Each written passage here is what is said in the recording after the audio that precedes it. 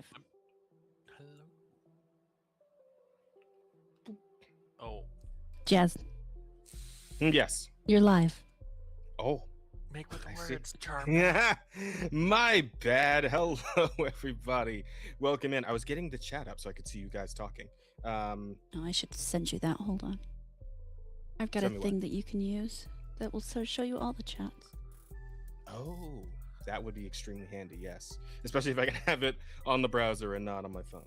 Because Yep, you can. Perfect. I would very much like that link then. But welcome in everybody to episode fucking was it 103? 5. 105? Yeah, there we go. Welcome to episode 105. Ah, yes. I mean, listen, man. I've been putting in a lot of overtime. It's in the group DM. I'm very tired. He's a sweetie boy.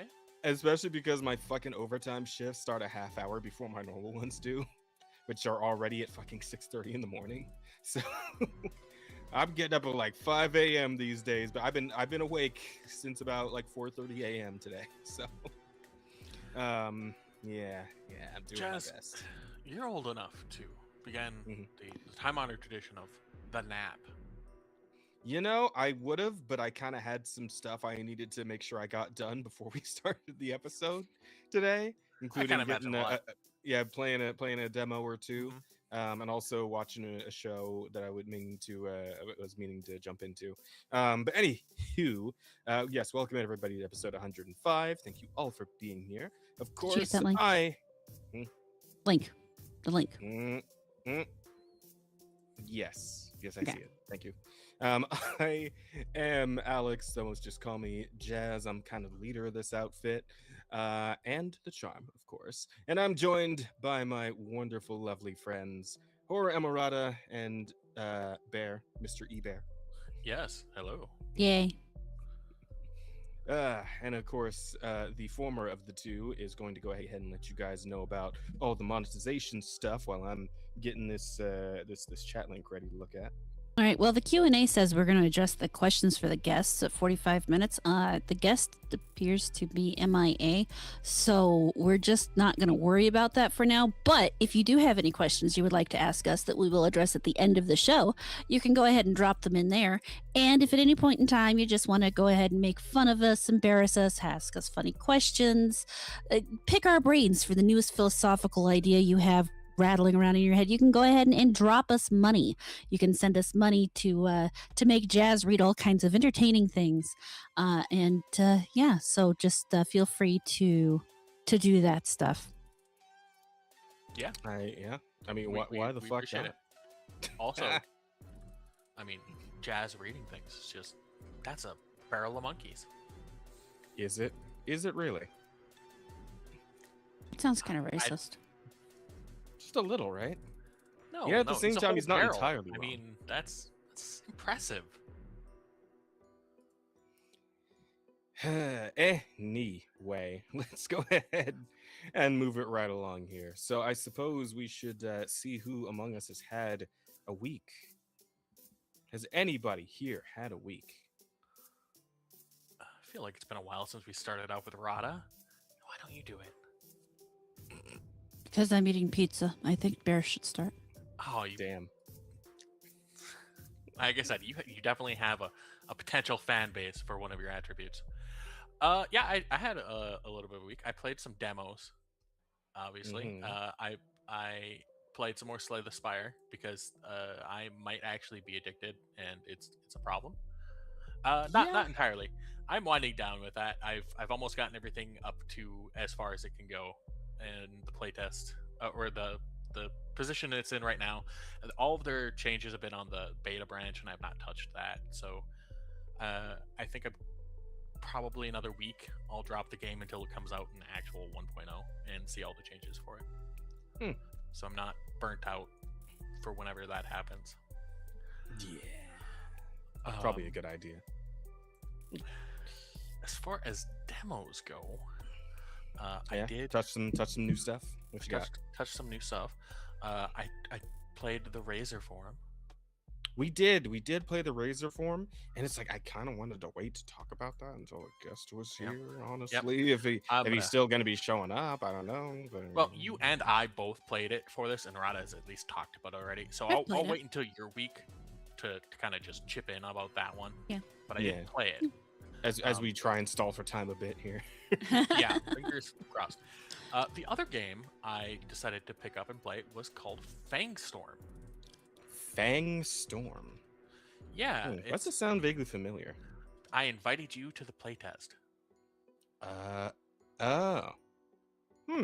This looks fucking sick, actually. From what? Hang on, let me get the. Orsmastix Vermintide. You know what? Yeah, that's exactly what this looks like. And you know what? I'm kind of feeling it. Let me just get some gameplay up here on screen so you can, and that's have a look while we talk about it. Promised. It is a first-person hack and slasher. You are playing a big-ass orc, and you are taking down waves upon waves of goblins. You are equipped with a sword and board, which, nothing like going in there. At least for the demo, I should say. You are equipped with only a sword and board, or a blunderbuss. Also fun. Now, yep. And, both weapons have their... I'm sorry, is the demo available? But like, is the full game already also out, like for a price, or? No, or is it still kind of in depth? It's not released at all. Okay, it's still in depth. Not a demo. This is actually just a playtest. Gotcha. So it is. Okay. It is even pre-demo, and so that is also going to kind of color this.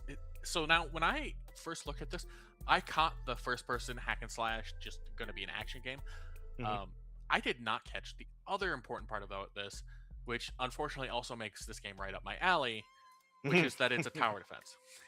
Yeah, because like I'm looking at this and like the setting up of the traps and all the shit. It reminds me of this one like kind of game series that I was playing through Steam a while ago. It was like Dungeon something. I'm checking my list. Oh, Dungeon Keeper, maybe. I think Dungeon Defenders. Wait. Dungeon Defenders. There's is what I was another thinking Dungeon of. one. Dungeon Defender, yes. Dungeon Defenders is the game I was thinking of. Yes. A lot of of similarities with Dungeon Defenders. I was thinking, there are traps and stuff, but it's going to be more like a lead them around to the traps while you're killing the horde. No, it is very much a traditional tower defense. Enemies are on a track. They're going to go to the exit. I noticed the one stage. You can fight up to 6 waves. Okay, yeah, because I did notice like the red like direction lines on the ground during like the setup phase. There, it's like, oh, okay, so they're just gonna follow that one track, and you just kind of got to figure out what you're gonna do along the way to deter them and all that. Yep. Oh shit! Okay, this is a fucking jumping giant slam attack. That was sick. Yes. With your sword and board, you have your pretty much your standard slashes. You can hold for a power attack. You can hold your block. While you're blocking, you can use your shield to bash a group of enemies kind of a little bit of a way. And then you have your power attack, which is a jump and then a fucking major slash down to the ground. Knocks everything in a big area down. And you will be using that a lot because it's very important. Your blunderbuss knocks groups of enemies down in a cone and has a chance to light them on fire. You get 4 shots, and then you have to spend a pretty significant amount of time cooling it down to reload. Both the gun and the sword feel pretty good. The Veil collect. Oh, wait, they're just leaving. Like, is that? Oh, okay, yeah. I guess they're on a time limit, right? And when they hit that time limit, they just all fucking drop. So if you manage to wait out the round with goblins on the field, the veil that allowed them to cross over collapses, and at that point, yes, they begin to die rather quickly and suddenly. Kind of reminds me of that those fucking aliens from the first season of Invincible. If you remember that episode. Yeah, okay. I'm getting the vibe here, and it's definitely looking like it's gameplay wise, it's coming together nicely. Yes, I will say now, I don't like the demo. I don't like the playtest. No? I didn't enjoy this. I think that the demo stage doesn't do a particularly good job of demonstrating what you can really be doing with the game. I'm excited for the game when it comes out or becomes a bit more polished. First thing is it's hard. With what they give you, it is very hard to survive those 6 waves. The traps just don't do enough to offset the horde of goblins. You are really dependent on your ability to come and, do something about it. I do also also great wonder because with the premise. Go on. So I wonder if because with a game like this, usually saying? Like multiplayer is some consideration at some point. So I'm wondering if at some point there will be that consideration, and maybe that will be a way of sort of balancing out the inherent difficulty of the game, is having some friends who can help you cover your bases and all that shit. It very well could be, and if that ends up being the case, I mean, hell, I'd love to play another. I did play the Tower Defenders one with friends, just a ludicrous amount of hours. But Dungeon Defenders, you mean? For what they have right now, Dungeon Defenders. There we go. There's actually been a couple different multiplayer tower defense, like third-person, first-person games. Prior to this one, I can't remember all of the names of them. It's many years now, but that I've played with a bunch of my friends, and it's always a blast. I mean, these sorts of games, just the replayability is really high. Absolutely. But like I said, as far as the demo is concerned, the demo does not do a good. The demo stage, I think it is a stage issue.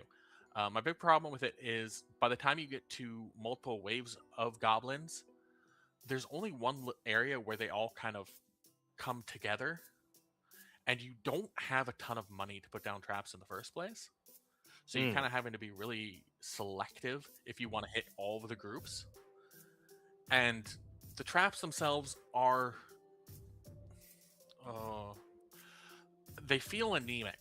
They just do not do enough damage to really rely on. So what ends up happening, or what ended up happening to me every time I played past the second wave, is I would just have just a giant brawl melee in the center courtyard down there. And I do my best to set up traps for there, but the walls are pretty far apart. You don't have a ceiling to use half your traps, which means you're stuck with only 4 out of the 6 that they offer you for the demo to really get any use out of. And none of them really... I shouldn't say that. There is a ram that will push back and knock them down, but where you can use that is again very limited once they've gotten to that courtyard. So you're kind of just stuck with a whole bunch of enemies, hoping that you can kill them all before they kill you. And the goblins do a fair bit of damage to your health. You recover fully every round, so as long as you live, you're fine. And honestly, if you die, it's just a 5-second penalty. Not the end of the world. You can recover from that, even if they're really close to the gate. It doesn't seem like your traps actually hurt you, that so enjoys that's cool. doing these games. Traps don't hurt you, which is a huge value. Yeah. No, because I imagine it would be ridiculously chaotic to try to avoid your traps while also trying to, stem the tide and all that.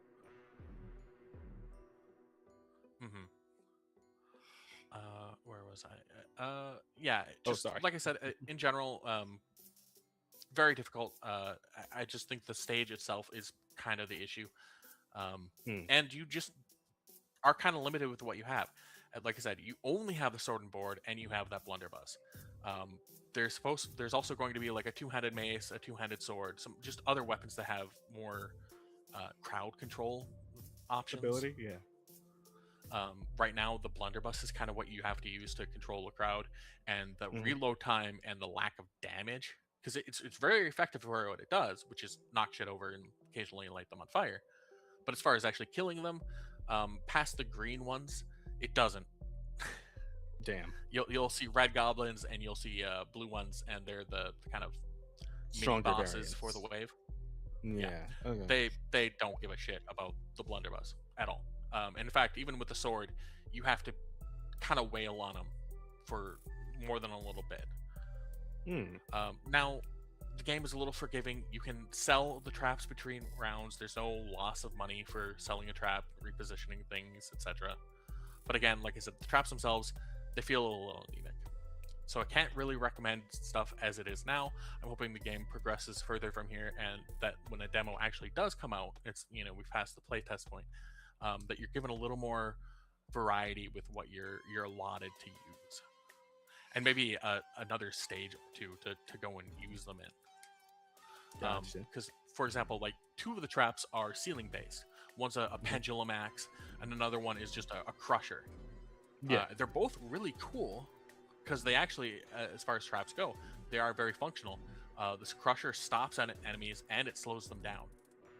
The pendulum axe will knock a group of enemies down in that line, which is really what you want and kind of what you need as far as obtaining victory goes. But there just really aren't places to put them that are very effective outside of the earliest waves. At least in my opinion. I don't know. Yeah, I'm getting what you're saying as I'm like though. looking I at the. like I said, I'm sorry. I was looking at I was looking at the actual gameplay here. It's like, yeah, I'm kind of getting what you're saying here as far as all that goes. And yeah, I imagine like as far as just like a proof of concept goes, though, like I mean, you know, actually, like the game itself looks pretty good. Yeah. Combat looked interesting, and like the trap seg and all that looks fine. It'll probably just be a matter of, you know, obviously getting those different weapon types in there to, you know, give you some variety in that regard. And then maybe I would think with games like this, I would always expect like trap upgrading, right? Where it's like you'll have options as you go through the run to like whatever traps you like or think are useful. You can upgrade these with like a 2nd tier or 3rd tier to make them better and more effective and all that, right? So our guest should be showing up shortly. Apparently he lives in Arizona. Oh, gotcha. So it was a time zone thing. Sorry then? for his Yeah. loss. Yeah, no, he doesn't do daylight savings like a sane fucking person. Yep. Well, at least That makes sense. he's still coming to hang out. So No, appreciate that. like I said, there are a lot of potential systems that the demo just doesn't have. And you know, I like I said, I don't recommend the demo if you want to have a good time, but I do think this game is worth watching and Say hi. waiting for. Oh, hello. Looks like we are being joined. Nope. Or not. Uh-oh. It's working on it. Give it a second. The dogs agree. Also, Yeah, it the is dogs pronounced- always agree. It's pronounced Sankey, right?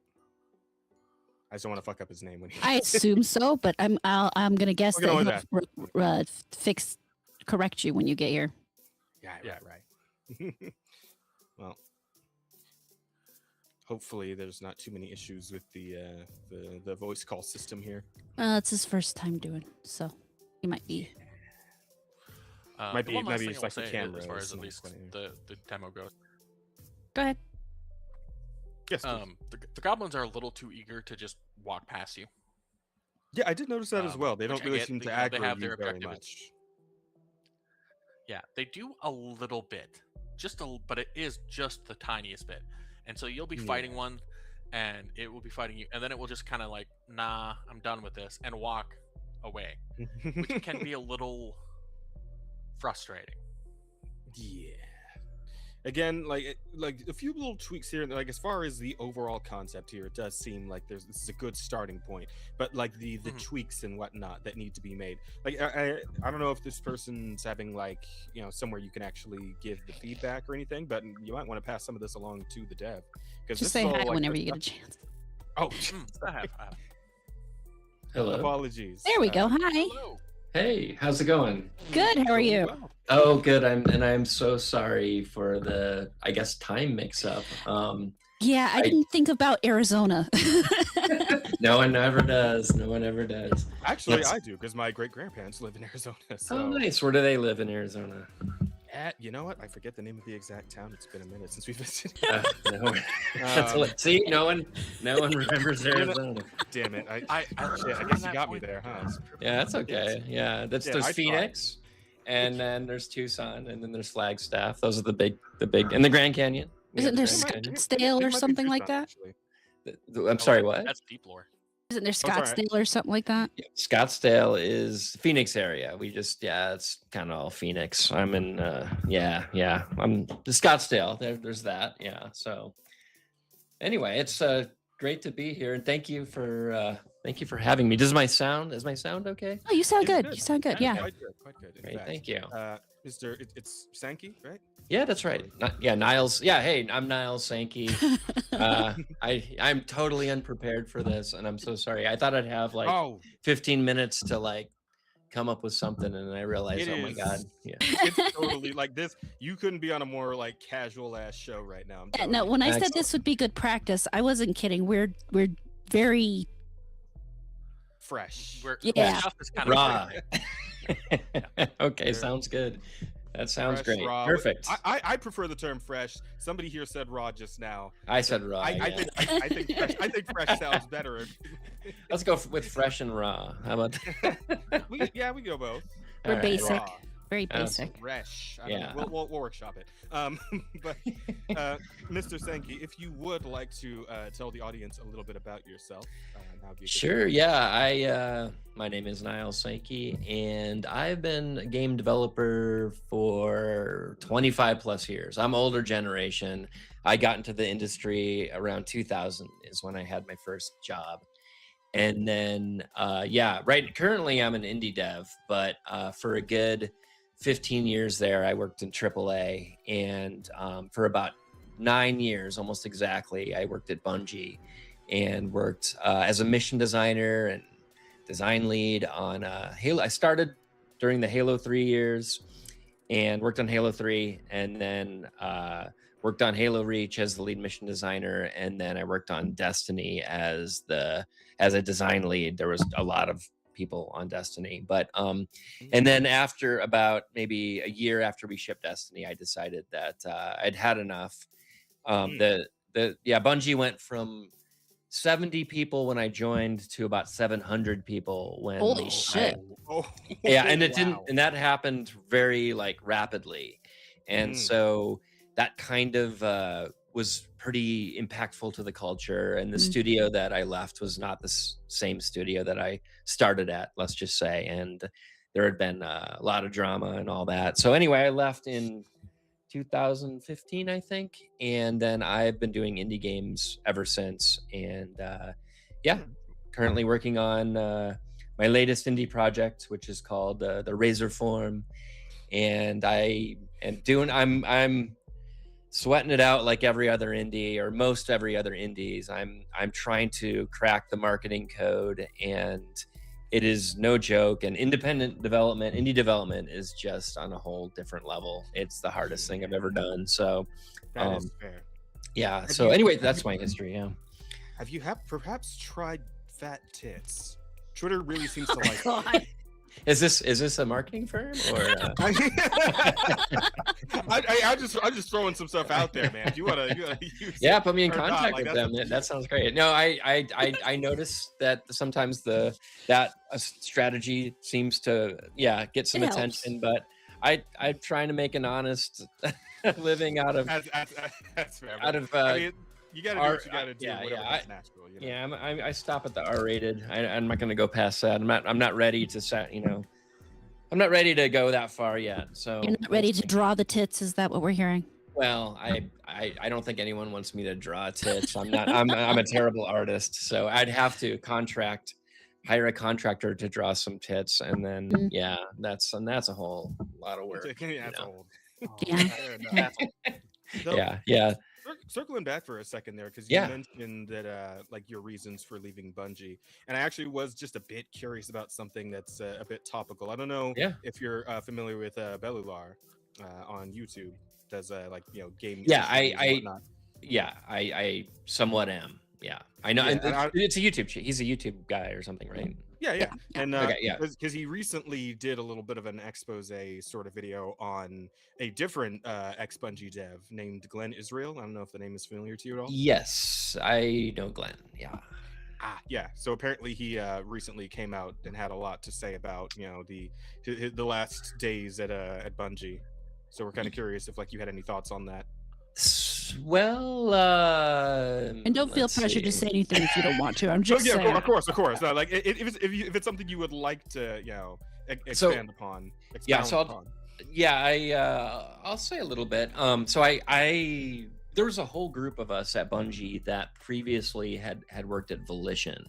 That was the Volition. I assume everyone generally knows Volition, Red Faction and Saints Row and all that. And man, I love Saints Row. Loved. Yeah. I played that reboot and Christ, oh my tits, god, right? Lots of tits. No, it was so it like unfortunately Gus doesn't know names or things. Yeah, the thing is, it's like I had a fun time playing it, but only because I played it like with a friend in co-op, and the whole time we were just taking the piss out of it. So, Yeah.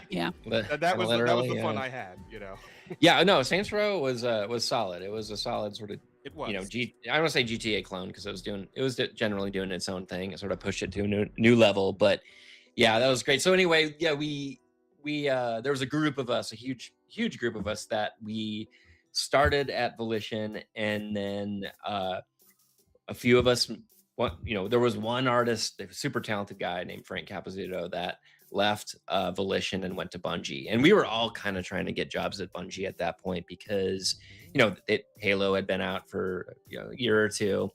And, obviously Halo, it was sort of a game changer. And we were we'd be telling people at Volition, we got to do things more like Halo on the Red Faction series. And anyway, like in general, what happened was we had one artist that left, and then slowly he pulled more of us, and then we pulled more people, and then by maybe a few years after I joined Bungie, we were referring to Volition as Bungie Boot Camp, because anytime that there was somebody was like, okay, I think this person's really good, we should try to get him at Bungie. So that's also how I met Glenn Israel. He was part of that original Volition crew.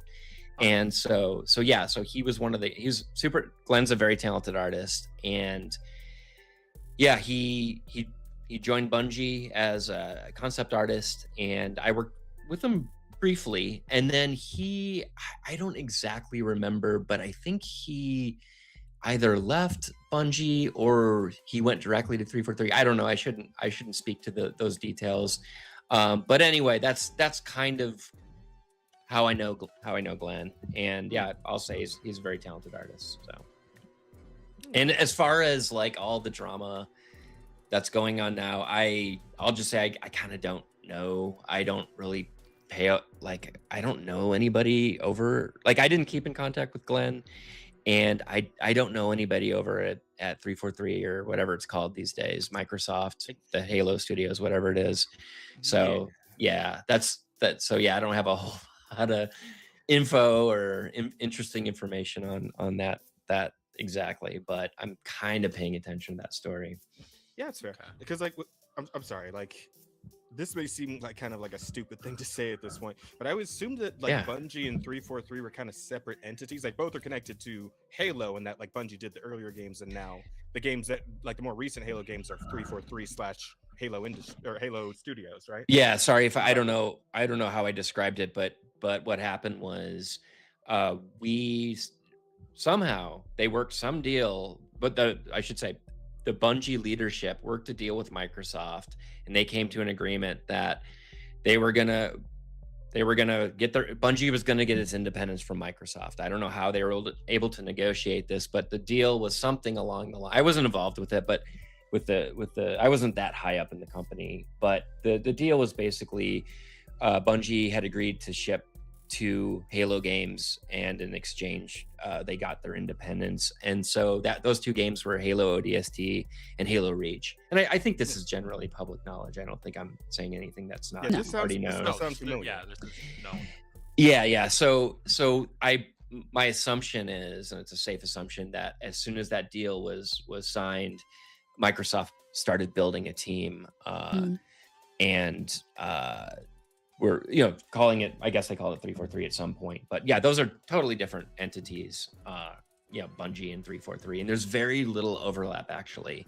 There's not very few people that worked at Bungie and then went to work at 343, and I think that was kind of intentional on 343's part. I've seen other posts by former Bungie devs that had either interviewed there or considered working there, and for a while I think they were trying to, like, 343 was trying to do their own thing, let's say, and they didn't want, you know, Bungie people coming over and pulling the game back to the way Bungie would do it, right? For better or for worse. And I'm not trying to, I'm not trying to make a judgment call on that. I'm just saying that they had their reasons. They wanted to do their own thing, and I can respect that. I mean, you can get into discussion about whether Halo at that point should have been pulled in a new direction, or whether it should have been, you know, they should have tried to stick to the formula that the fans, you know, already liked. Exactly. Yeah, I mean, there's like a general issue with like the Western side of the industry at this point, and a lot of people have, like, you know, talked about this, about like, if as far as the relationship to the fans, the consumers, the buyers, right, and how the Western side of things is having a real issue with that in the last I don't know, half decade or so, about, right. And then you see, obviously, like on the Eastern side of things, you got stuff like fucking, like, Crimson Desert's been the big talk lately, right? Yeah. And how, like, they've been working on like ridiculous amounts of like updates and shit. Like every week they're putting out a new giant update that fixes this problem and that problem and these problems, like you know, all that sort of shit, right? And it's like, oh my god, imagine if every studio was moving like this, right? Like that's kind of what people have been saying. It's like, yeah, it would kind of be nice if more people were just kind of like listening to what people are actually saying and like kind of, you know, making their choices based off of that, right? But yeah, I suppose that is what it is. Super chat. Yeah. Oh shit! Yeah. Sorry, give me one second. Is that what that sound was? That's what that sound was. Yes. Okay. Yes, we got Marksman with $5 saying, "I'll never forget the first time playing Halo. I was 6. Benefits when your brother is 10 years older. You guys made something special." And a lot of that, I'll just say, I joined during Halo 3, and so we a lot of us joined as sort of Halo fanboys. So I actually share that sentiment. A group of me and some developers, colleagues, you know, right when I was first getting into the industry, we worked in a very small town in Iowa. Actually, it was just ridiculous sort of job, and it was a ridiculous sort of little game that was destined to go nowhere. But anyway, we were all friends, and we were aspiring game developers, and you got to catch a seat somewhere, right? So yeah, of course, yeah. Oh yeah. It was actually a great experience, but it certainly was a very small company going nowhere, and it was just a stepping stone, right? But we played Halo 1 when it came out and stayed up all night playing co-op Halo 1, and it was somewhat life-changing for us. And then the group of us that were playing that kind of decided at that point, or at least I certainly decided, like, I'm gonna find a way to get to Bungie, and because this is awesome. This Halo is incredible. So the group of us that played, we all kind of found our way to Halo. So we were kind of second generation Bungie devs that were fans of the game before we started working on it. But so that's yeah, pretty cool, man. Awesome like to hear. I mean, that's the way I feel it should be. I agree. Yeah. Like full disclosure here, And I was like, you were a Sony pony, yes. Yeah. Okay. The thing is, like, as I was growing up, like, because there's more to the story, right? Because I do kind of get this feeling as well, because while I was a Sony kid, right, like I had like my PS2 and I had a PS1 back when, and also kind of Nintendo, like I had the NES, the Super Nintendo, and then obviously the GameCube and all that shit, right?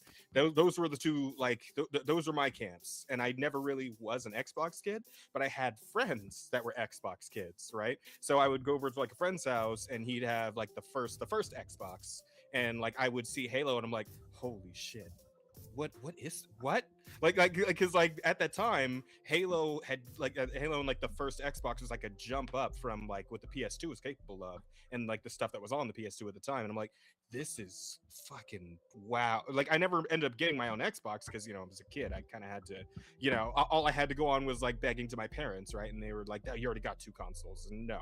So I'm like, well, fuck it, I guess. But yeah, I would always like try to like get over there to my friend's house to play on his Xbox because Halo was fucking awesome with like the shooting the aliens and the explosions and the fucking the Needler. God, the Needler. Oh my god, that's fucking much. Rare Needler fan. Yeah, that's good. Mm-hmm. Yeah, man, I love that gun. And any gun like it, right? Just the concept of just hitting an enemy like with a bunch of little things until they fucking explode. Yeah. God, so satisfying. Yeah. But yeah, to an extent, I do. On the other end, I did have an Xbox. Yes. I had an Xbox, but I didn't play shooters. We played Halo 1. Me and my brothers, my little brothers. We played Halo 1, we played Halo 2, and Halo 3. We had, by the time Halo 3 was out, we would have people all over all the time for like LAN meetups, etc. And I can really appreciate that there had to have been that sort of love and care from the earlier ones, because Halo 3 was a refinement. It didn't, there's a lot that could be said about 4 and some of the other games that came after. But 3 definitely fits in and was just more better Halo. And I can really appreciate that when companies really don't seem to be willing to do that anymore, at least in the AAA department. Yeah, I think as best as I could tell, it seemed like, Halo 1 was sort of lightning in a bottle. That thing apparently went through so many changes between sort of an RTS and a third-person shooter and finally an FPS.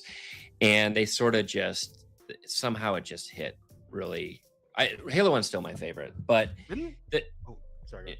No, that's okay. I was gonna say that. And then Halo 2, I'm not a big fan of Halo 2. I was really looking forward to Halo 2, but for me, it personally, it just didn't have the sort of freeform level design and sort of sense of exploration and mystery. And I thought personally, I know this is not popular with Halo fans, but I thought the story was a little bit too, it sort of developed, it showed too much of the alien side. I kind of liked having a mysterious alien that didn't speak English. And so anyway, the biggest issue though with Halo 2 from a development perspective was it was this notoriously bad crunch. And I actually lived with one of my former Volition colleagues that got a job at Bungie. I took a job at Monolith at this time. I was working on Condemned, but I ended up moving to Seattle because Monolith and Bungie were both in Seattle. And so I lived with him for a few months while I was looking for my own place. And basically we lived in the same house and we never saw each other because I was working the typical sort of, I don't want to say 9 to 5 because that's how game dev is always more than 9 to 5. But I was working the day shift, the way your normal people work. But the Halo 2 team was working they were all working all-nighters and they would sleep during the day. I don't know how they got into this sort of pattern, but I never saw my friend. I would, I'd wake up, he wasn't there. He wasn't home from work yet. I went to work on Condemned at Monolith, and I would get home and he had gotten up and gone to work, and then he was just gone until the next morning, till after I left. So we literally lived in the same house for weeks or months. I can't remember how long it was, but I never saw him. That's and crazy. it was this horrible crunch. And I remember at one point he brought home a dev kit. And he's like, all right, you can play through the Halo 2 campaign. It's pretty rough though. And they were probably, I want to say 4 months out from ship or something like that. And I was like, oh, sweet, great. This is awesome, Halo 2.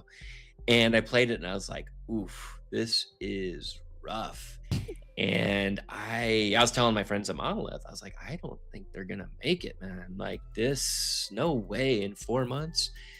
But somehow they did. And anyway, it was this terrible crunch. And I think what Bungie learned at that point, or from that process, was that they can never go through that again. And Halo 3, I think, was a lot better they made a real, they learned from the mistakes of Halo 2 and actually did some proper production planning and scoping. And we crunched. Every game had a crunch back then. I think almost every game still does, but they learned a lot, and it was a fairly smooth delivery for Halo 3. And they had just learned so much from the Halo 2 and Halo 1, obviously, that it was actually it was delivered. To speak to your point, I think Bungie really hit its stride with the Halo games with Halo 3. And then ODST and Reach are cool, but I think Halo 3 is probably considered the sort of apex.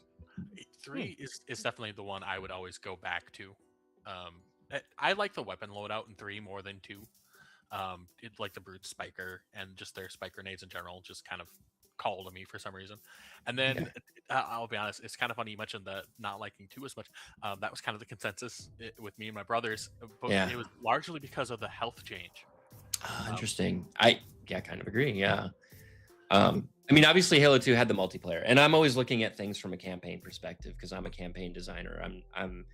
I did some level design for some multiplayer at Bungie, but I'm almost exclusively a single player kind of guy. So Halo 2 definitely was revolutionary when it came to PvP multiplayer. So when my opinions are based really on just the campaign. So yeah, and I agree with the point. When you say the health, are you saying that there were no health packs, or the dropping the health pack system for just the shield and recharge thing? Yeah, it felt cheap. Yep, and that's a lot of us felt the same way, and that's why we brought it back for Reach. So yeah. So, and it gives you something. It gives players something to look for, right? It's one more. I don't want to say collectible, but it is something else. It's a resource that you're searching, and gives you something else to do besides just shoot bad guys. So it lets you have longer periods of tension too, which is true. Yes, that's true. Kind of miss out on. It's like, oh no, my shield's low. I'll just go duck. Whereas like, oh, my life's low. Fuck, everything's gonna suck for a minute. It's true. Like there are true consequences to. Oh, hey, super chat, right? am I getting that? Yeah, you're right. Yeah. That's awesome. It's Marksman again. Marksman again with $2 this time, saying, "I miss split and quad screen couch co-op and versus." Yeah, those are better days. There should be more couch co-op games. There. But I mean, so many people play online now and don't really hang out with each other in person anymore. That's not a thing people do. We're kind of past it. I know we're an online culture, and it's just kind of depressing in almost every way. But yeah, it really is. Although what's not depressing is I just wanted to slip this in here at some point. You guys are kind of on a tangent, and I didn't want to interrupt. Good. But I just wanted to let you know that our thumbnail guy was actually a big fan of Halo Reach. It says Halo Reach is one of my most played games back in the day, and he did let us know in our group chat that he was a big fan of was it Objective Survive, the mission that you worked on? So fan there in chat. Yeah, I need to. That's kind of on my list. I'm gonna do. I think one day I'll do a YouTube on that, or a video on that. I just kind of started doing YouTube videos on development, and did some Halo 3 YouTubes for anyone that's interested in that. But yeah, Objective Survive. Yeah, give us your channel if we can. Yeah. Oh, it's just Niles Sankey. That's it. It's very easy. Yeah. I will also be putting that down in the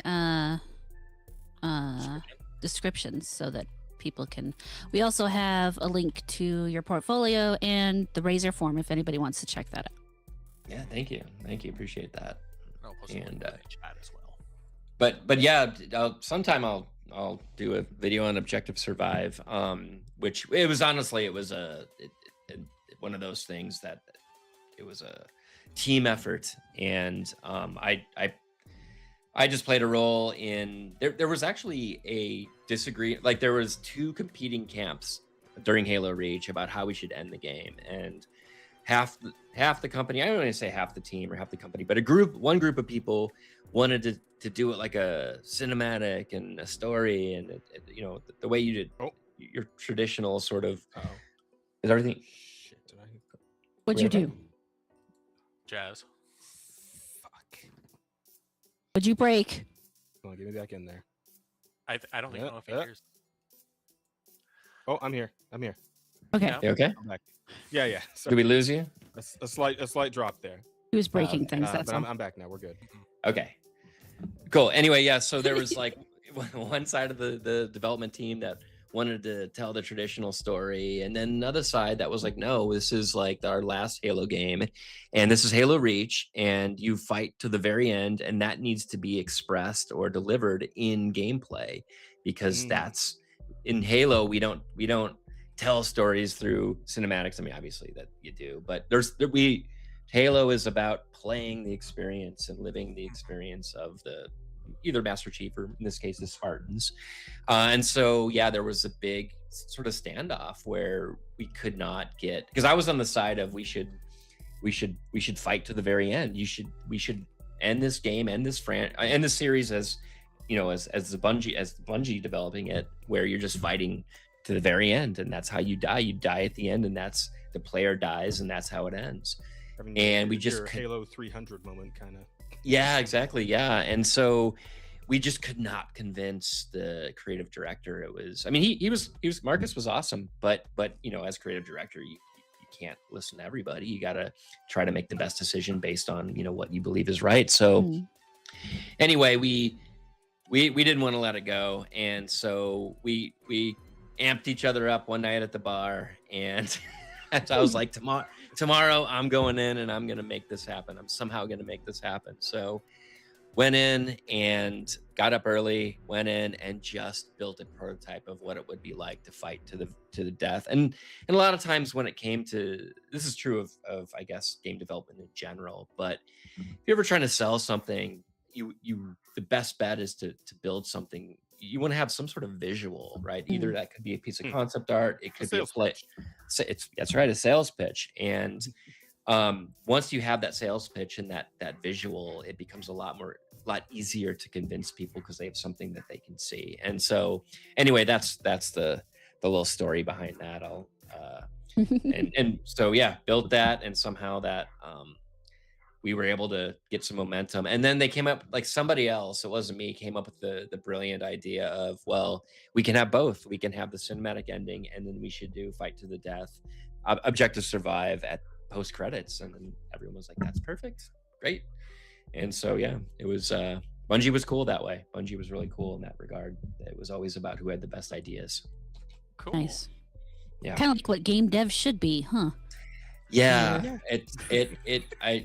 That's why I think indies are coming back, and indies are doing it, because it's getting that. I mean, that's how it was back in the 80s and 90s, right? It was all indies. So it's coming back to its roots. And so you're telling me you don't have any plans to maybe bring in a consulting firm on bring on boobs? Well, there are two ways. Well, okay, if it's that consulting firm, I think maybe those guys might know what they're on about. Yeah, I think my consultants are the play testers. And speaking of, Razorform is in play test right now. Shit. Yeah, sure. As a matter of fact, everybody here has had a chance to give it a taste. Yeah. Awesome. I do believe our group consensus is that it's pretty fucking cool. So thank you, appreciate that. And it's getting cooler. So I'm constantly adding new features. I just added this feature where you can switch on the fly from this top-down camera that's on the screen right here to third person. So and it's crazy. Go ahead. No, I was just saying, because I just played it today, like kind of right before we started the podcast. Yeah. And I took notice of that, like when you start the demo, it's like, hey, would you like to play in this camera or this camera? I'm like, oh shit. I mean, if I got to commit to one, I guess I'm more like used to the third person over the shoulder. But then like I choose that, and it's like, oh hey, but if you want to just hot swap, just press up on the D-pad. Like, oh. Well, all right. Yeah. And it's like, and I do appreciate like the different benefits you get from those two different perspectives, right? Because obviously, if you're doing the isometric view, you can kind of see better like all around you, where they're like, you know, enemies coming in from behind or whatever. And then obviously, if you do the third person view, you can like see further ahead of you, like directly ahead. And I just like that's a really cool concept, the ability to just swap back and forth between the two. I don't think I've ever like seen that in anything that I've played, at least. Yeah, there's a few games that do this now. Like I think Suit for Hire is it's kind of like top down, what I'm doing here with the Razorform, but it's more of a sort of a John Wick. Imagine the Razorform, but it's John Wick. It's called Suit for Hire. I think it's done pretty well. And I noticed the developer of Suit for Hire is a solo dev. He also at one point had a top-down game going, and then decided, I wonder if I can make this third person. And I'm not sure what his motivation was, other than it's cool to have both. But one thing I am noticing, that it's very difficult to market top-down shooters, like twin stick shooters. It's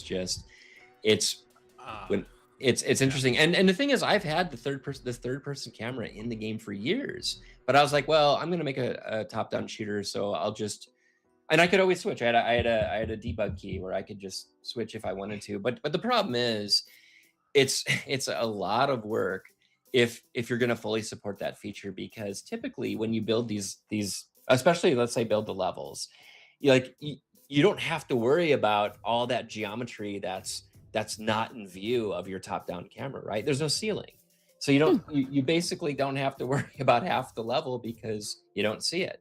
Where when you switch to the third person camera, well, now you got to worry about that. And and the thing is, I would never design a top-down game the same way that I would design a third person or a first person shooter when it comes to level design. So it's kind of this imperfect, it's really tricky to get these both working at the same time. So anyway, my point is just it's a lot of work. And I finally said, you know what? It's like hot swap. That's really cool though.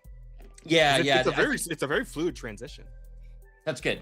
It's taken me, I ended up putting a lot of work into a good week of time, just getting this transition to feel good, and then build all that geometry that has to be present when you switch views. So I'm glad to hear that it's working. Yeah, I like it a lot. Okay. I already had really a second, so you say something now. I decided to play with my controller just because I wanted to see. Same. Twin stick, and I was doing the third person for a lot of it, but I really enjoyed. I could just switch to the other view, grab my mouse with my other hand, and then just aim if they were like up higher, or if I wanted to be a little sneakier, and then just dodge in, pull out the shotgun, slow time, and blast.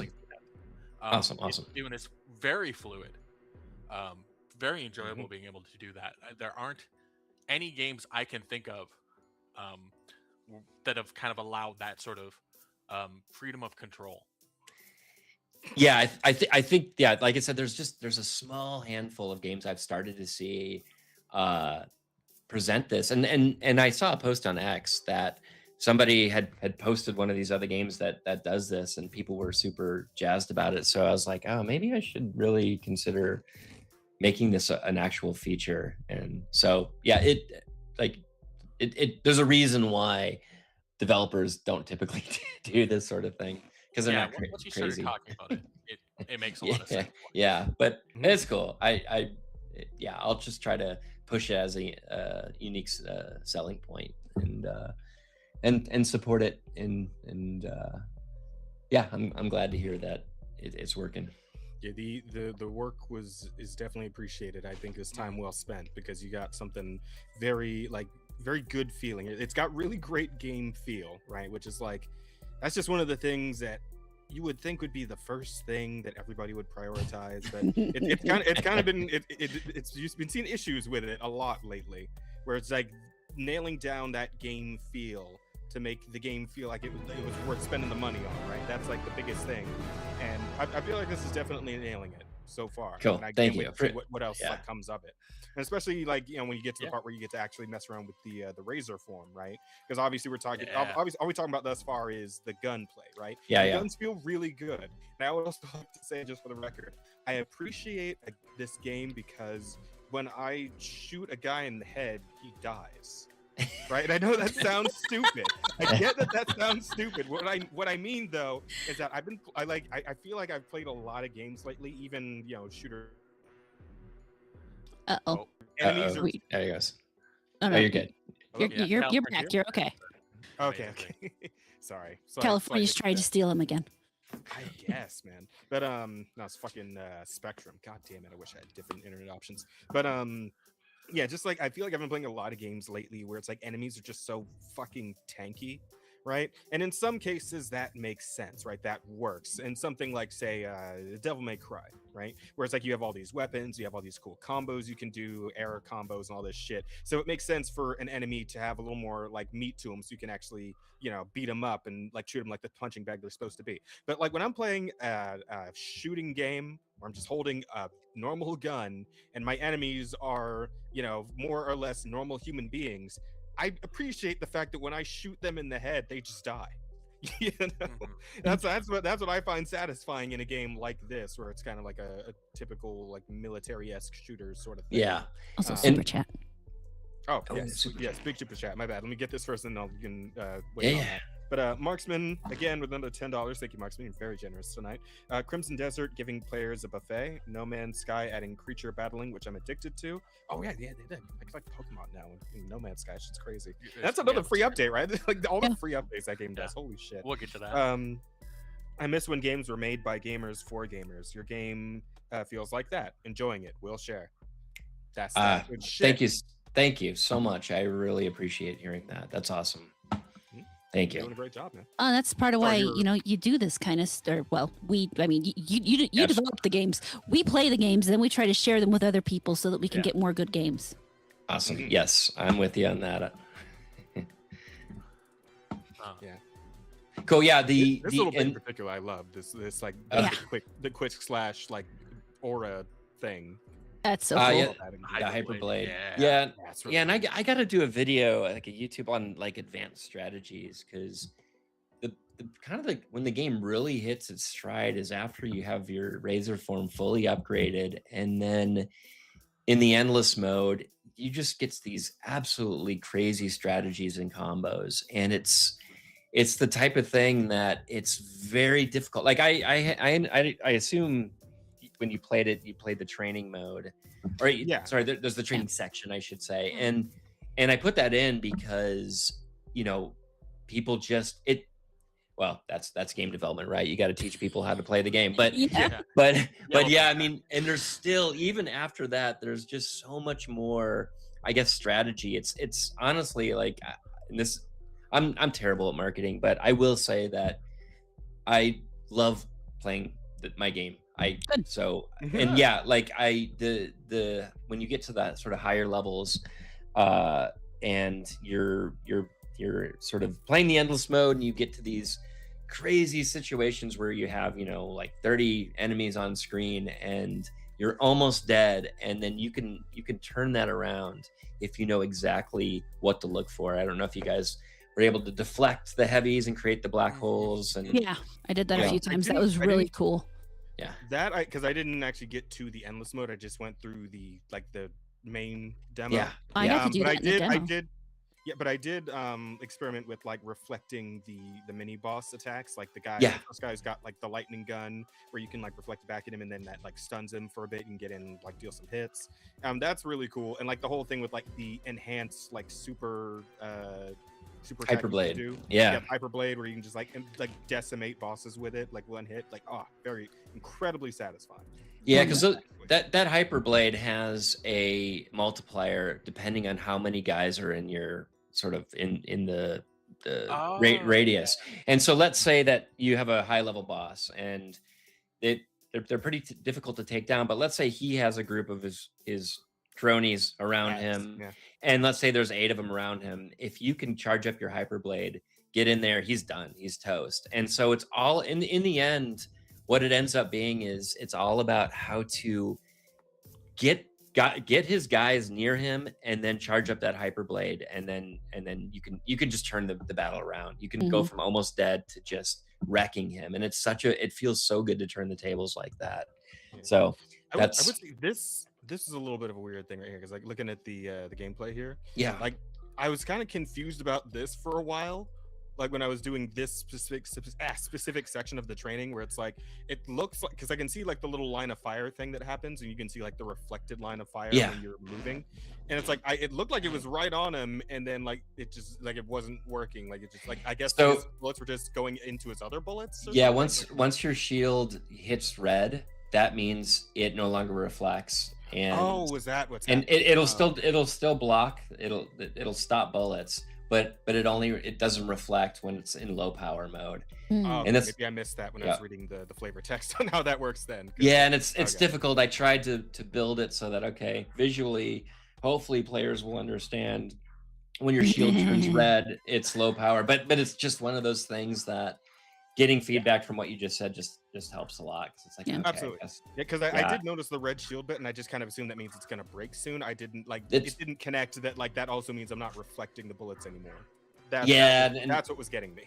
Yeah, and I've slowly kind of nerfed this aspect to make it just more understandable, and that might be something that it's an easy change to make, just to say no, it should still reflect, but it just means, like you said, the shield is about ready, it's about out of power, it's about ready to break, like you said. So yeah, maybe I'll update it so that it's still reflecting bullets, because you're again, to be fair, that might be on me, because I don't know if like the whole not reflecting thing at low power is in the flavor text somewhere, and I just didn't read that part. I don't us gamers have problems reading sometimes, as we know. I don't even think I don't even think it's even.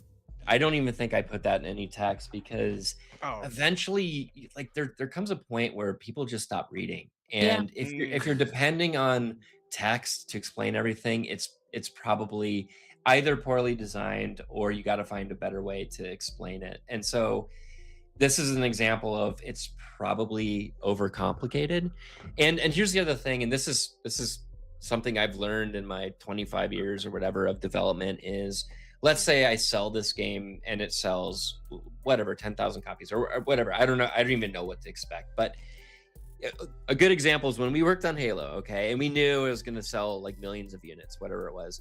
If we had a play test and 1 out of 30 people were experiencing a problem, well, if you just do the math on that, that means tens of thousands of people are also going to be seeing this problem. Yeah. And so I don't have the luxury, unfortunately, to talk to everybody that plays this game.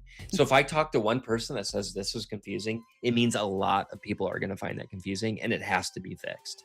And so that's how I look at this stuff. And doesn't mean I'll definitely change this, but my brain at this moment is leaning towards, I should probably change it. So, because like Bear, Rada, did you guys experience that too with the shield, like the misunderstanding there, or is that just me?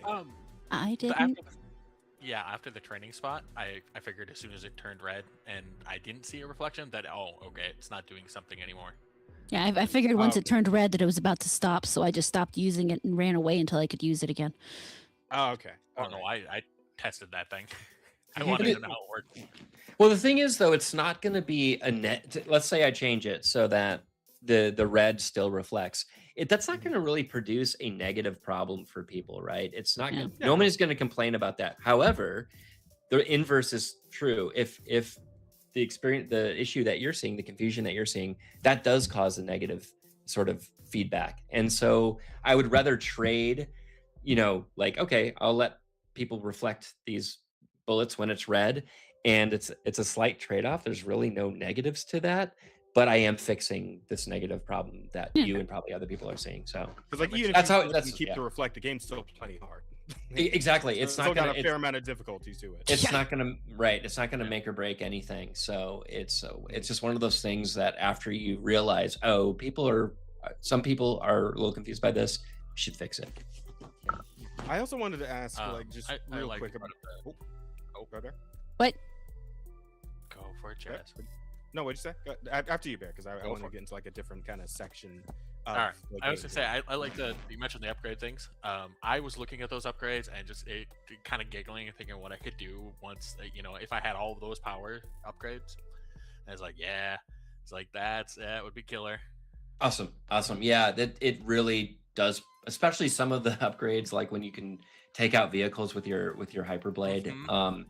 That becomes just a blast. And yeah, I didn't even have that upgrade system until like I think I put it in just a month or two ago, because I was like, well, I really want people to like, investment systems are fun, right? You work towards something, and so anyway, it's the trade-off there though is the people that play the demo aren't going to see these crazy fireworks, but I think it's worth the trade-off. So definitely, if you're doing something like this where I don't know if it's the intention where it's kind of coming off a bit like roguelite-y.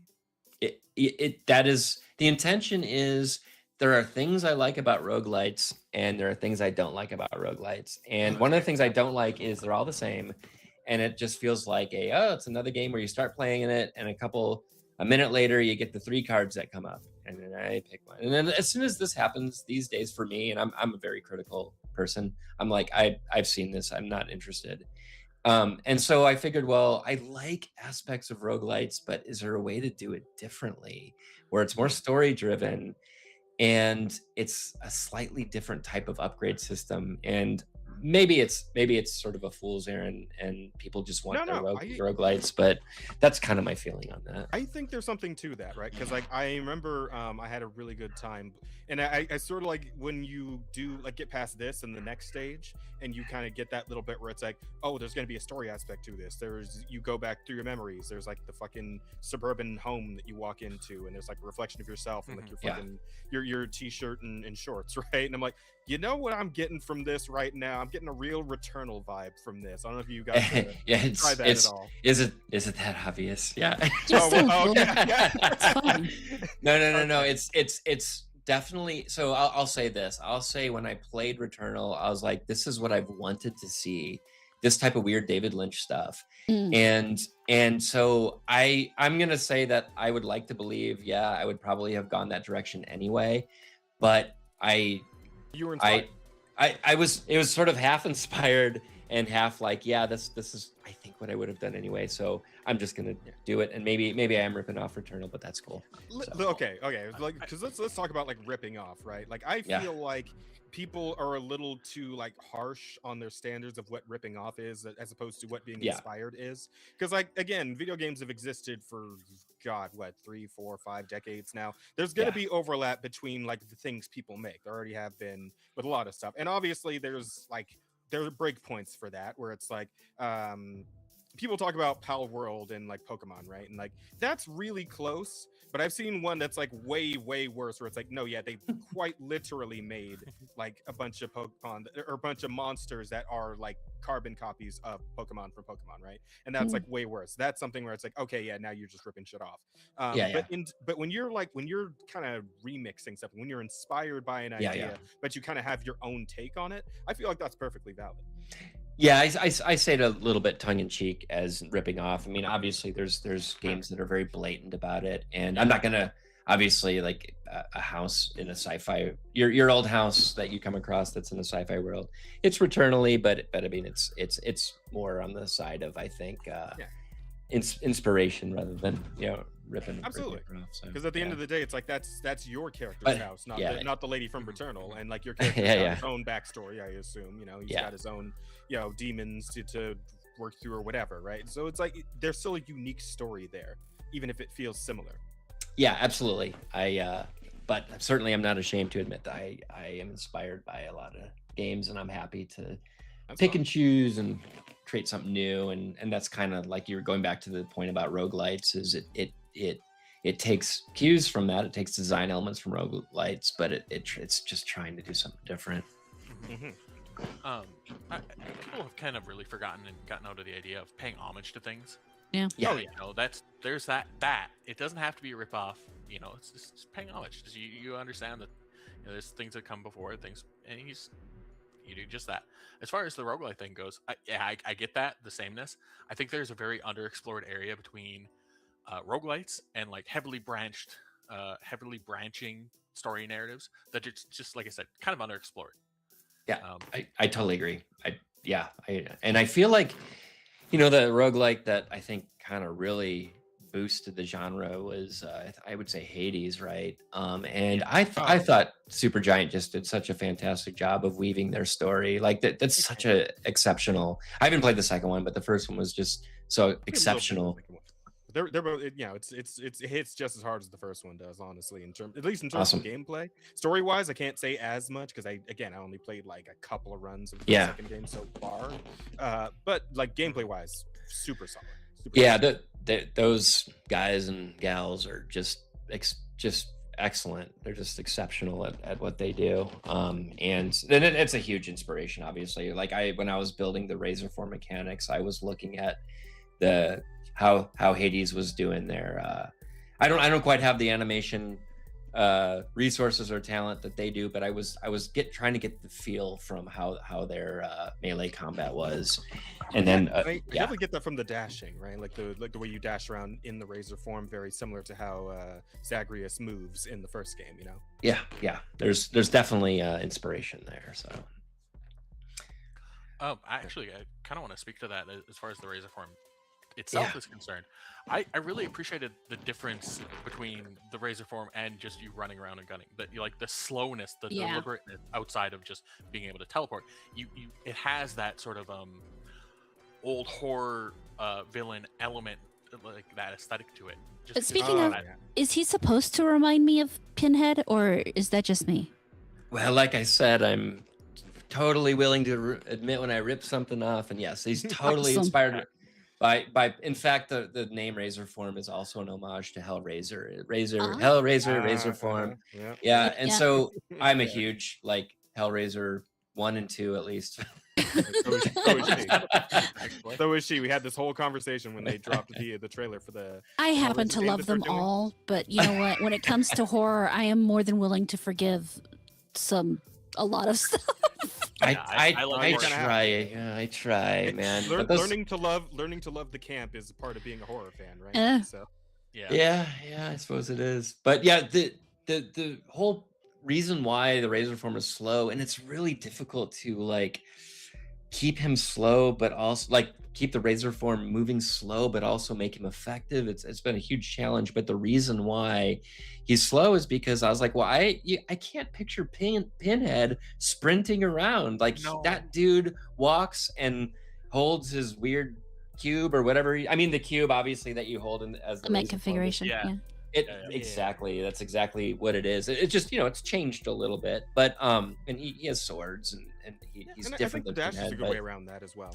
You have like your small bursts of incredible speed, but it's like you're not actually seeing him like sprint or anything. It's just like one moment he's there, next moment he's here. Right? Yeah, it's exactly right. It's supposed to look like he's walking towards you, and then all of a sudden he's over here and then he's over there. That sort of trope that you oftentimes see with he does the Mike Myers slow walking thing, and then all of a sudden he's in front of you. Just there, yeah. That's right. Yes, which is perfect. So, I think that's fantastic. So I will say, like, as far as like what Bear was saying, with, like the difference between the two gameplay styles, I definitely feel that sort of like, man, I'm not sure which one I actually like more, because like I like the Razorform gunplay in this game. I appreciate, but the Razorform is great, but I also really like the way the gunplay feels in this game. Like the gunplay feels really good. I can agree.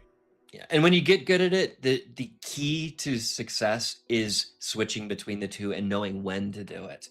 Because really, one of the core mechanics is you reflect the heavy shots, and they create a little singularity, a black hole, and then you got to change to your human form to destroy that black hole to create the ultimate power up, the Hyperblade power up. But when you change to your human form, you're vulnerable, right? Because if you die as human, you're done.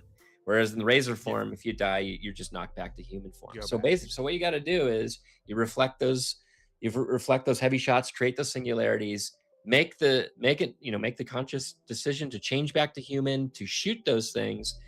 But you got to make sure that your window is right, and that you grab that power up and then switch right back to the Razorform, and then you got that Hyperblade plus power up, and then that's the key. And I really took a lot of time and effort to incentivize switching between the two forms, because obviously as Razorform, people are going to be most comfortable with staying in that form because you're very powerful, and you kind of are you're not deathless, but you have an extra life basically, right? Yeah.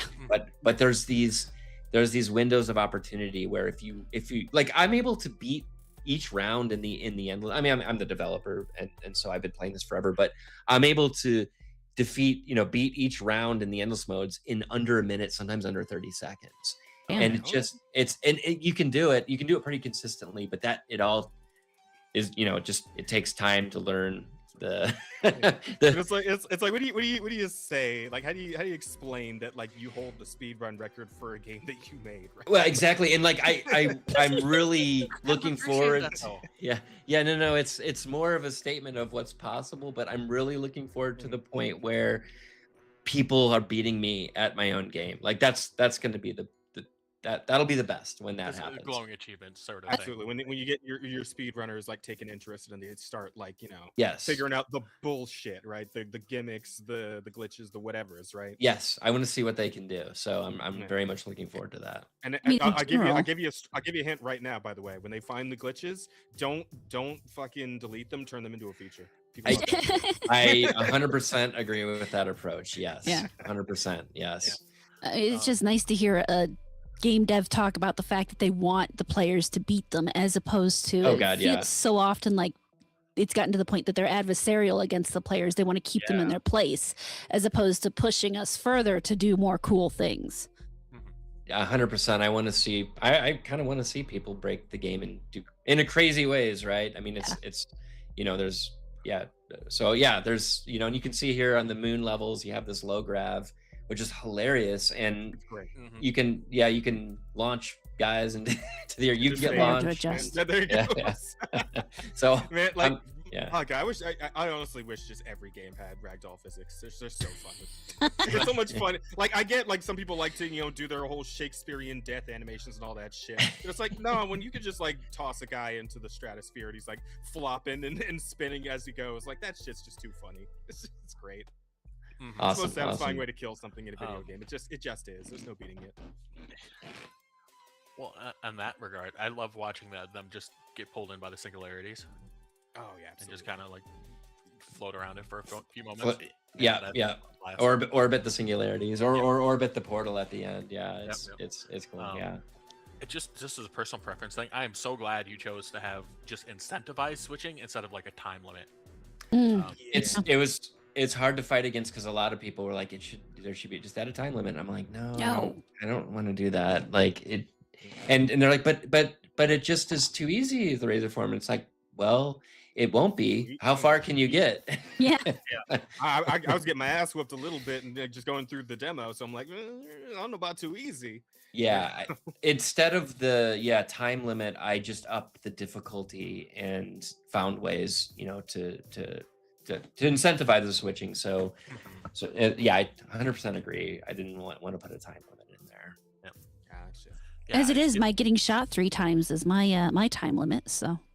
Well, there's that. Yeah. Like Rod is not used to like the stick and move gameplay style. Right? Like I suck at these types of games. I absolutely do.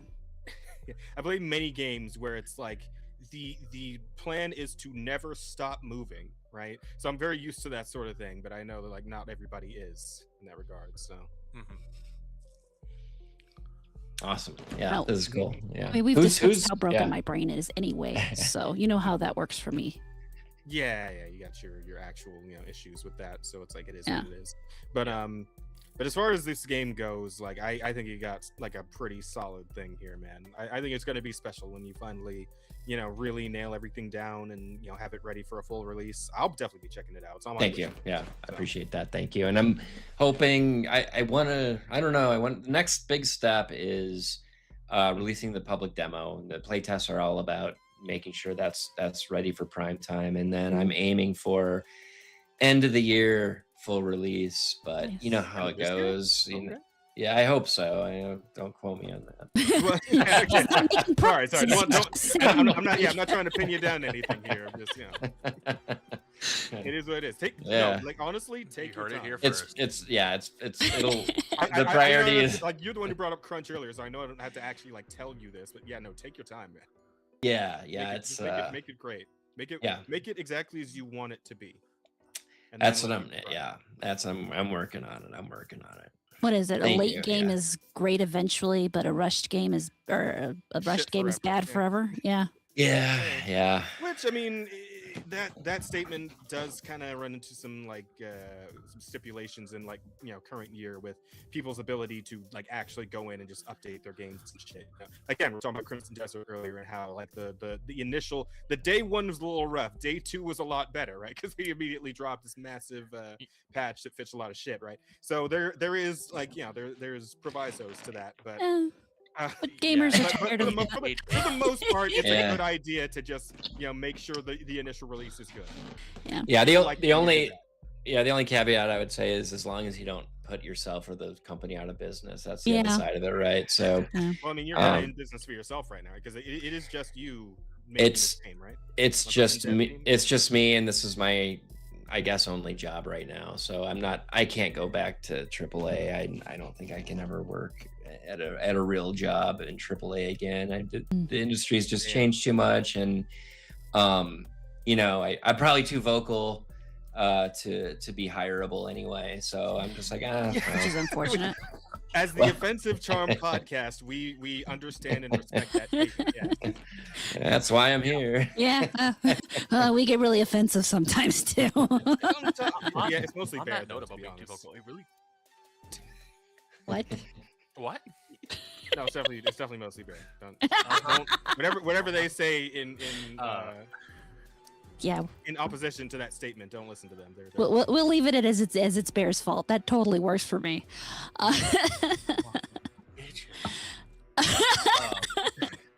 was gonna say is game companies don't seem to want to have standout employees anymore, like people that have their name known individually. To be fair, it's dangerous too.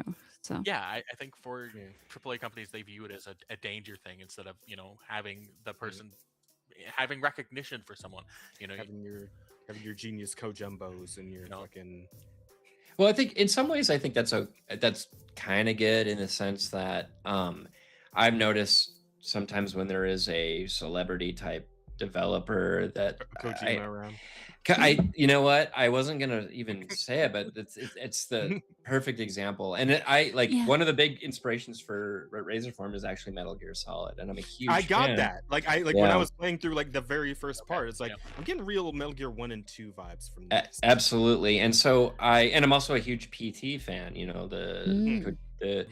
And at the same time, I cannot stand the Kojima glazing that goes on.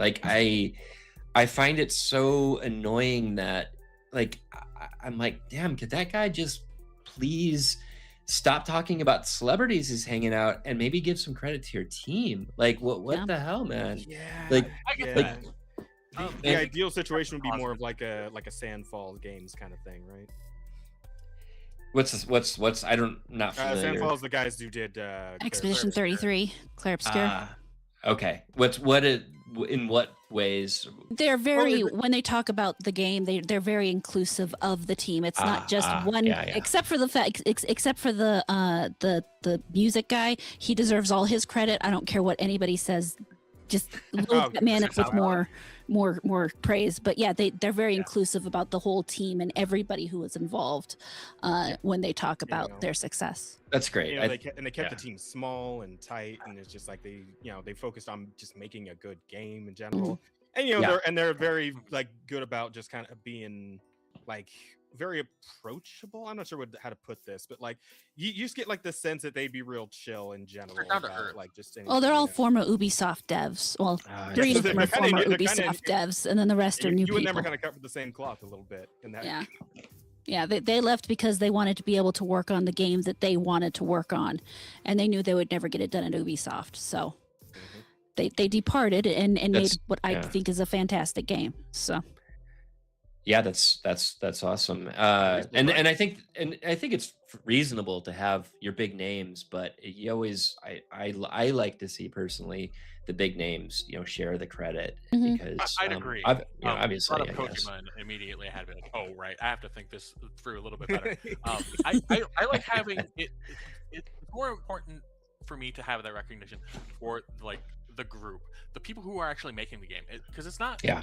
Ubisoft making the game, it's that team that they have hired. And when they come up with a new game, Ubisoft, creator of this franchise, is like, yeah, but none of the people involved in that are working on this. I want to still be able to know it's not just a faceless conglomerate that they're hiring off of Fiverr making these games. Yeah, I want the people that are dedicated to it, that have connection, and I don't feel it's good that you're able to call upon these other things. It's like, well, yeah, we're responsible for this. It's like, nah, you just and that's like the whole ship of Theseus. You're the name brand. You're the brand. Appropriately. Yeah. But like because we've talked many times and that's about where the I'm coming ship of from Theseus thing with like a lot of studios, like Western studios these days. And I guess Bungie would be kind of one of those. Yeah, I love that metaphor, and it should be used more because it's 100% true. And I think, Bungie is probably, it's definitely a ship of. Is it Theseus? Is that Theseus? Yeah. I will say there's definitely still people at Bungie that are super talented, good people, and so. This idea that it's not so bad that it's just Bungie in name only. There's some key people there that are really, really good. But I would say that it's certainly a lot of those parts have been replaced for sure, and it certainly is not the same studio. And I'm not saying that's necessarily a bad thing either, but it's definitely not the same studio when I was there. Maybe it's a good thing Rose is not here, because the things she would be saying right now about Destiny and Destiny 2. Well, I'm willing to hear it. So it doesn't work anymore. It's not going to hurt his feelings. I did send her a message. That's right. Yeah. Telling her that you'd be coming to hang out, but she didn't reply. So I guess we're not going to get into that fucking shit fit tonight. But who knows? Maybe next time, if you ever feel like coming back. Right. Sure. Yeah. But you did say you only had an hour. We're coming. Well, we're actually already past that. Do you feel up to answering a couple questions? How much time passed? Let's go. We're having a good time. No, it's all good. It's more like I have this time deadline, so. Because of the time mix up, I still have a few more minutes. So absolutely. Yeah. Okay, so I'm going to do the Q&A questions that we don't have too many of them, so it won't take long at all. But first one is Marksman asks, Niles, what did you use for inspiration while working on Halo? I think Halo. The answer is Halo. Yeah. I was saying, it sounds like makes sense.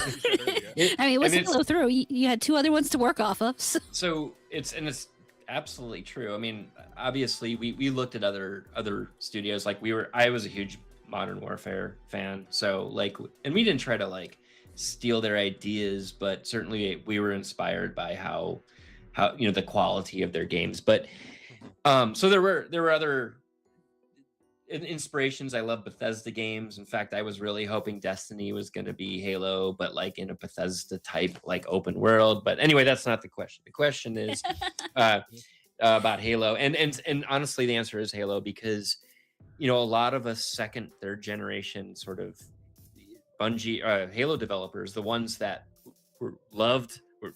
joined the company after Halo 1 and were huge fans of Halo 1. We were not fans. A lot of us were not fans of Halo 2. And a lot of what we did in Halo 3 was trying to pull the franchise back. I mean, of the two levels I worked on in Halo 3, the second one was this level called the Covenant. And it takes place in sort of it's with Forerunner structures in the Alpine sort of biome. And that was my dream come true. And I was like, I am going to try to build a mission that lives up to Halo 1. And that was 100% my inspiration for Halo 3 was Halo 1. Cool. Actually, really cool. So next question is from Rongina the Second. That would be my little brother. You mentioned Hotline Miami. Yeah. But it looks like in the gameplay there isn't a similar fog of war / limited vision. Is that being considered as a future feature, or do you want the players to see it all? No, I think difficulty thing.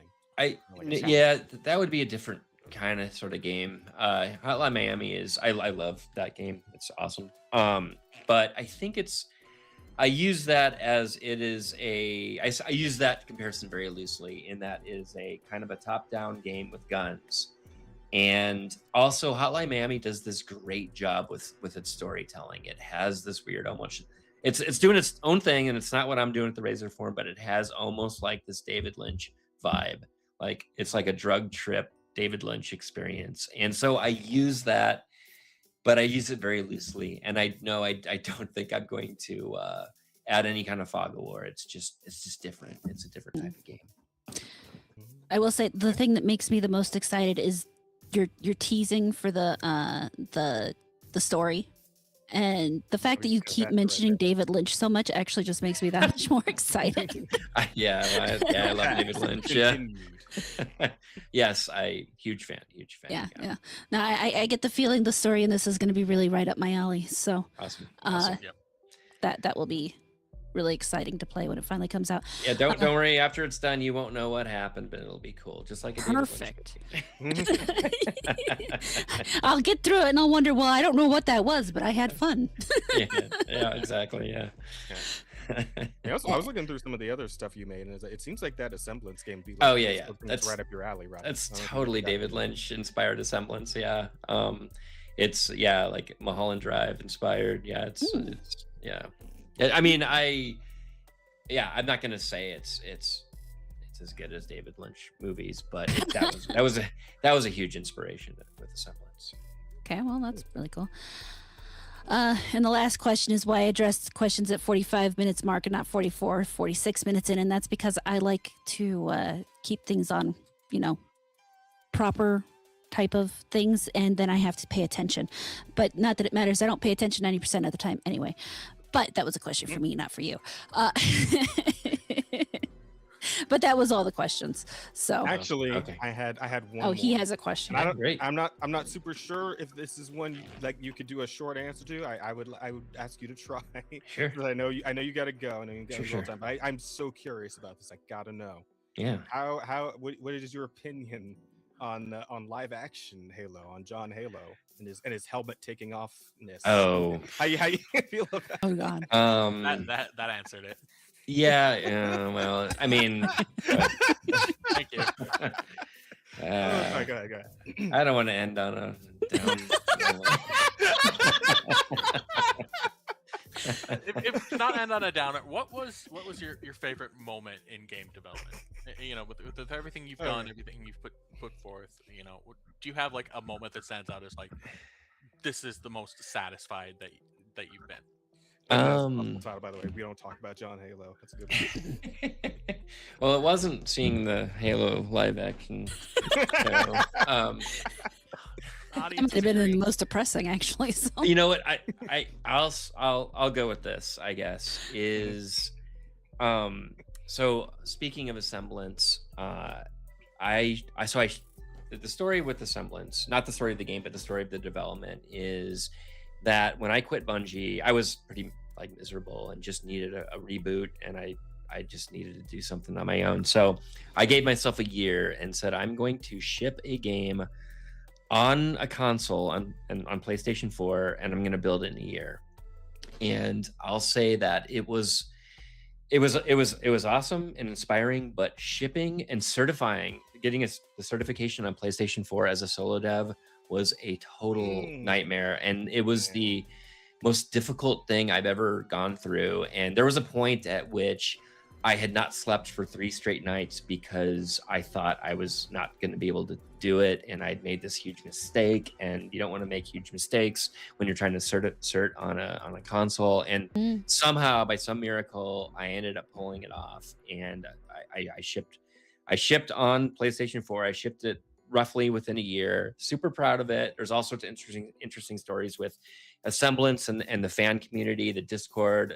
It was amazing. But the part I'll speak to is I always take notes on everything I do process-wise, because you never know when you're going to have to do it again. And it's always good to take very exhaustive, thorough notes on process, especially technical processes.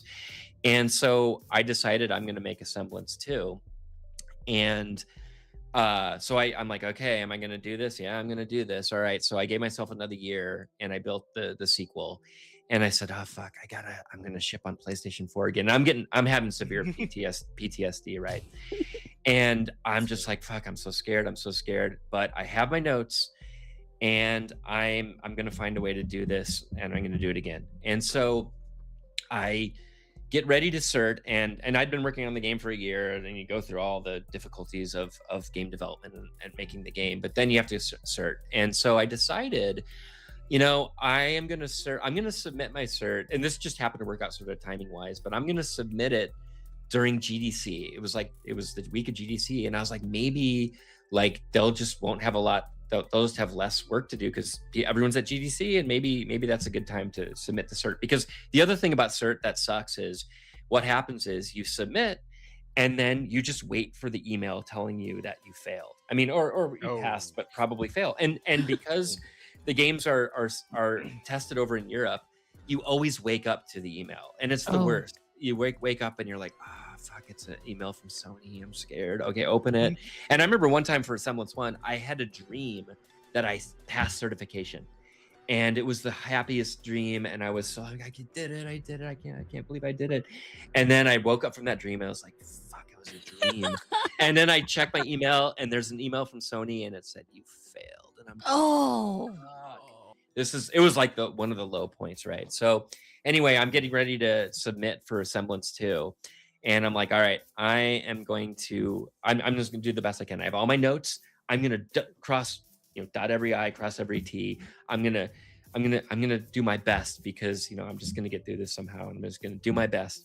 And so I do everything. I double, triple, quadruple check everything. And I submit. It's like Monday, and everyone's at GDC, but I submit to Sony, and then I proceed to get drunk. Now, I will say that since then I've given up drinking, and it was the smartest thing I've ever done. Like, I highly recommend it to anybody. Congrats. Thank you. I never drank in the first place, so. Well, congrats on that. Yeah, good. Yeah. Thanks. Yeah, but it was, so, but anyway, back then, this was before I quit drinking. And so I just proceeded to just get drunk and plastered, right? Because I do not want to deal with the certification thing. So I submit, get drunk. I wake up the next morning hungover as hell, and I have an email from Sony. I'm like, oh my God, already, fuck. And I check the email, and the thing about when you pass is they don't say you pass. They give you some other cryptic email that says, okay, now you gotta do something. And but it's weird because it doesn't say fail. And I'm like, wait, is this the email that says I passed? Is that possible? Like, and so you always have a contact as an indie dev. You have like sort of your contact at Sony. And I said, hey bro, like I got this email, like what, I forget, what is this? Does this mean I passed? Like, that can't be right. It's only been a day. And it usually takes a week just to get the first failure email, right? Or a few days at least. Yeah, it's a horrible process. And so he read it and he's like, yeah, this is the pass email, but that's impossible because it hasn't even been 24 hours. And so I'll figure out what's going on. I'm like, cool, thanks, man. And he gets back to me and he goes, yeah, dude, you passed. And he said, the reason why it's so fast is because everybody's at GDC and the test team didn't have anything else to do. So they just tested your game and you passed. And he's like, and it's the fastest that we've ever seen anyone ever pass certification at Sony. Wow. And that was the greatest moment of my life professionally. And right. So there. That's my. Sorry, you said a short answer. That's the best I can do. No, it was a good answer. No, he said a short answer. Okay. The black one over there said the short answer. The bear didn't specify. Awesome. So anyway, that's the thing I'm the most proud of in my industry or in my career, I should say. So yeah, it's an accomplishment. Yeah. Yeah. Very cool. Anyway, I hope it was a somewhat interesting story. Yeah. Oh, it was really interesting.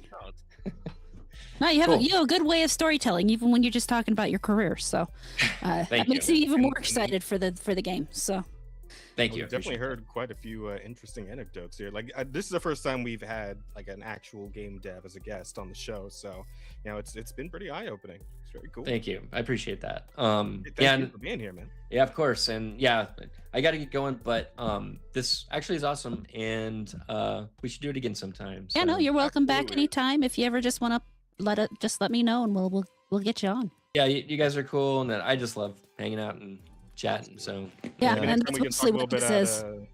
Cool. Yeah. Maybe next time we can talk a little bit about Binary Smoke. That was like the one of yours that we did. Oh, yeah, that story. like it's gonna be a good one. So we'll definitely have to get it back on. Yeah, we'll see. I don't think he's coming back now, Jess. Thanks. That's awesome. Yeah, we can talk all about that. It's a cool game. Yeah. Awesome. I mean, the trailer looked kind of cool. No. I didn't get the chance to actually try it, but I did look at the trailer. It just seemed kind of cool. So. I'm actually very proud of my work on that game as well. So that's such a funny thing to end on. Oh my god. So, I definitely got to come back. Right? That's yeah, right. now you gotta That's come right. back. Perfect. Yes. Perfect way to end it. Yeah. Awesome. You have yourself a lovely evening. Thank you. Yep. Thanks Thank you again so much for coming. Yeah. Thank you so much. And take it easy. And we'll do it again sometime. Yeah. Have a good night. Awesome. You too. All right. Yep. Good evening. Bye-bye. Bye. Later. Well, that was nice. So that was a pretty fun experience, I gotta say. It's very cool. I like that guy. I like the cut of his jib. I like his moxie. And his game's fun, so that helps. Speaking of, if anybody does want to check out his game, it is the Razorform over there on Steam.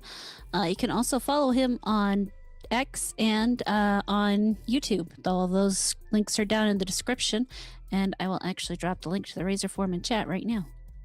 So there's all that fun stuff. Yeah. Okay, so whose week were we on? I think I finished mine. We were still talking about Bear. Yeah. I played the demos. Obviously, I've talked enough about the Razorform at this point. I enjoyed it. Obviously. It's very much up my alley in terms of aesthetics, and I'm very excited to see where it goes and how it ends up for its release. So. Yeah, I think it'll be good. So that's one of you two. Okay, well, I guess I finished my pizza, so I guess I can go now. I downloaded House Flippers, which was free, and I have played hold on, I'll tell you.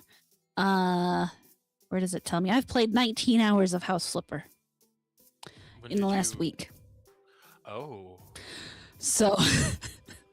I mean, I can't judge you for that because we've talked about that, but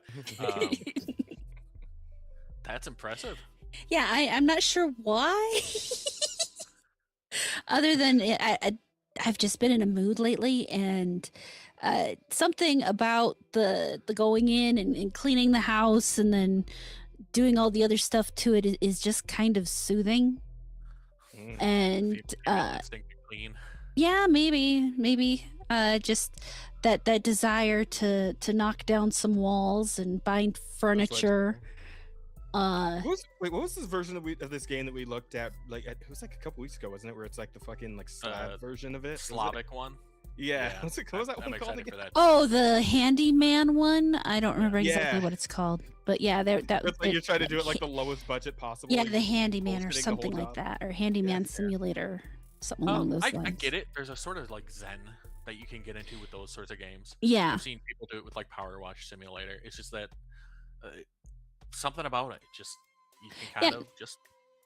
You don't entirely turn off your brain, but it's off. You're concentrated just enough that you don't get those random thoughts in the background, and you can just do it without. I don't know.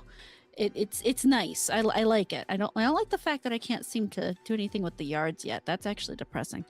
But I have had a lot of fun, basically just messing around with it and doing all the tasks. And then I finally up to the point where I'm buying houses and actually flipping the houses. There's some interesting options in there regarding how you buy and sell the houses. You can actually after you've bought the house, as you're fixing it up, you have this bar down on the left-hand side of people who will buy it, and as you're changing things, they're making little comments, so you can kind of customize the house towards who you want to buy it.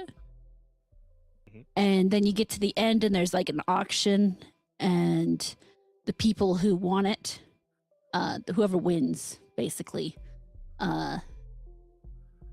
gets the house, and you hope that you didn't do so many changes that you came out upside down on it. I haven't had that problem yet though. But yeah, it's been a good time. I've thoroughly enjoyed it, despite the fact that I don't know. And why is this person able to do the yard? Now I have to play a lot more of this game to figure out why I can't do the yards. Because there's a DLC. I have the DLC. I think it came with the DLC. Did it? Okay. I thought it did. The DLC. I thought the so. DLC. Maybe not. Maybe they just teased the DLC and now I have to buy it. That's cruel. Actually, oh my god, there's a whole bunch of DLC in here. Hold on, I've got to look now. Fuck, is that be fucking Train Simulator all over again? Is that Let's see here. It's not as bad as Train Simulator, but it is like nothing is as bad as Train Simulator, except for maybe like Dead or Alive. Oh my god, that's loud.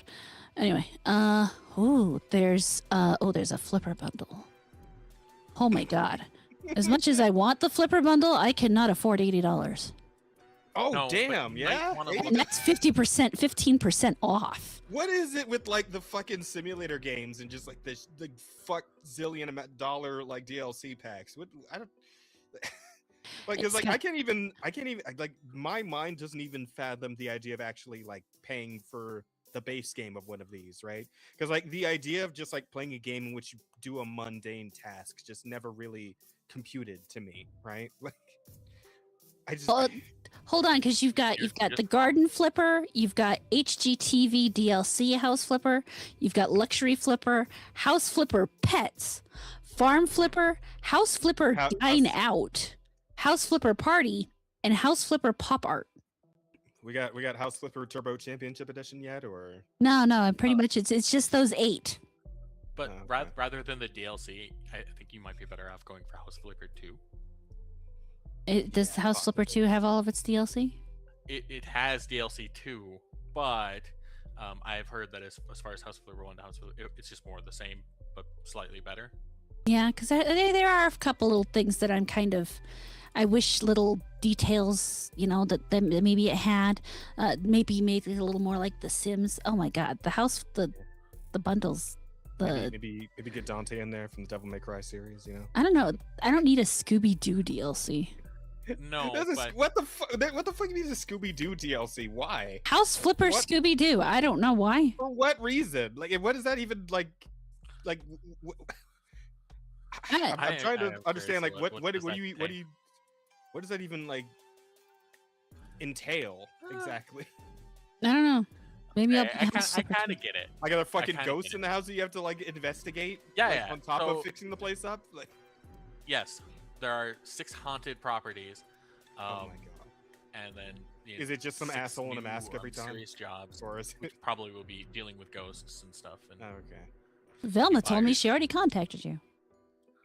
And looking at like some of the buildings for it, I get it. Like they're not houses per se. The one's like a haunted arcade. Yeah. Doing a flip on that looked like it would be kind of interesting. You have a haunted mansion. It looks like. Christ. Oh hell! They actually have the Hex Girls in this, and the good Hex Girls, not the ugly ones from. Yeah. From fucking Velma, yeah. Okay, all right. You know what? Fair enough on that one. You got the good Hex Girls. I mean, that's at least you're putting in. The and it looks like the Vincent Van Price stand-in. Yeah. Vincent Price, Van Price. That's not right. I don't know. Maybe I'll get House Flipper 2. Take it out on the next Steam sale. I don't know that I can wait that long. Yeah, you hear the You need your fucking fix, do you? I mean, honestly, if I wasn't here, I'd probably be playing House Flipper. Flipper 2 Pets is coming out. Hell yeah! I'm shocked you're not playing with fucking now. Bear with the you're doing Slay the Spire. So. Well, I couldn't today because we had a special guest and I had to pay attention. Yeah. So normally it's just you guys babbling about whatever, and then I can just zone out. But. Wow. Anyway. So is that so it for your week then, Rhoda? Let me think about it for a second. I think it's basically just been 19 hours of House Flipper 2. Sheep and I on Friday played more Portal 2 co-op and beat Portal 2 co-op. So now we've got to figure out what we're doing on Friday. Maybe I'll just get Power Wash Simulator. It's time for you guys to play Remnant. Remnant from the Ashes. I think that would be fun for you. Listen, you made it through one Souls like co-op playthrough. I think you can. And Remnant's not even that hard compared to like Bloodborne. So. Oh hey, House Flipper 2 has a co-op at least DLC. Remnant, they give you a gun. Remnant like a easier actual gun. Yeah.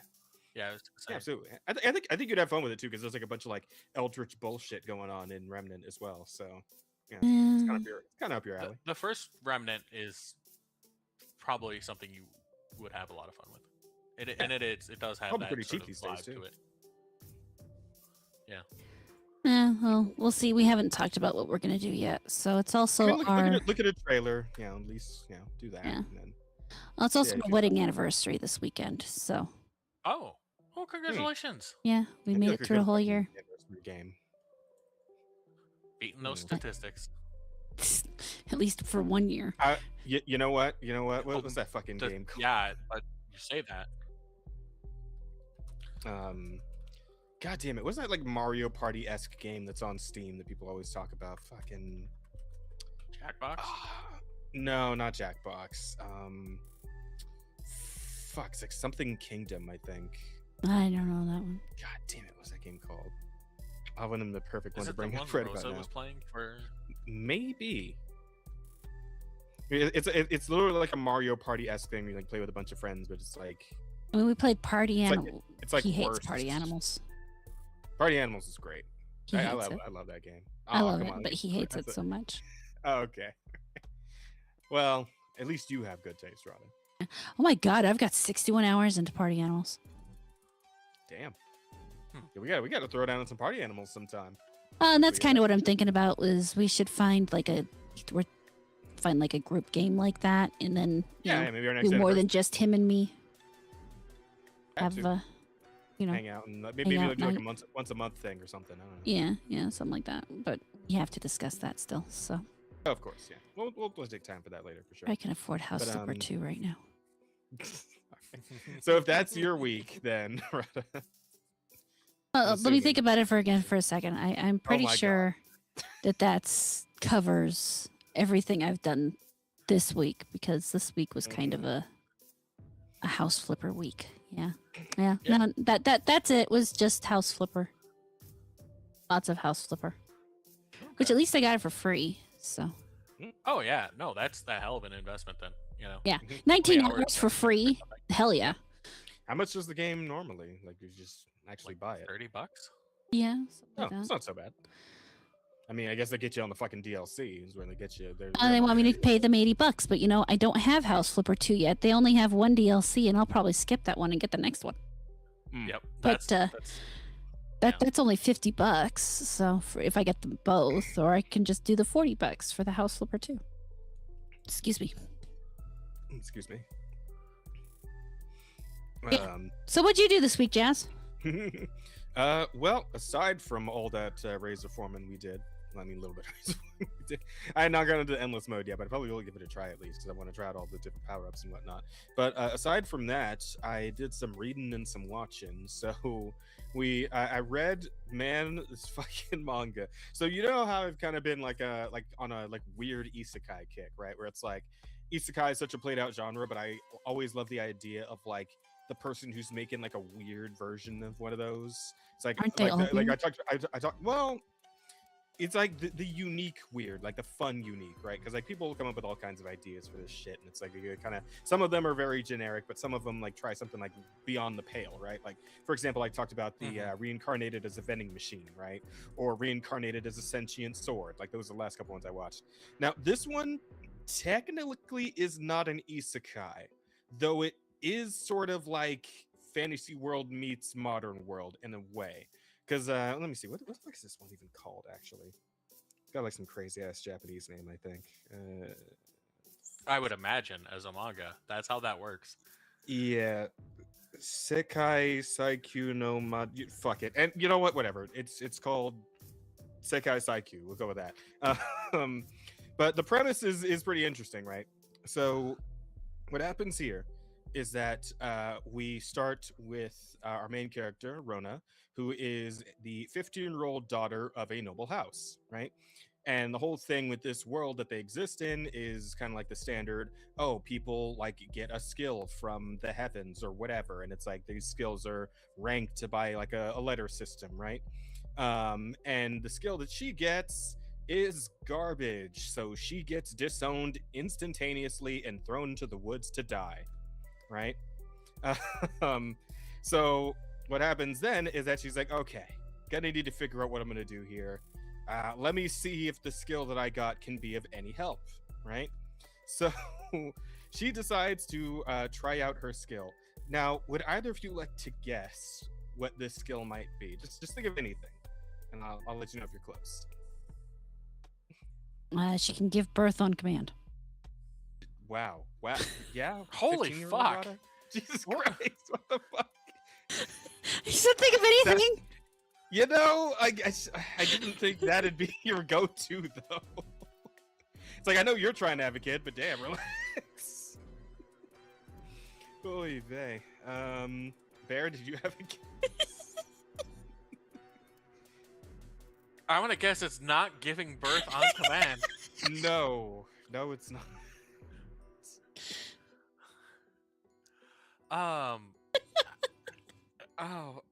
She's able to. Like, you can't even recover from you saying that shit. You said that just threw him all the way off. You got no idea where to go. The worst part about this where the is... fuck do I go? Like, where do I go from there? What do I do with that? The worst part about this is me imagining that this girl has this fucking give birth on command power, and she's fucking machine gunning babies to knock down her enemies. Oh god, that's horrific. I should write manga. That may be one of the worst things And that ever mentally said not on this go show, away. which is really saying something, honestly. Jesus Christ. That's great. Okay, so I'll Please just go tell ahead me, and please. yeah, okay.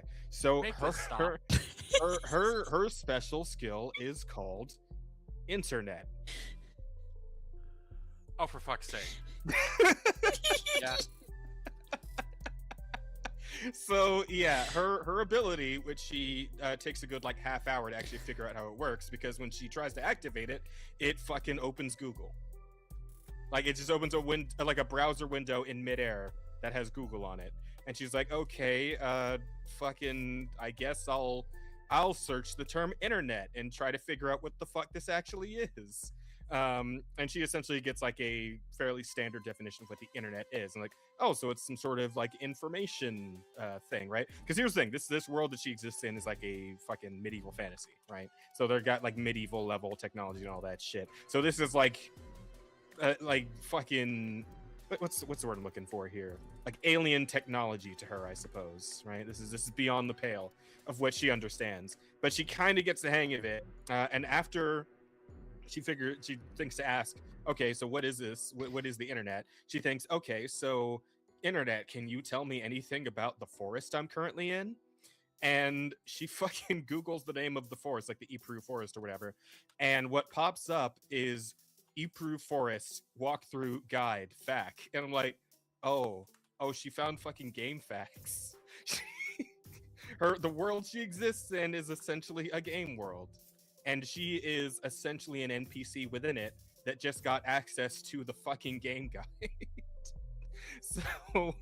So essentially from there, like, she looks up the game guide and she gets a fucking map that like shows where all the secrets are in the forest. And it's like, oh, like, check in this bush and there's like 500 silver just like hanging out in a little chest or whatever. Or hey, if you go into this hidden tree passageway, you can find a sacred tree. And she does this. It's like, hey, and if you say this passcode, you'll get the staff of the world. And she's like, oh, okay, I'll just say it. And then a fucking goddess shows up and she's like, you who have cleared the 12 trials and learned the secret catchphrase. And she's like, he's like, so about that. It's like, yeah, like, because obviously she skipped all that shit and just like she got the passcode off the internet. She's like, oh, but like she doesn't actually get a chance to explain. She gets given this fucking like mass rank, like world rank artifact, and she's like, so like she said, I gotta save the world with this now. You know what? I'm just gonna pretend none of that happened, and I'm just gonna set myself up a little campfire. We're gonna go to bed for the night. We're gonna worry about this tomorrow. So earlier on, when she's first in the forest and like she's just starting out, she ends up like fighting a fucking slime, right? And she's like, "Oh, I'll use some magic I learned," and she shoots like what is essentially an ice cube at it, and it's like it does no damage. It's like, oh well, fuck, I guess. And then after she gets the staff, she's like, "Okay, I'll make myself a little campfire," and she casts small fire with the new staff, and in doing so, essentially creates a fucking flame dragon that just burns the whole forest down. Oh. Oh, I bet she was and then she tries to put out the fire with like a small ice spell and creates a goddamn like ice age glacier in the middle of the fucking forest. And then later on she's like, "Oh no, an evil pig is trying to kill me. I'll use some wind magic. Apparently it's weak to that." And she creates like a gale force hurricane. It's like all these natural disasters, just kind of one after the other. And like the people in town are like, "What the fuck is happening in the forest?" And it's like it's her just kind of like trying to deal with this like world knowledge that she's become privy to because of this ability that she has. And the funniest thing about this actually is that it does show the ranks of these skills, right? And it goes like the typical like D or E, D, C, B, A, right? Her skill is triple S rank. But everyone in that world thinks that's actually really bad because obviously, you know, S comes after all those other letters, right? So they don't really get the concept of like the whole gotcha thing where it's like S ranking above A. So like they thought her skill was like giga garbage because it's S and S is like that far behind in the alphabet, but it's actually like the strongest shit that's ever existed. Because now she essentially not only gets like knowledge of like every secret in the world, but also every quest line of every NPC in the world, which, you know, equates to the people that live there. So now she knows like everybody's names, the shit they're dealing with, if they're like, you know, estranged royalty or like they're an evil fucking like, you know, vizier to a king or whatever the fuck, right? Like she just kind of knows all this shit from having knowledge of reading the game. And like everybody's like, "Okay, what the fuck is going, how do you know this? What is happening? How are you doing any of this?" Like everybody's just so confused because nobody knows what the fuck the internet, like even if she's like, "Oh, I just checked the internet," it's like, the fuck is the internet? Yeah, it's just a really funny concept. I'm having a lot of fun reading it. It's great. So I highly recommend checking it out if that's like the sort of like goofy, you know, nonsense you're into. What's the name? In terms of mangas. Again, it's like one of those fucking long, stupid Japanese, like, you know, there's probably like an English translation for this. Let me see. Yes, but how can people check it out if they don't know the name? Yeah, Marksman wants to check it out. Okay, you know, here, let me try this. I'm gonna type it in the chat. I think if you search this up, because this is like this is in parentheses in the title, so maybe this will work. It's like the short version of it. Yeah, Koriyaku site. Copy paste. Oh, you already found it. How'd you find it, Rada? I didn't type that in. Oh, but it says because you gave me your link. Oh yeah, that's why. Because yeah. Okay. I can speak through you. Freaking out there for a second, but yeah, no, that link I gave you is the link to the thing I use. So. Oh God. How does it feel having Jazz's hand up there puppeting you? You know, there's only one black man that I allow to do that kind of stuff, and it's not Jazz. He's almost Jazz. I mean, they're kind of. You know. Okay. That's all the power we're gonna do today. Oh God. Oh, you know it's not Rada because it says with her heart.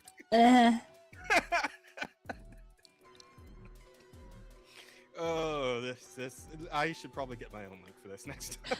Well, we'll talk about that off because you need a program and things. No, so we'll figure it out. Wow, leave it to the I know you don't black want to man steal continue the like person's this. identity. no, God, no. Fair. No, Anyway, I just want to play my was, house flipper. And... Yeah, that was fun. And then, yeah, that sounds interesting. yeah, it's fun. Like you got to read it. It's really funny, and it's just like a bunch of like stupid like internet memes kind of interwoven into it as well. Like not so much that it's like pushing it, right? It's just kind of every so often when you least expect it, there's just like a reference to something. It's like, oh, I see, we're doing that. Okay, all right. Fun little things like that. But it's been a really fun read, honestly. Other than that, I did also the one millennial in a world of boomers. Yeah, maybe. But I also checked out a new anime because I'm trying to catch up on some animes and whatnot. I circled back for this was a somewhat older one. I think it came out like a couple years ago. Called fucking what's it called? Let This Grieving Soul Retire in Peace or something like that. And this one's a fun one as well because the setup here also another medieval fantasy type thing, and it's got the whole like Adventurers Guild type setup shit.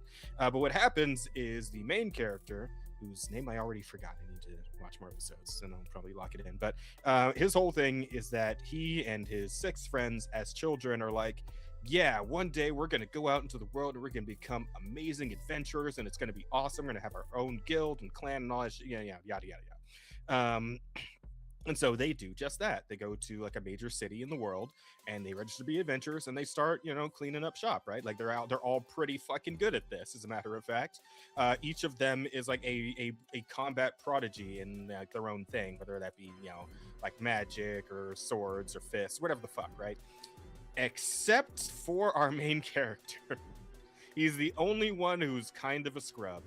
And as he realizes that he's like the only scrub in the group, he's like, guys, you know what? I'm thinking I'm probably just gonna be slowing you down. So maybe it's about time I just went ahead and, shipped off back to town, maybe open up like a bakery or some shit, right? And they're like, you know what, man? Actually, we were thinking our group kind of needs a leader, and like you're really good at giving speeches. So maybe you should just do that. And he's like, fucking what? So they essentially make him the leader of their clan.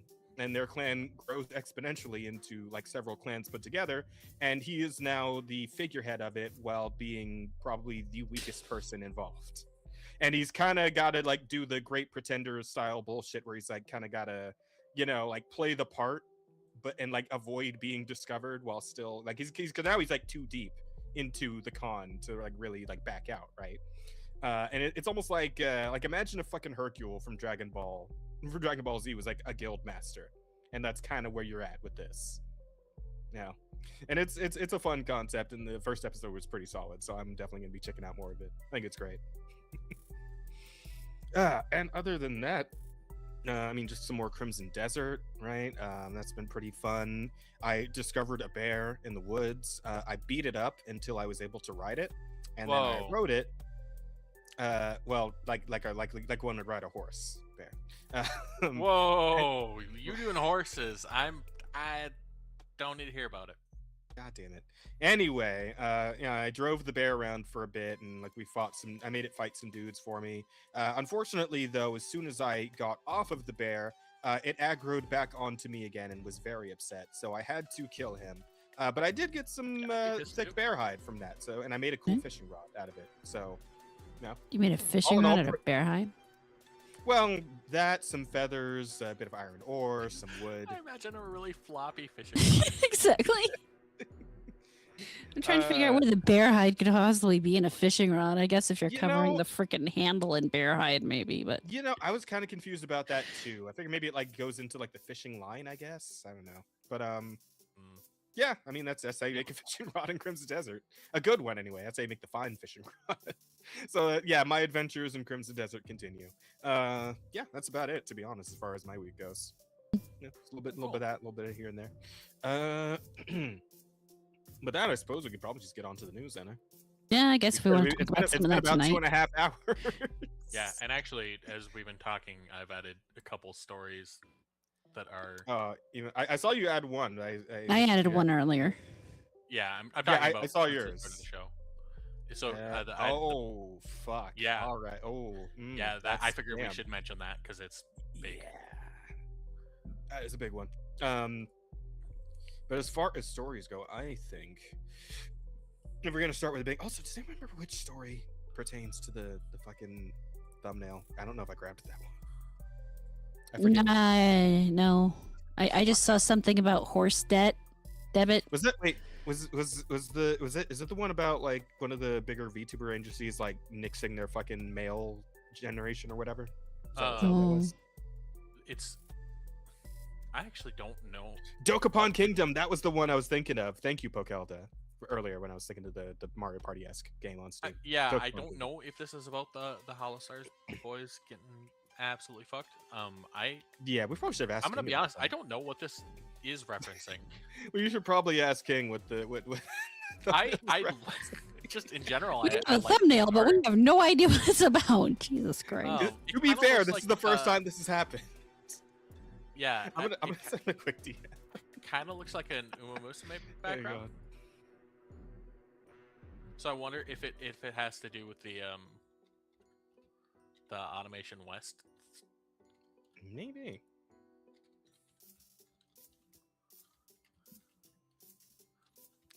We're a very professional, well put together podcast, guys. Just we so can you know. be. There's no way we're just fucking around with this. Yeah, no. This is what we make the big bucks. We are slowly but surely like inching our way towards a more professional setup. They don't know about that yet. That's behind you guys, you don't even know. It's coming. Yeah, I mean, don't worry, chat. We are putting all of the monies that you gave us to good use. I feel like they're overhyping this.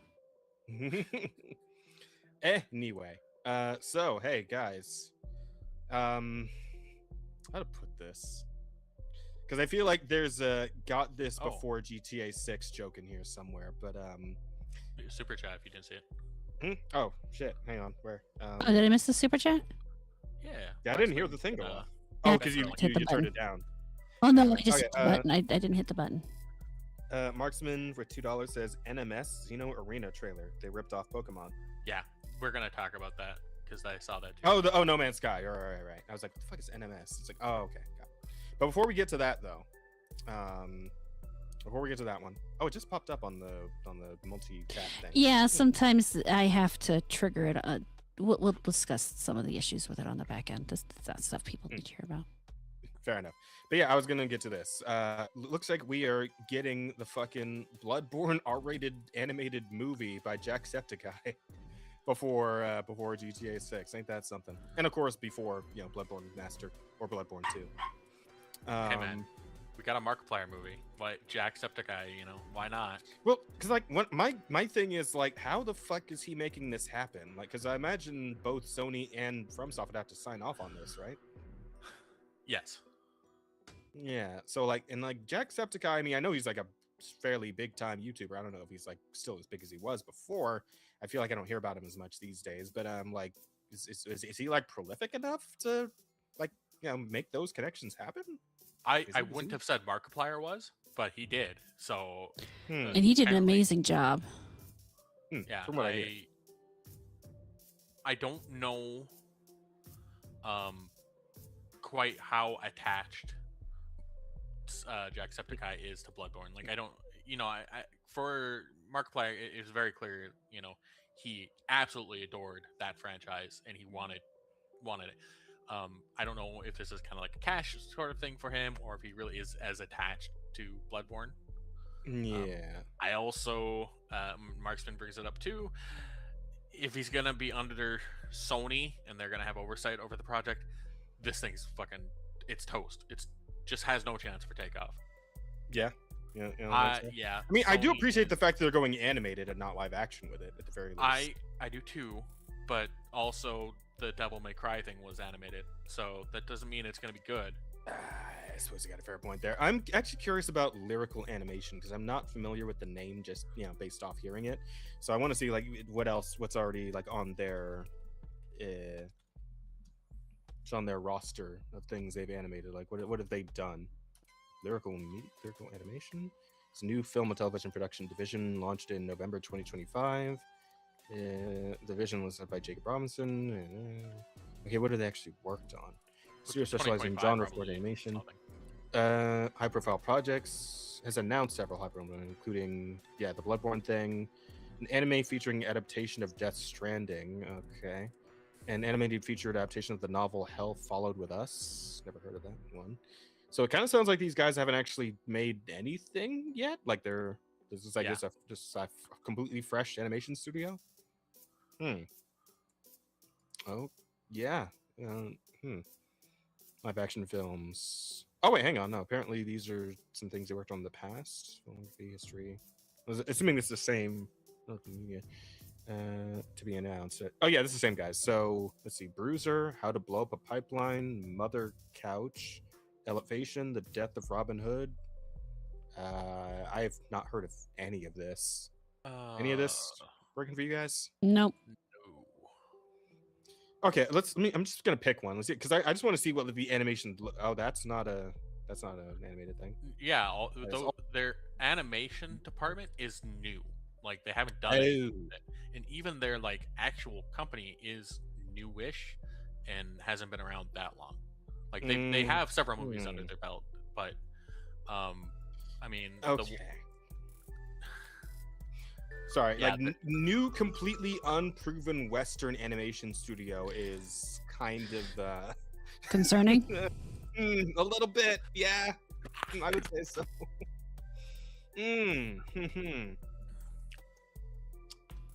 Yeah, I would be concerned.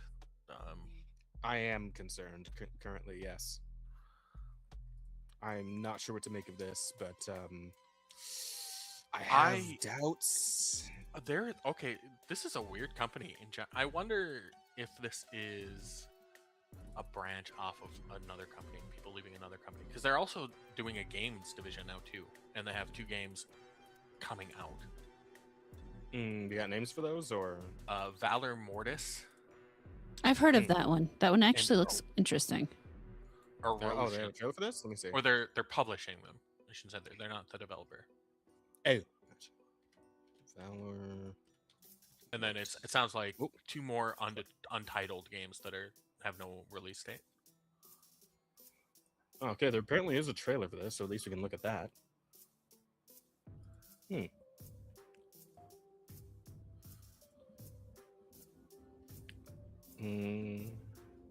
From the creators of Ghost Runner. Okay. Founder is Alex Black.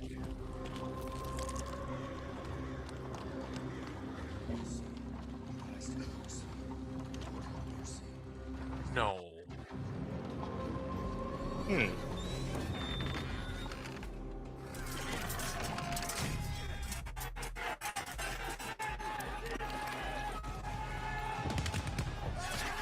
Alright, so this is kind of gonna be like Revolutionary War era, I guess.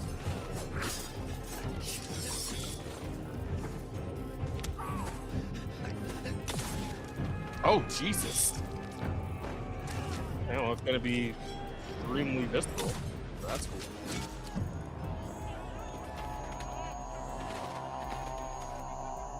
cool. Oh, is he a monster?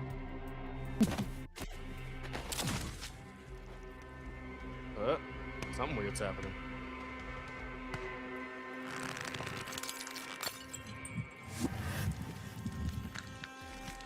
He is a monster.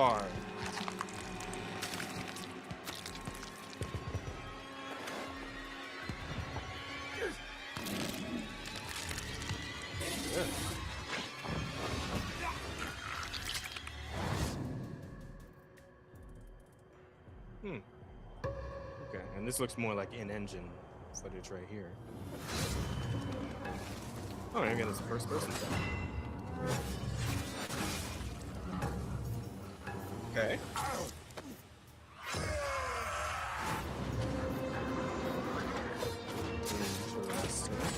Yeah, I can kind of get into this.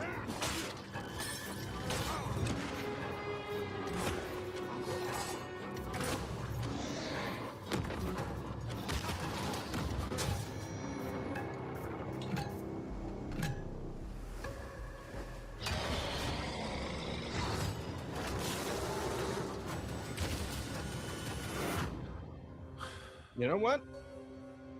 That's not bad. That's not. I can't be mad at that. That's this year too. Okay. Yeah. I will admit that was kind of cool. So I do wonder if like their animation studio. Okay. Yeah. So their animation studio, they had acquired. They had acquired an animation studio. and that's what they're doing this, and that was line mileage. But I'm not finding anything that line mileage did. They only started in 2023. So they acquired an animation studio who hasn't done anything yet? Yeah. Mm. I don't know. These what I'm gathering from everything here is that these guys are really fresh. They do not have much outside of in this arena, we'll say, at all. I'm not gonna. I don't want to like straight up say it's a bit of a setup to like give them fucking Bloodborne of all things to cut their teeth on, but that feels like a bit of a setup. Like that's really putting like there's so much expectation on anything Bloodborne related, and like to give that to a completely fresh, like untested studio, that's pressure like I couldn't imagine, to be honest. Yeah. Well, but at the same time, look at all the known stuff. Are we really thrilled with the known what the known people are doing lately? So no, but I mean, there's a few like Eastern studios I would have trusted with it, you know, like Katakawa or something along those lines. That'd be down for that. I'm kind of curious to know whether or not it's like a 2D animated thing or like a 3D animated thing, you know. My cynical take on this is that I think this is just going to be ways to move money around. These things aren't being produced with the actual intent of quality or anything of, but I would like to be proven wrong. But yeah, I'm not. I would also not like for you to be proven wrong. Yeah, I think like massive grain of salt on this one. Just hope for the best, probably expect the worst. It's a hell of a coin toss on this one. Well, I guess we'll see how things shake out. Maybe old Jacksepticeye can bring it together. I'm not really sure what his role is going to be as a producer per se here, but I wish him luck. I hell of an hope undertaking he's putting his name on. So yeah. So Marksman says that Jack is a big fan of Bloodborne. I hope he's being included to then be actually a part of this and really be a producer rather than just a name that they can use to say he's involved in trying to draw an audience from. So the studio is mostly for a holding company to handle the contracts and serve as a disposable limb should the project fail, so the loss can be written off. Yeah. Well, I suppose that's about what we expected, huh? Yeah. Fucking hell.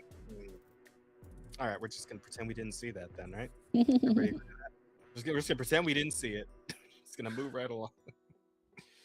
But hey, speaking of other man-made horrors beyond your imagination, this one kind of caught my eye. I figured I should bring it up because this one's fucking. I don't know if we would call this indicative of where we might be headed, but if it is, I don't know if we can stay on this planet anymore, you guys.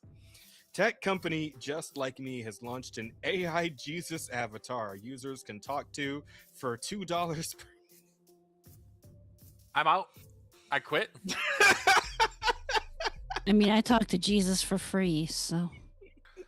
The AI, based on the chosen actor Jonathan Romy, can pray with users, multiple languages, and remember past conversations. Like Buddy Jesus next to it is the perfect representation of this. That truly. Oh wait, there's an actual really article of this. Hang on, I want the details. Tech company has set up a new platform that allows users to have conversations with an AI avatar of Jesus Christ. Like, didn't somebody already do this, by the way? Didn't somebody make like a fucking like Jesus VTuber? There was a Bible AI not too long ago. I don't think they did Jesus specifically. Yeah, because I remember this being like a thing on Twitch for like a good like few months or so. I don't know if it's still a thing, but I remember like people were like talking about this a good bit back then. There's a free one on Twitch. Yeah, exactly. Yeah, this is Marksman knows what I'm talking about. Just Like Me is a tech company that creates AI versions of certain celebrities, experts, and personalities. According to the company, these digital twins are intended to provide guidance, mentorship, support, and friendship to users on the site. So is this like the fucking like supportive Batman ASMR thing, but like to the next degree? Is that kind of what this is? Sounds like it, doesn't it? Kind of seems like it, yeah.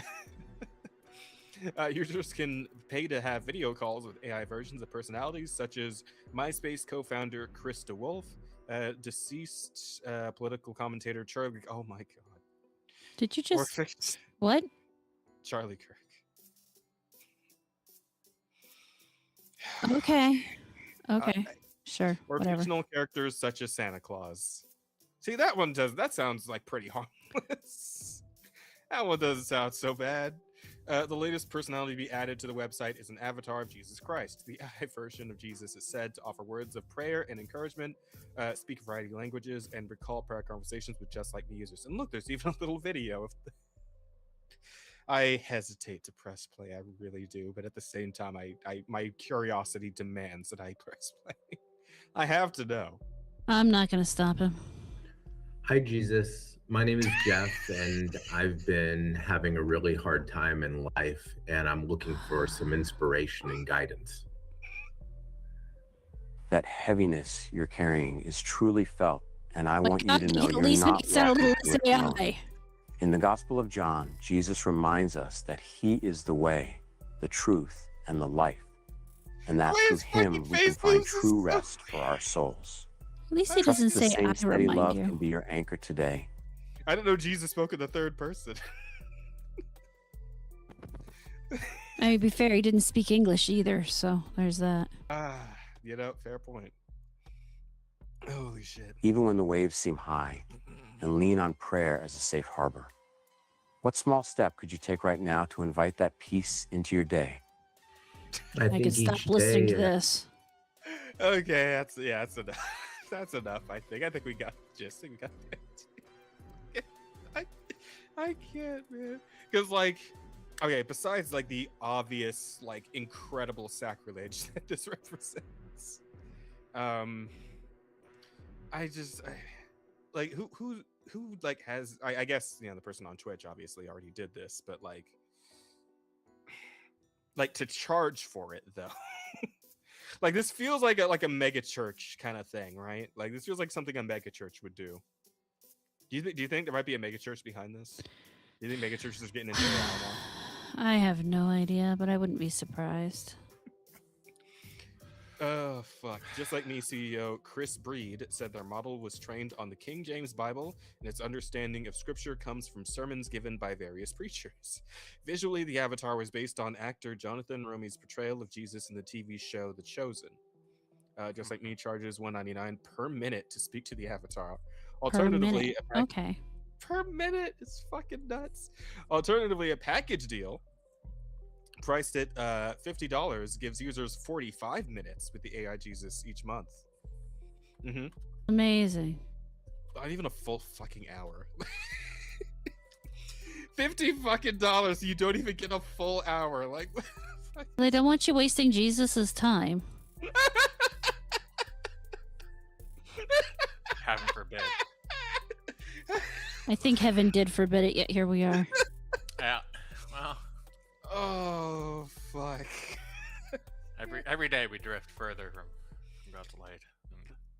Into the light. I do. It does. If I find out tomorrow that the fucking headquarters of Just Like Me gets fucking Sodom and Gomorrah, I won't be surprised, right?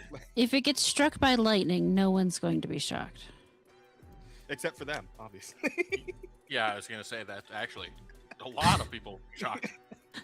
Well, I mean, maybe they won't, but depends on exactly how angry God is. Why not just watch Goku and Vegeta recite the Bible? That's free on YouTube. That's a good point. It's okay. That's a good question. Well, ooh, at least this has value for potential titles. That's the it extent sure of the value, does. How much are you willing to pay for Jesus's time? Oh Jesus, Mary and Joseph. Also, King has to be back. It's the thumbnail's about the Illuminati company debt thing. Yeah. Okay. Oh. Yeah.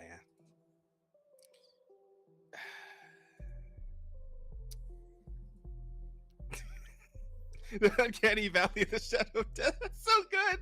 Holy shit. Bear, that's amazing. Oh my god, that's perfect. I told you, it has potential for titles. You should write for television or something. I write for you guys. damn. Shit, Yeah. we should be paying you. It'd be nice if we could pay ourselves. I was gonna say. Next time we get a payout, we'll see about getting the hosts some restitution, huh? But we gotta take care of our artists first, though. That's really important. I don't feel bad at all for what we did. Oh no, I'm quite happy with what we did with the money. 100% deserved. But yeah, I think there's much else to be said about this. It's really funny. For more on AI Jesus, check out the coverage of the blasphemous Jesus hologram taking confessions, or the AI Jesus model answering questions on Fortnite. What? Wait, hey, when did this happen? Did you just say Jesus in Fortnite? Oh, this is from 2023. Apparently, I've often felt that okay. people who play Fortnite need Jesus, but not quite like this. Oh, you know what? I think this is literally the Twitch thing I was just talking about. I think this is when they're talking about the AI Jesus that was on Twitch. I think you mean they need the real Jesus, not. Yeah. Well, you know what? When I said it, I didn't think that there would be a. Yeah. That's what we get for not thinking this shit through, huh? You got to be specific, apparently. Now you do, because you know. So, it seems like almost every Fucking year lucky since 2023, we've had a new like Jesus-related blasphemy. This was the 2024 right here, the AI Jesus hologram. I guess we missed 2025, so. We think we just don't know about it. It actually happened. We were unaware of it, and I'm glad to stay that way. You know. It's just some things I don't Antichrist know is making about. moves in secret, right? Well, not really in secret, but yeah. Just gonna go from God works in mysterious ways to God works in vibe coding. I love it. That's so good. Holy shit. Okay, what else is going on? Oh yeah, I guess we should talk. It's a bit early, but we'll talk about our fucking our thumbnail story. Why not? So yeah, apparently shit's going on at the Uemusume animation studio, the one behind, I think specifically the comments said, I think seasons 2 and 3. Hang on, somebody. I think it's really hard to type. Pretty Derby seasons 2 and 3. Is it? Yeah, somebody in the comments is saying seasons 2 and 3. So, but let's check the article here. We'll do that. Yeah, from Automaton. No. Studio Kai worked on seasons. Oh, well, this is Studio Kai. Japanese anime production company Studio Kai is becoming insolvent. Oh, fucking me. Due to a growing year-on-year deficit. Yeah. Pretty Derby sentenced to be a hero anime announces insolvency amidst $3.54 million deficit. Oh, they did sentence to be a hero too? I actually really enjoying that show. I haven't watched the last couple episodes yet, but it's really good. I should mention it though. I definitely see the similarity in the animation style. Anime production company Studio Kai has announced that it recorded a net loss of 565 million yen, about 3.54 million USD, in the fiscal year ending December 2025. As reported by GameBiz, the company now faces insolvency due to the widening deficit throughout the years. Okay, so real quick, someone remind me what the difference is between insolvency and bankruptcy. Bankruptcy is with the intention of continuing, I think. Well, bankruptcy can close a business down, but a bankruptcy usually reorganizes debt so that there's a chance that you can.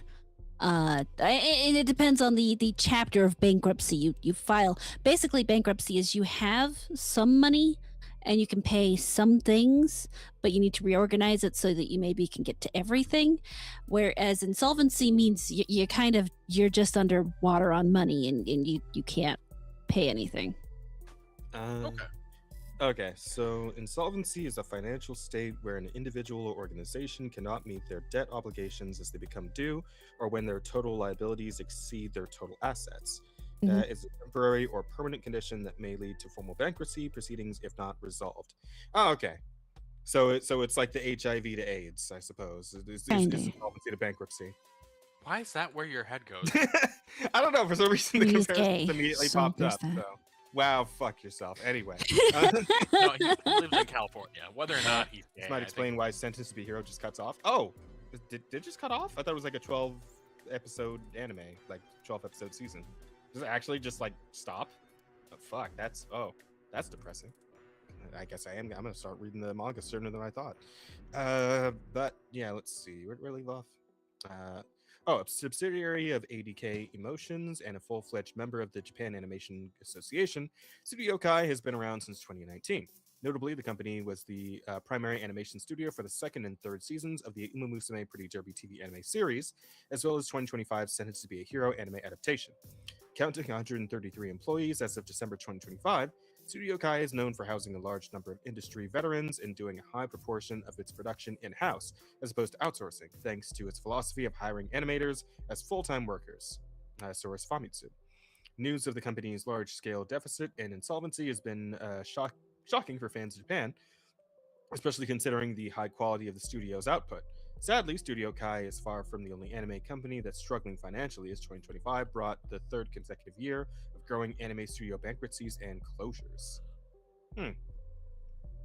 Well, to be fair, they put out like really, really fucking good animation, which I'm assuming is also really, really expensive animation. So that might kind of be what's going on there. And obviously, and if that's going on a bunch of different, like, Japanese animation companies, probably similar things happening, because a lot of Japanese companies put out pretty fucking good animation. Not all of them, but a lot of them. So it's like maybe financial issues with trying to keep up that level of quality is what's going on. And a lot of people talk about what's it called, fucking One Punch Man season 3 and all that. So it's like maybe something similar was happening over there with how that animation quality just dipped massively, very noticeable. Rosa just showed up. If you want to have quality anime, you have to enslave the animators. That's what this tells us. Now that they, the Japanese work culture is certainly something worth criticizing. But I mean, fuckers get results. They do. Criticizing, celebrating, same thing. Yeah, it is a shame that quality is met with closure. Yeah, in absolutely. a situation like this. Yeah, but Rosa just showed up asking about our guest. I had to tell her that she missed him.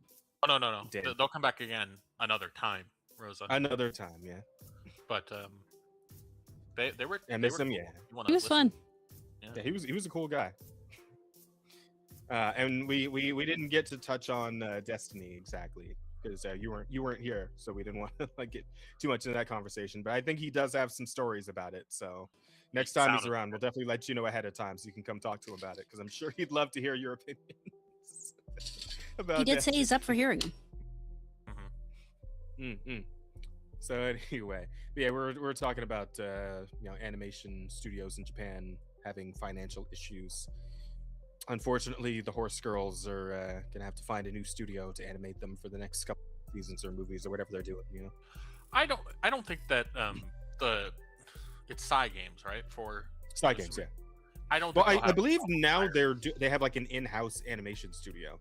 Yeah. Like Cygames has their own, proprietary. I feel bad or feel worse mostly for the people that were really into that Sentenced to be a Hero anime, because that sounded like it was really good. Gotcha. What part of Destiny was he involved with? I sent you a link to his website, Rosa, that has the specifics of what he did. But he was involved with the first Destiny, not the second one.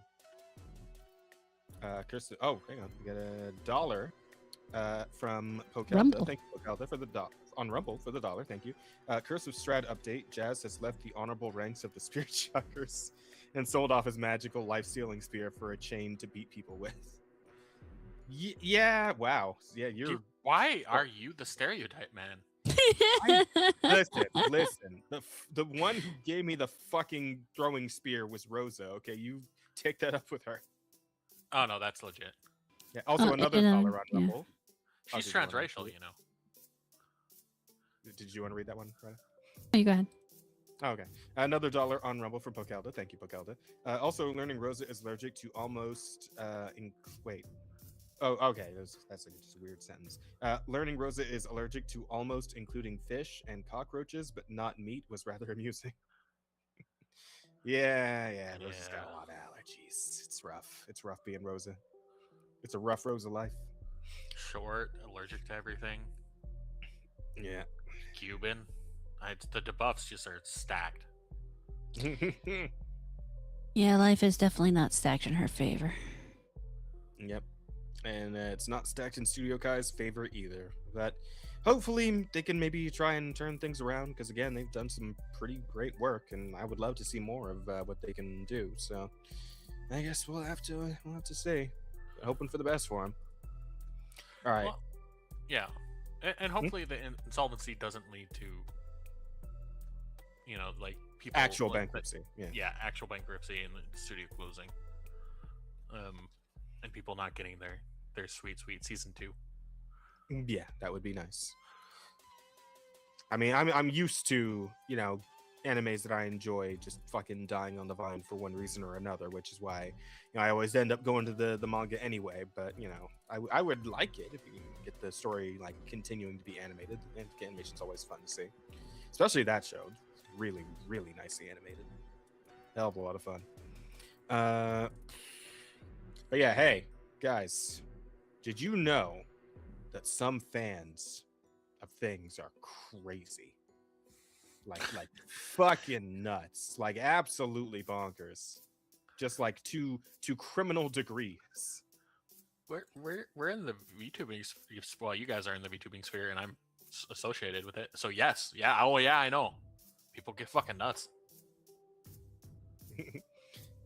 He's responsible for the intro and initial concepting. That's awesome. I mean, his work got me hooked onto the game to begin with. That's so fucking cool. Yeah, we'll definitely let you know, Rose, if we get him to come on again sometime. We'll let you know a good bit beforehand, so you can be ready to come hang out if you want to do that and actually talk to him, because he was a very cool guy. Yeah, he was a lot of fun to talk to. I can just switch out with you, and you can come and host for it. I don't see why you can't also be here, Bear. It just, you could to 5 people, and it starts to be a little rough. Well, by then we might have a better outlay, so we can That's true.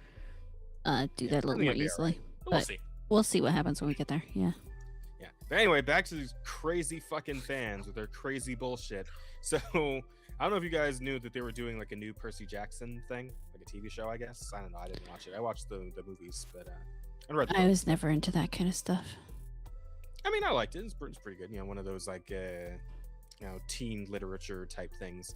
Right up there with like fucking Hunger Games and like Divergent and all that shit. It was old by that point. Fair enough. But yeah, the main actor, I believe the actor for Percy himself, has been having some issues with some fans, kind of fucking up his life a bit, because apparently he is like high school aged, right? And he has gone ahead and let people know on Instagram. Walker Scobell is his name. Just to let everyone know, I will not be attending prom. Please stop sending death threats to every teenage girl who could remotely be associated with me based on their proximity to where I live. Jesus fucking Holy shit.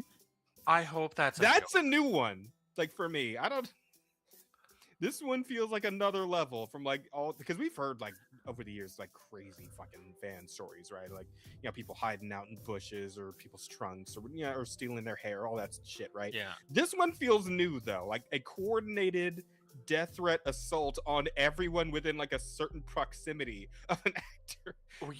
Shit's nuts, dude. Coordinated is the assumption that there's multiple people doing it. It could be one very dedicated fan. That's true as well. Either way, it's a crazy person. Yeah, there's crazy involved here for sure. Fucking wild. Yeah. Anyway, it's not fair to them or their families. Maybe also just stop sending death threats in general. That's just not cool. Kind of weird to have to say this.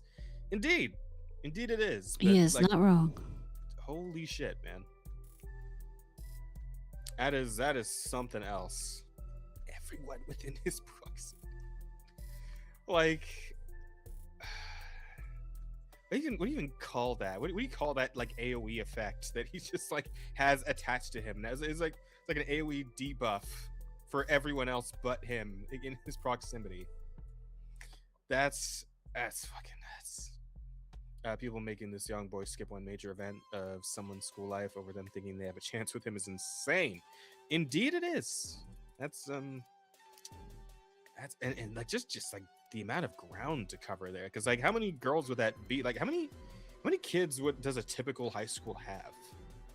I'm trying to think like how many kids my high school had. I mean, mine had like 300, but mine was small. I went to one of the biggest in my state, and so we had like almost 5K. 5K, damn. Yeah, I feel like my high school was pretty big. I don't know, like 5K, maybe like 2 or 3, something. We like had that. 4 years for my high school though, so I don't know if you had 3 or 4 for yours. I was in a 4-year high school. Yeah. Okay. Yes, that's I 100% believe it. Never forget the Raylos who stalked Adam Driver's wife to convince her to divorce it. Is that real? Right. That happened? Yeah, no, that actually happened. I never heard of that. They were sending her death threats and everything. Wow, that's fucking nuts. And it's like, because like the thing is, wouldn't they just immediately like assuming they actually succeeded, and then one of them actually like got in with him somehow? Like obviously he probably wouldn't know he was one of them. Like wouldn't they just immediately turn on that one instead? Like, or is it like?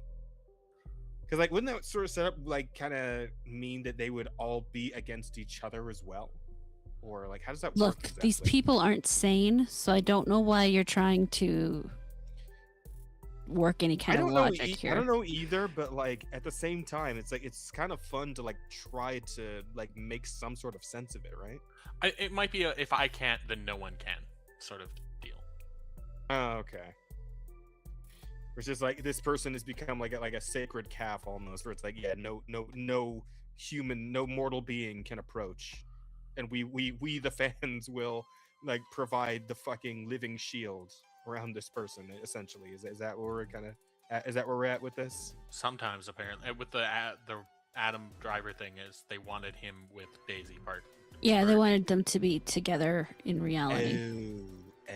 Which God. isn't more sane. I'm going to have to say that is not a more sane, because that's even almost in some ways Less worse. sane, I would say. Yeah. Yeah. Skippers are a different breed.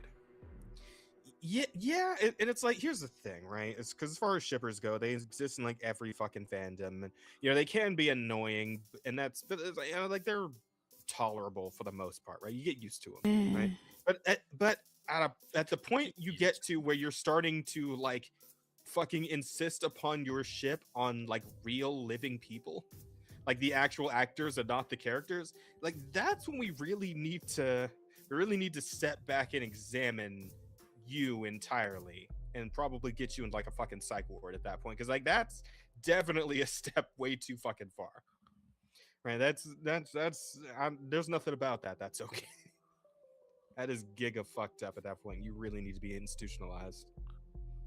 Yeah, therapy is needed. Don't know if it would help at that point, but we gotta try something. Asylums. They need to bring back asylums. That'll work too. We'll get you a nice little padded room, a cool little jacket with the arms that wrap around, Yeah, asylums should probably make a return. Not as they were, but as they should be. As they were supposed to be, before they let them go to shit and stuff. Yeah. Oh, fucking marksman. I blame Tumblr banning porn. He's not wrong. So many problems were caused by that. In like 50 years, there will be academic papers written on the repercussions of the great Tumblr porn ban.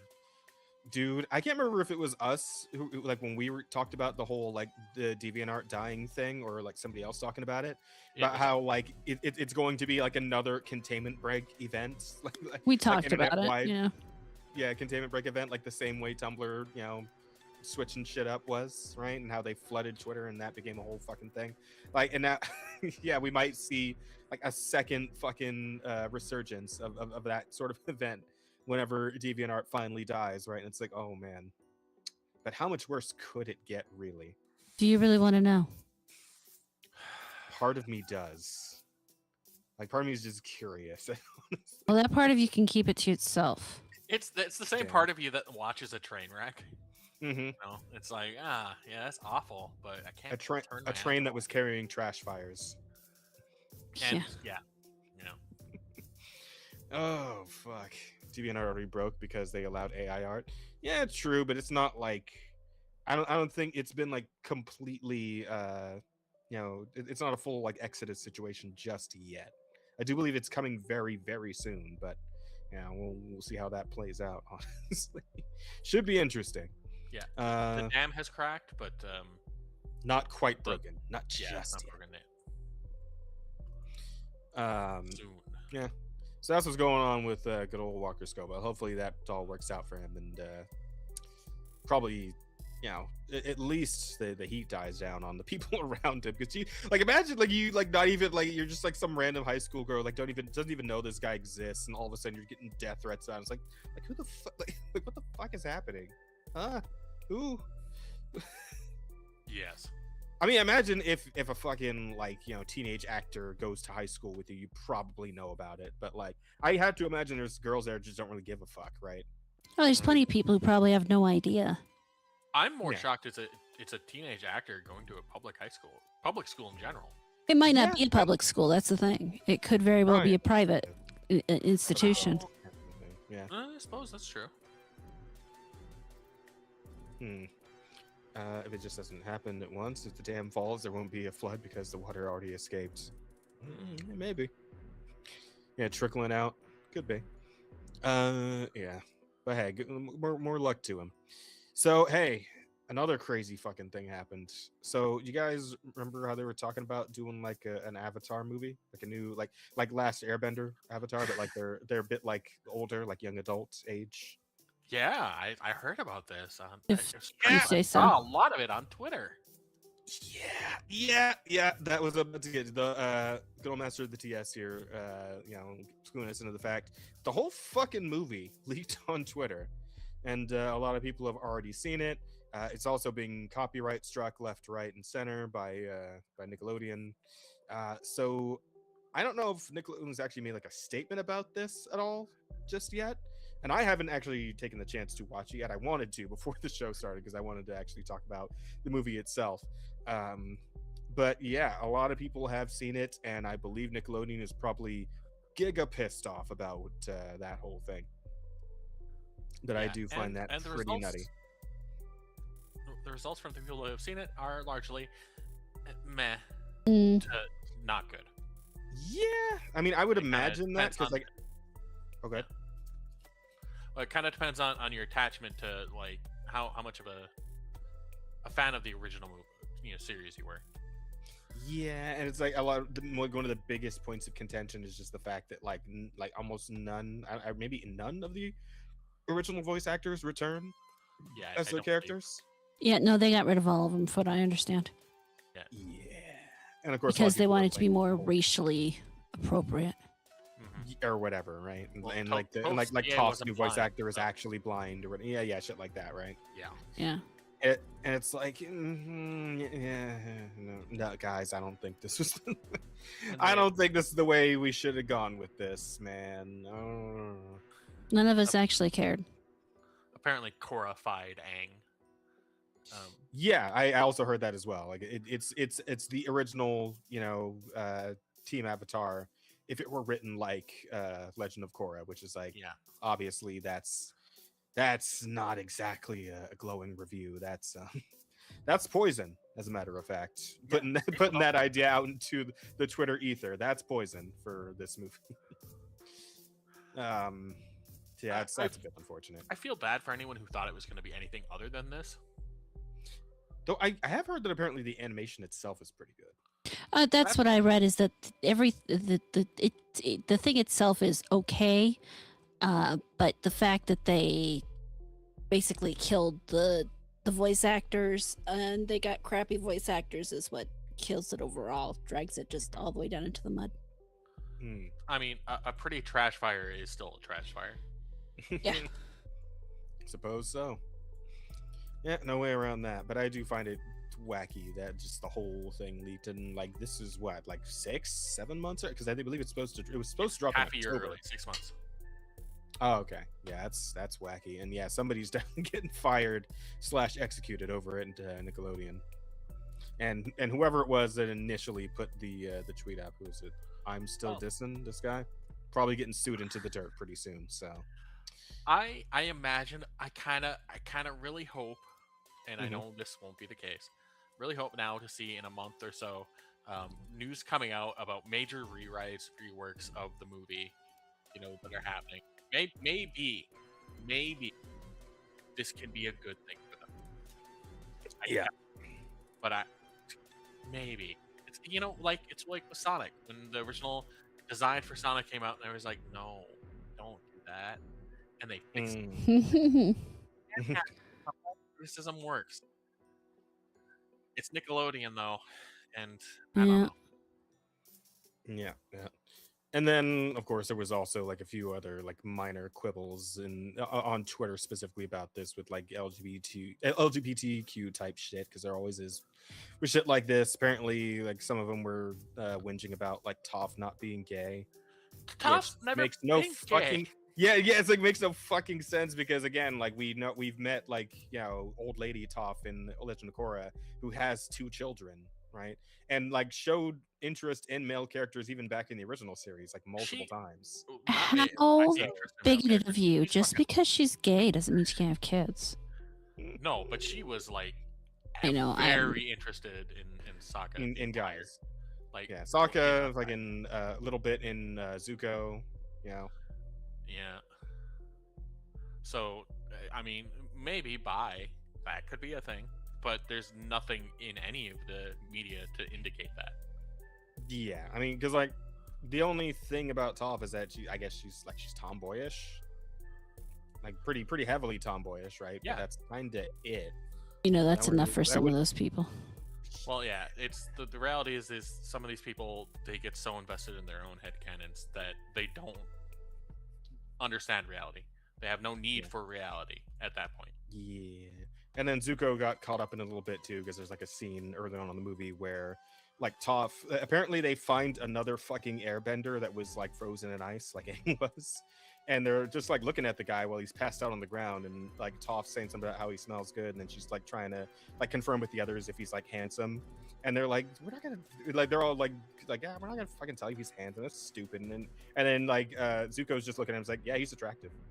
And then they all just kind of look at him like, he's like, what? Yeah, he's attractive. He's like in the bone structure, right? He's got a well sculpted face.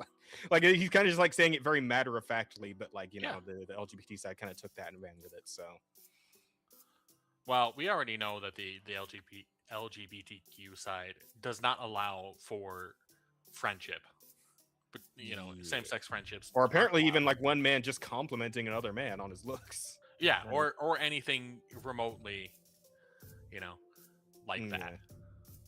Yeah. You can't comment on something being objectively attractive without them thinking that you're sexually attractive to it. Yeah, that's unfortunate when you really think about it. When you get right down to it, it's like the fact you just got to immediately go there with that line of thought. It's like you got to just like start. You got to start at a more reasonable position, and then maybe you take it from there once you get a few more clues. But you can't just like rush straight to that. It doesn't make a whole lot of sense. I mean, apparently they can, but well. Again, about the whole sense making part, that's that's kind of the issue here. Yeah. Plus, again, like he's got fucking what's her name? Oh god damn it, what is her name? I don't watch these shows. The gloomy girl from the original series, the one that hung out with Kylie and May. Yes, May.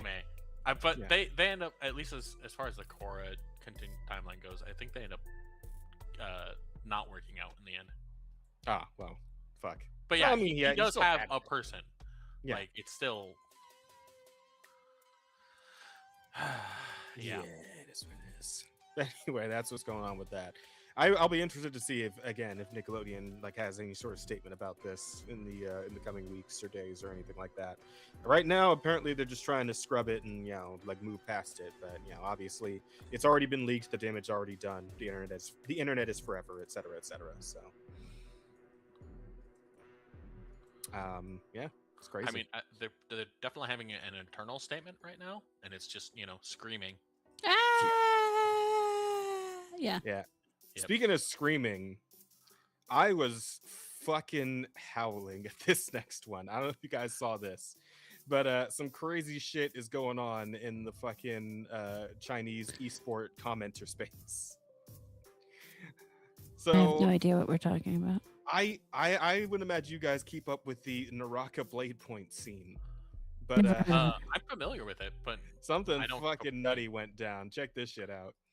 So in the game Naraka Blade Point match, female commentator Jaja wore a short skirt and sat in a ladylike cross-legged position. Feminists angrily criticized the event organizers for disciplining women and male gaze. This would be her and the way she was sitting. This is what they're upset about, by the way. Just this right here. Her sitting correctly? I suppose so, yes. It is because it shows too much of her thigh. Yeah. Also, Jaja defended the organizers, only to be furiously called a traitor to the cause by feminists. So she's getting fucking Uncle Tom'd by Chinese feminists, I guess. To prove she had the freedom to dress, in the commentary for the next match, she dressed up as shown in the image on the right. Now let me zoom in on this. Hang on, can I like make this bigger? Yeah, pull down the control button and use your mouse wheel. Right. Oh wait. Oh, it doesn't. I don't think that works on. Right click, open in new tab. Yeah. Instead. There you go. Now you should be able to control click. Well, there we go. Yeah. There you go. Right. So this is her. Nice. Well done. I actually appreciate that. Oh, this is my favorite blackface. This is my new favorite blackface. That's so good. Holy shit. Oh, yeah. So yeah, I do believe this is adequately censored now for the feminists. I don't think they can complain about this anymore. No, I don't know. You can still tell it's a woman. She has become the censor bar. So.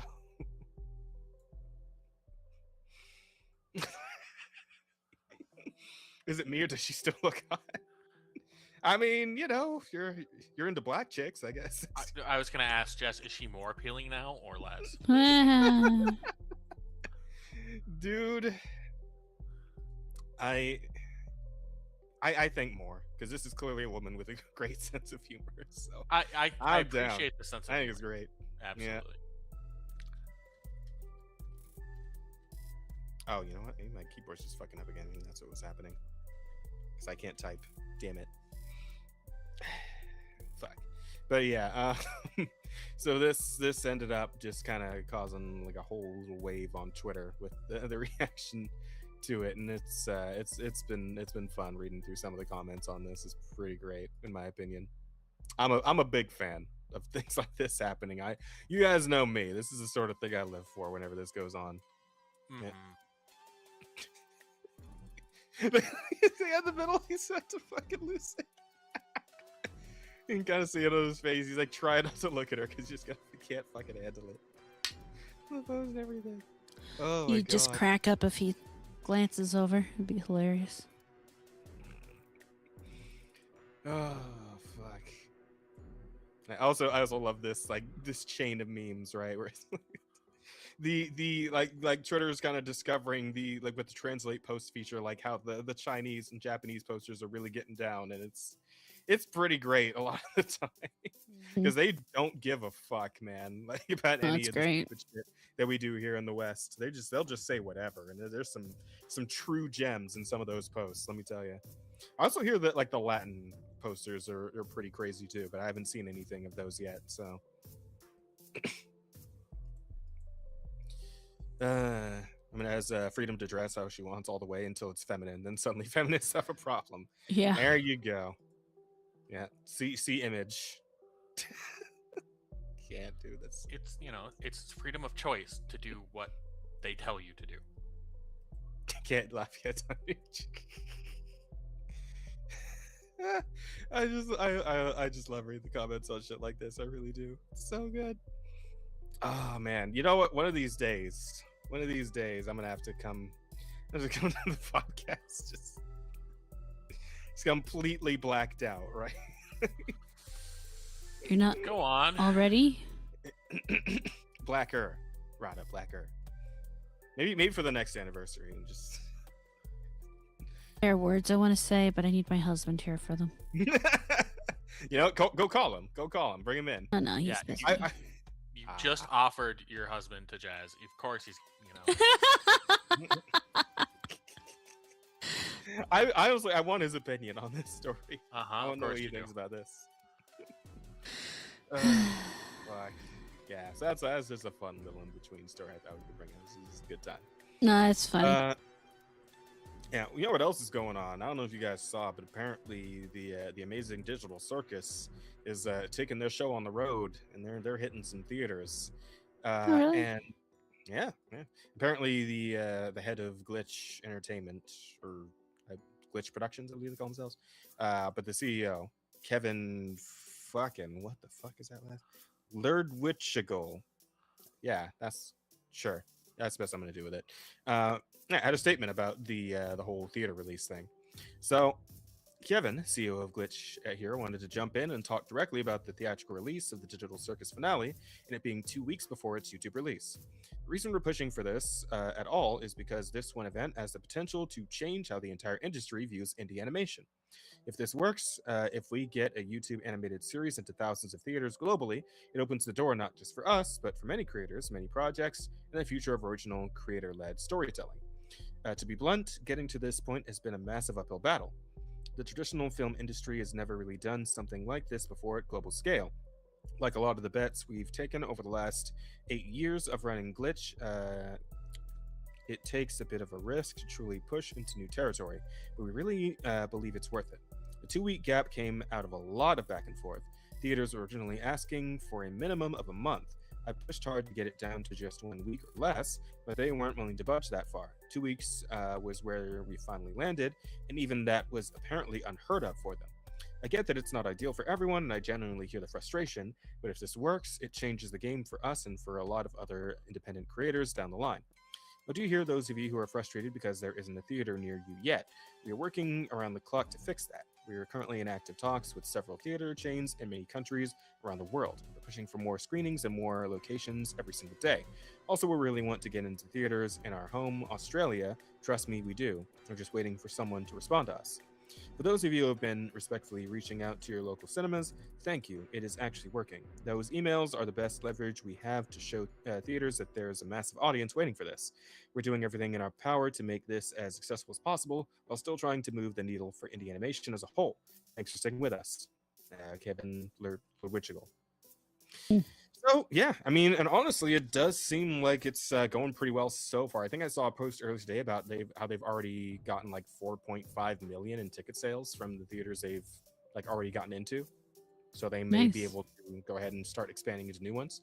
And I do find this very interesting, honestly, because I do believe this actually is the first time we've seen like a indie project like this, especially in fucking animated one, end up in actual theaters and whatnot. It's like, yeah, that's kind of cool.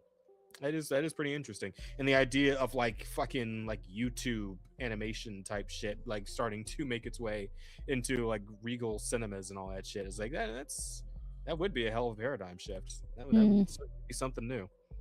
Though I do worry that like the problem then will be a lot of indie stuff that we like is going to start becoming a little too Hollywood, you know?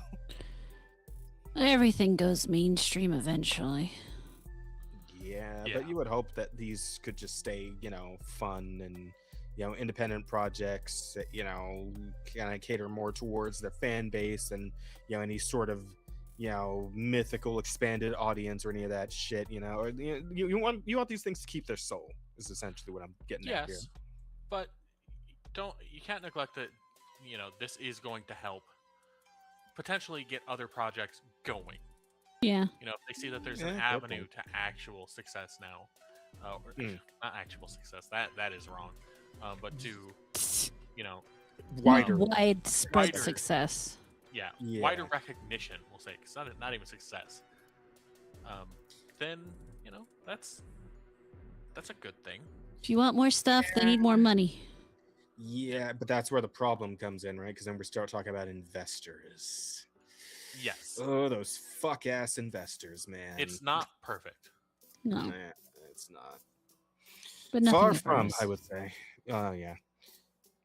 Yeah. I mean, I would hope that they would look at kind of like the current state of, I how would you call it, like the AAA of like movies and cinema and all that shit, and kind of like take the lesson of maybe not, give in to investors. Maybe we just kind of do our own thing, just keep raising our own funds, cater to the fans, the people who support us, keep getting them this stuff that they like and they love, all that shit, and not, become soulless corporate shill garbage.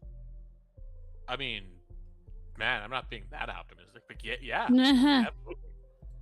Would be nice. That again, this is the ideal outcome. This ideal scenario that I'm kind of going over here. I'll have to wait and see, I guess. But yeah, I mean, good for them as far as the money they've already raised and the fact that they've gotten to theaters in the first place. Obviously, massive for an indie YouTube animation studio. That's very cool for them. Big props, big congratulations. I still need to catch up on the last couple episodes of Digital Circus anyway. But I also very much enjoy the discussion around the fact of like the finale being in theaters and like essentially the entire Digital Circus fan base kind of having like that fucking Spider-Man pointing at the other Spider-Man moment where it's talking about, oh man, imagine I have to go to the fucking theater with all the like adult loser assholes. You're gonna go to see this thing. It's like, yeah, they're all just kind of like shitting on each other at this point. It's like, oh nah, man, I'm gonna be like the one normal person in this theater. It's like something in me doubts it, pal. I don't know about that, buddy. Well, the normal person's the 10-year-old. Well, I mean, here's the thing. Like, I don't know if I would say the Amazing Digital Circus is for children and by any stretch. It's I would definitely put it more in the adult animation category for sure. The irony of this is my friend's kid, who I watched for a very Wants to go see long it. time in her life, came over to my house, and she's like, she wanted to watch this thing. She said it was scary, but she wasn't going to be scared, and so I put it on, and there wasn't really anything. I didn't find it scary. I didn't even find it all that interesting, and so I let her watch it, and then she calls me the next day and is like, that was really scary, and I'm like, what the fuck are you talking about? But it was the Amazing Digital Circus that she watched, and I'm like, I still don't get it. Well, because like the whole thing with the Amazing Digital Circus is like it's a computer program that if you interact with it out in the real world, you get sucked in and essentially trapped in a very much like I have no mouth and I must scream kind of situation. So that's kind of like the whole premise of the show. Yeah. Apparently, Bear didn't know this. No, I guess I've seen a couple of the. No, I'm gonna be honest. I've seen the one character, the Pommy or whatever her name is. Poppy. And the Harlequin Jester girl. Yeah, I don't remember. And that's it. Pomni, yeah. Yeah. And actually, I've only mostly seen her in unrelated media. I've not seen her as depicted on the show. Gotcha. Yeah, well, I mean, yeah, they're all just kind of trapped in this thing, and yeah, there's the ever-present danger of like going insane and becoming like a fucking horrific, glitched-out creature monster thing, and then of course they're all trying to find a way out because they don't want to be glitch monsters. So, oh, I believe Marksman's trying to call you out, Bear. Oh, all in. Oh no, not. Well, yeah, actually, I have seen some of that, but no, just people like drawing her. Yeah, true. She has to get around the art community. Yeah, but that's kind of what the show is. So this isn't really the sort of thing you would take your kid to in terms of like going to see it in theaters. I do wonder like what the actual rating for this is going to be. I know people who took their kids to see the South Park movie. So wow. Okay, my statement stands. It's not the sort of thing you should take your kid to, right? Yeah. But we've had the conversation about bad parenting here on the show plenty of times. So anyway, yeah, that's pretty much all there is to say about that. At least until reviews come out for the actual movie itself. Now this one was interesting. Getting back to like game industry stuff, I believe Bear shared a story about Pete Hines. Is it? Says he left Bethesda because he didn't want to watch it being damaged and abused. Yeah. Oh, sounds like a guy we just talked to. That's crazy. Yeah. Well, do you want to preamble? No, I want you to read it. I never. Okay. Want to read it. Okay. Well, I say, when I say preamble, I would say if there's anything you wanted, any notes that you wanted to call out before I actually get into the story itself. It's not a note per se, but I picked it because it's actually kind of what I've been feeling about Bethesda for a while now. And I know Todd Howard's the face of Bethesda, but even thinking about it, he wasn't really involved in Morrowind, and that's really the game that made me like the company. Oblivion was all right to me. It was fun, but it was a letdown. And then Skyrim is its own game, but as far as being an Elder Scrolls game, I don't think Skyrim's a good Elder Scrolls game. And so just having I wouldn't know. That's the only one I've ever played. I know. So having kind of watched where Bethesda's been going, I get this guy's sentiment. I really do. But he also left in 2023 and is like, man, by the time you left, you're talking about like a puppy that's been kicked and abused to the point where it's just a simpering little dog in the corner. It's like you did watch it be damaged and abused. But yeah, that's all I got as far as a preamble into this. Fair enough. Well, let's see what he had to say. For an awful lot of years, Pete Hines was the face of Bethesda Softworks. For game journalists first as the company's marketing and PR guy, and later the public at large when Bethesda started holding its own standalone showcases at E3. In terms of public awareness, he was pretty much the number 2 guy behind Todd Howard. He was at the company for nearly a quarter century and made enough of an impact that when he left, it was a pretty big deal. A few years down the road from his departure, Hines sat down with an interview with Fireside Chat Gaming, covering a range of topics from his early days at Bethesda. His first credits at the studio listed on Moby Games include writing manuals for Sea Dogs, PBA Tour Bowling 2001, IHR8 Drag Racing. I haven't heard of any of these fucking games. And a little something called Morrowind. Okay, well, that one, yes. To what he's been doing with himself with all the free time he now has on his hands. Hines also shared some thoughts on his final months at Bethesda and what prompted him to leave, something he says he didn't particularly want to do. And while he doesn't speak the name Microsoft, it's not a difficult connection to make. Damn. All right. Would you fuck off? I was staying there because the place still needs me, Hines said, of his decision to leave. I just hit a point of yes, it needs me, and I am powerless to do what I think needs to be done to run this place properly, to protect these people, to maintain what we have worked so hard to create, which is an incredibly efficient, well-run video game developer and publisher. And again, this is back in the Morrowind days, so I suppose that was true at the time. And when I was unable to do what I thought my job should involve in continuing to have that place be, if not the most efficient publisher in the game industry, it was way the fuck up there. And when I couldn't protect it, and I saw how it was getting damaged and broken apart and frankly mistreated, abused, whatever word you want to use, I said I'm not going to sit here and watch this happen right in front of me. Microsoft acquired Bethesda in 2020 in what was at the time of the biggest blockbuster game acquisitions of all time.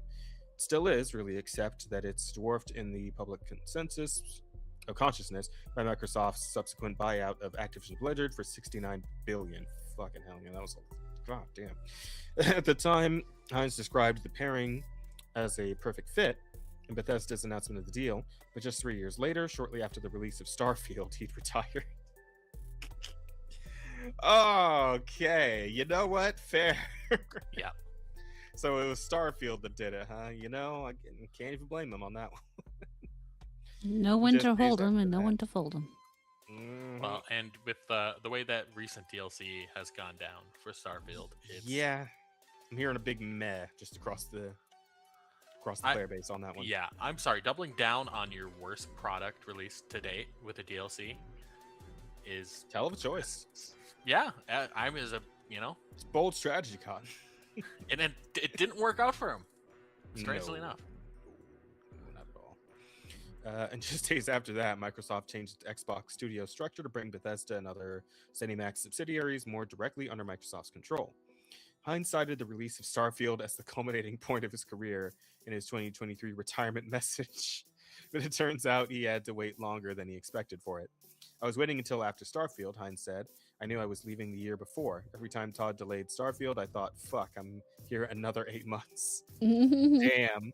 Fucking Starfield was holding him hostage. Todd and Starfield were holding this man hostage. Maybe that's why Todd kept delaying it. Maybe. He bears Howard no ill will, and in fact, very clear throughout the interview that he holds his longtime Bethesda partner in the highest esteem, and credits him for making his final stretch at the studio tolerable. Todd was the only one who knew about Hines leaving. He said, "It's another reason I love that man. He showed up for me when I was just at my wit's end and got me through that, and got me out of there in a way that still retained my sanity." That's far from the only time Hines expressed a genuine affection for Howard in the interview. He also said that despite Bethesda's games sometimes being janky or buggy, Howard and the studio as a whole deserve respect for leaning into a level of game complexity everyone else runs away from. I suppose, points for trying, right? No. He really wants to maintain a good relationship with Howard, because I would not be saying shit like that. Yeah. Oh, and I think that's kind of the end of the article, actually. Yeah, it's not a particular. Yeah, it is really funny though to know that Starfield was what did him in. Because I imagine it probably did a lot of people in who have self-respect as game developers, but a love for gaming. Yeah, that too. Either of those things, both. Yeah, depending on which of those applied to you, that's how much damage Starfield did to you. So, it's a stacking like buff / debuff in this case. Oh man. I mean, this is gonna sound bad, but in a certain way, I'm very glad Starfield came out because it is because having it out and seeing Starfield and how they view Starfield, how Howard views Starfield and its DLC, and like how the audience just didn't seem to get it from his perspective. That's what he's saying. I know that Elder Scrolls 6 is going to be ass. I don't have to now, if it ever happens at all, hold it in my heart and like I'm waiting for this game. I'm not. I don't care anymore. If Elder Scrolls 6 comes out someday and it ends up being really good, great. It'll be one of those games I get down at like a 50% sale someday, way in the future. I just don't have any expectations for it anymore. Any positive ones, at least. Yeah. I imagine a lot of people are right there with you there, Bear. Yeah, I imagine they are, unfortunately. Something, everything you love. How does it feel to watch it die, etc., etc.? Yes. It only gets worse as you get older. It's like every episode now, I swear to God. Anyway, I wonder what gets to die next week. Oy. Anyway, but yeah, speaking of fucking company issues, man, who loves asshole CEOs? I sure do. Sometimes, depends on what they're doing. Some of them can be funny about it, like what's his name? God damn it, what is his name? Fucking Devil May Cry man. Wow, why the hell am I blanking on this? Kamiya? Yeah, Kamiya. He was pretty funny about it. At least I'm pretty sure it's the right guy I'm thinking of, yeah. It might be. Yeah, but pretty sure. Fairly certain on that one. Yeah, he's usually pretty funny about being an asshole on like Twitter and whatnot, like the whole meme about like being blocked by him on Twitter. I think like, oh my god, I think he also made it like one of the fucking like donator goals on the fucking because I remember they did like a Kickstarter to do the remake, or not remake, the remaster of Wonderful 101 for the Switch, and like I think like the $500 donation goal was like being blocked by Kamiya on Twitter. That's kind of amazing, actually. It was pretty funny, but this guy's just an asshole though. So apparently, Gunzilla CEO denies delaying payments to full-time official employees, says contractors complaining about going months without being paid are just haters who don't know what it takes to run a business. Oh. Makes sense. Not. No, I mean, how dare they want to be paid for their work? These fucking hating ass bitches. yeah. Tell you, man. Game dev's gone way downhill. People expecting to get paid. Mm. I used to remember when you could fucking pay your game devs in Funyuns and Tab. Oh god. That explains so much. Yeah. At least one of the former Gunzilla staffers who said she went months without being paid sure sounds like a full-time employee, though. Yeah, you know? How about that, huh? Gonzilla Games, developer of the NFT battle. Okay, well, like, And Jesus, it tells you forget everything that. you need to know. Gee, all not of a even sudden, I halfway don't care that you're not getting paid. Yeah, it's like we're not even like halfway through the first fucking sentence. Jesus Christ. NFT battle royale off the grid and more. Recently, Resurrector Informer is facing multiple allegations that it has failed to pay some of its staff, in some cases for months. Gunzilla CEO Vlad Korolev acknowledged the claims in a message posted on X, writing, "To not disrupt company operations, some payments may be scheduled in a way that works for the company's cash flow." Oh, is that how fucking pay is supposed to work? I guess. But added that we honor every obligation. Eventually. Yeah, and said every that obligation except for paying you on time. Yeah, and said that the narrative about unpaid contractors is coming from haters who want the studio to fail. I don't know, man. If you're not paying your fucking people on time, I think maybe your studio should fail. Honestly, it's not as much as a should as it is eventually a will. Yeah. That's kind of what you're It guaranteed. could be two things. It could be both. ¿Por qué no los dos? The issue first came to light on LinkedIn, where former senior animator Paul Creamer, that's a great last name, wrote that Gunzilla Games has not paid its employees for many months, but still expects them to work, adding that he had not been paid since October of 2025. But Does he continue working? I don't know. I would hope not. Quit. You stop. Yeah. And that some employees have been waiting even longer. Christ. In December, the CEO himself, Vlad Kolikev, had a call with my department where he promised us that invoices would be paid as soon as possible, that the company was profitable, and that we were all doing the right thing by keeping quiet and continuing to work.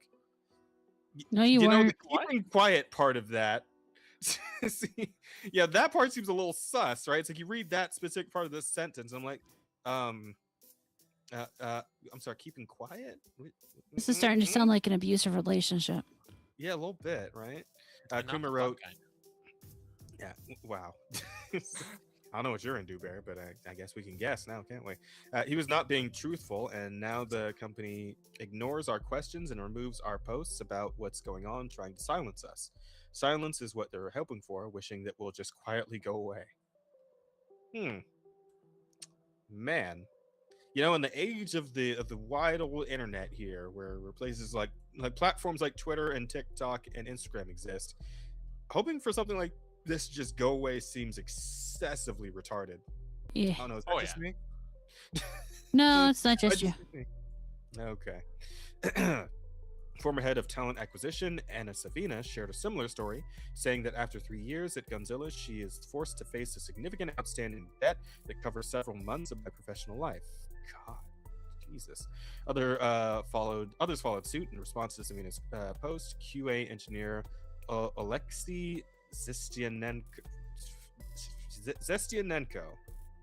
good enough, said he was laid off at the end of August and still hasn't received his final pay, while senior QA engineer Anton Pali wrote that he went 5 months without being paid, and that after he confronted the CEO about it, he was terminated and remains unpaid. Wow.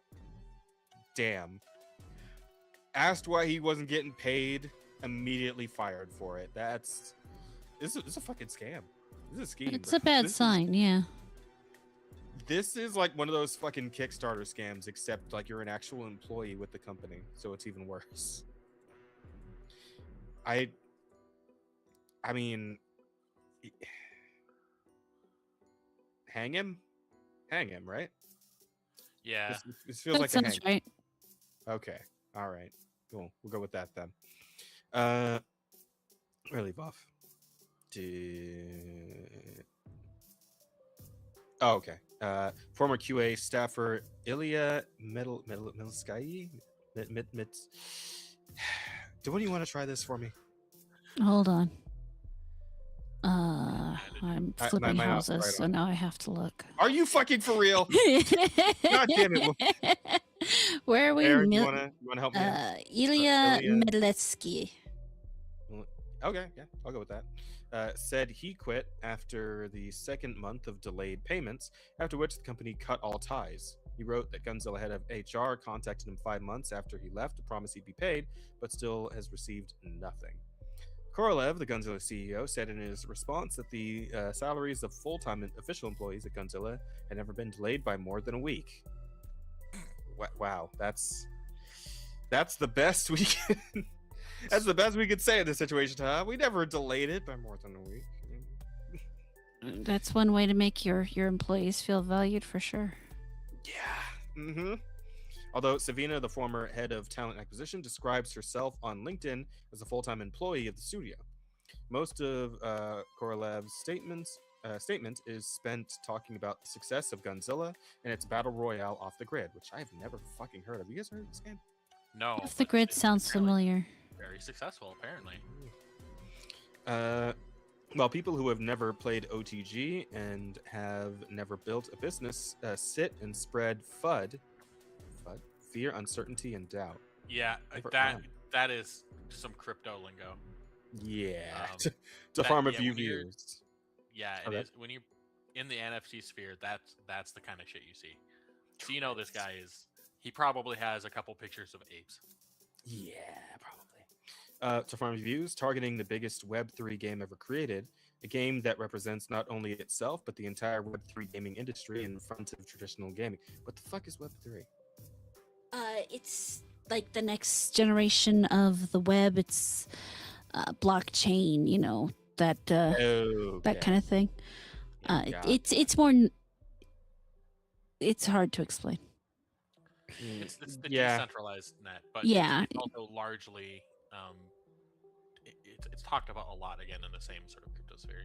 I mean, realistically, it should be the direction that we're moving overall, mostly because it would give us more direct control over our personal information. But at the same time, it also takes it's got a steeper learning curve to start with, and that it's always hard to get people to go into things like that. Gotcha. Let's see. Oh, and it's always associated with crypto. That doesn't help. Yeah, definitely not. Just for gaming. We will keep building for the millions of players who actually love our product, Korolev wrote. Oh yeah, millions. Really? After several more paragraphs talking about proving doubters wrong and implying persistently crunchy culture at Gunzilla. I'm sorry, a persistently crunchy culture? It's a lot of buzz. It's just a lot of buzzwords. Yeah, there's never been a single day where anyone worked in a work-life balance mode. Korolev addressed the allegations about missing payments, which he described as a new narrative from haters that Gunzilla incorrectly laid off contractors or paid them with delays. Yes, we are optimizing costs. Like every company in gaming, crypto, and tech is doing right now. We've been doing this for over a year, Korolev wrote. And yes, to not disrupt company operations, some payments may be scheduled in a way that works for the company's cash flow. In other words, never? Yeah. Because it kind of sounds like never. Not always for everyone individually, but that's the reality of the world we live in. Where I guess you just get fucked for doing your job properly. But to protect the interests of our players and our full-time official employees whose salaries over 6 years have never been delayed by more than a week. Yeah, let's touch on that one more time. We operate at a pace that ensures the company continues moving forward. And of course, we honor every obligation.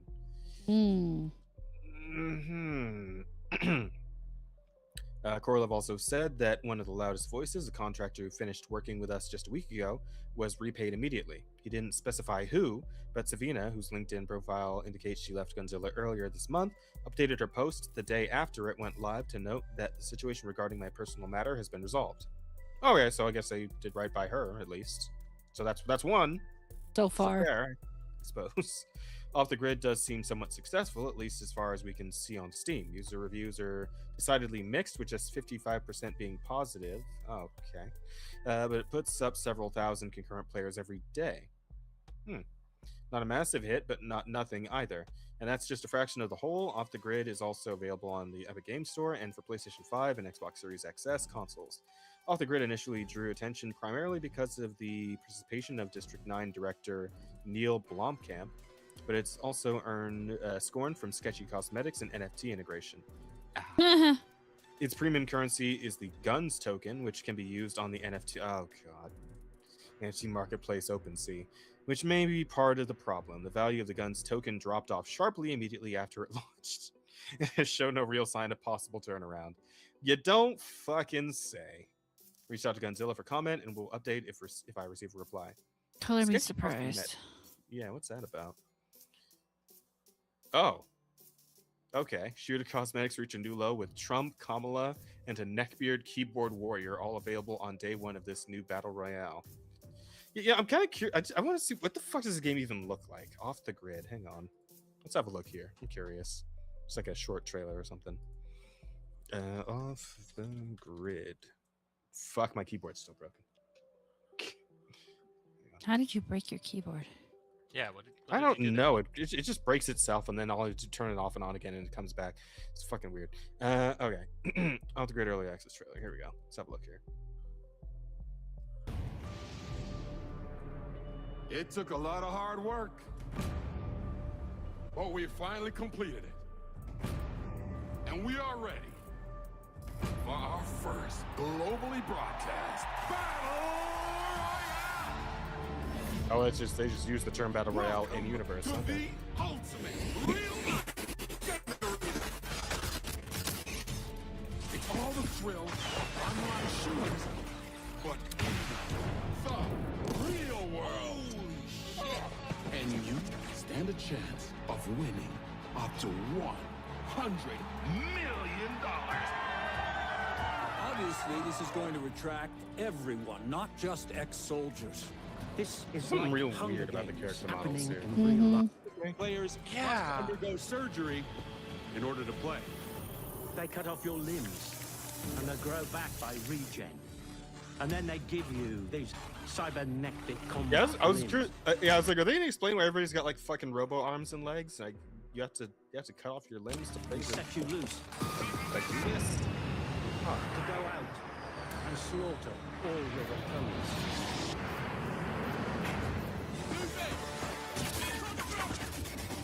These people are just regular folks who have opted into total madness. Technicians can literally resuscitate soldiers from death. Even extreme fatalities. They can regrow the patient from base tissue. Okay, well, this is Fancy. surgical That's- checks Yeah, where but we do another not issue fall of the on easiest sort of issue. and then within a couple of days, they're out playing again. How much worse is this going to get? I mean, I'll be honest. I kind of appreciate like the horrifically dark concept. I just wish it wasn't coming from like an NFT. This company. despicable island of depravity that you are personally responsible for. What? Oh my God! Am I going insane? What's going on in the world? I love this shit. Welcome to the world's first real Battle Royale! Does that look interesting? You can get tough. Yeah, like the concept. Come Is on interesting, down to the for sure. island. Come test yourself for real. I just don't remember ever hearing about this. I remember hearing about it vaguely, but not like. Yeah, I'm kinda curious about, Welcome like, to actual, Off the Grid. Like, I just want to see like some actual gameplay footage here. All right, so it's like third-person shooter battle royale type thing. So it's like, I guess, kind of in Yeah. the Fortnite space a little bit, or Fortnite, kind of like. Call of Duty Warzone. I mean, it doesn't. Type.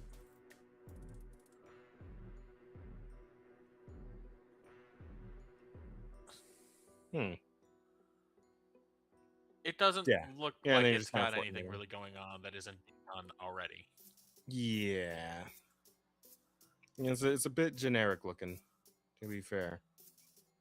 Yeah, I mean, I guess that's what people are into, and fair, fine. But yeah, it definitely seems like it's, as far as the internals go with this whole thing, it's a bit fucked. It's a bit fucked. Hey. Yeah. Well, hopefully that company dies. I don't know. Either they make good on all the payments they're due, or they just die. One of those two things would be nice. Maybe both, actually. Maybe that'd be fun. That'd be cool too. Oi. So this is kind of a weird one. I think Bear, you end up sharing this one, but what's Rada? You good? Yeah. What's going on, Rada? Did I accidentally unmute to cough? Or mute to cough? We should like a big inhale. I thought you were about to say something. Oh no, I thought I muted, and apparently I unmuted. Apparently I was muted, and I don't know. That's weird. If that's it, that's very good. Whatever. Yeah, normally I mute myself to cough so people don't have to hear me. Okay, but this is a bit of a rude, and I believe you're the one who passed this one along, Bear. But Mozilla Firefox says a new mascot. Oh, now? that bullshit. Yeah. So has introduced Kit, the non-binary Firefox. Yeah, because you need to know the gender of the Firefox. Or any mascot. I guess we do. No. I guess we care. No. No? Okay. Not actually. Literally, the only reason I'm to okay with announce this is to try and get good boy points. That's Mhm. it. There's absolutely no reason for them to have ever said anything. You could have had this. This could have just been a thing, but you didn't ever need to say this. Yeah. It's like, man, remember when we all gave a massive fuck about like the gender of the Microsoft Power Clip when it was trying to tell us how to use PowerPoint? Yeah, I don't know what Clippy's gender is. Though I have seen Clippy pregnant way too many times, I kind of have a feeling. What the what? Now. I'm pretty sure Clippy's a guy. I don't know. I mean, I remember back when they actually had like a little voice for him, like in the old Microsoft, like it was a male voice. And I thought it was a guy there too. But again, I've seen the picture of Clippy pregnant so many times, I'm not so sure anymore. But in general, also the wizard. The wizard, you definitely know was a guy. Mm-hmm. You don't need to know. This is irrelevant. This is just being said because they want to have good boy points. That's it. Yeah, I'm not really sure what to make of it. I'm not even really sure what to say about it. It's just it's a thing that happened, and I guess maybe they're trying to like get themselves back into relevance. People don't really use Firefox much anymore, do they? I know I pulled away from Firefox. Has been doing some stuff with AI and have kind of ruined their reputation off of that because of that. Yeah, pretty much. So is this them trying to, I guess, like re-ingratiate themselves to that crowd, or any crowd? I guess, but yeah, any crowd, yeah, I suppose. But if they're still doing the AI stuff, they're probably still going to catch a whole lot of flack anyway. Yeah. So pretty much. Desperate times and desperate measures, I suppose. Well, and this is about as desperate as it gets in the current internet culture. So yes, it's exactly that. This is as desperate as you can get. Yeah. All right. Well, I suppose there's not really much point in saying anything else about it. It's stupid, and we don't really need to bother too much with that. We'll just go ahead and move on. So I find this interesting, boys. We might be heading back to the days of the good old Call of Duty lobbies with this one. We might be bringing back some fucking fire with this one. Check this shit out.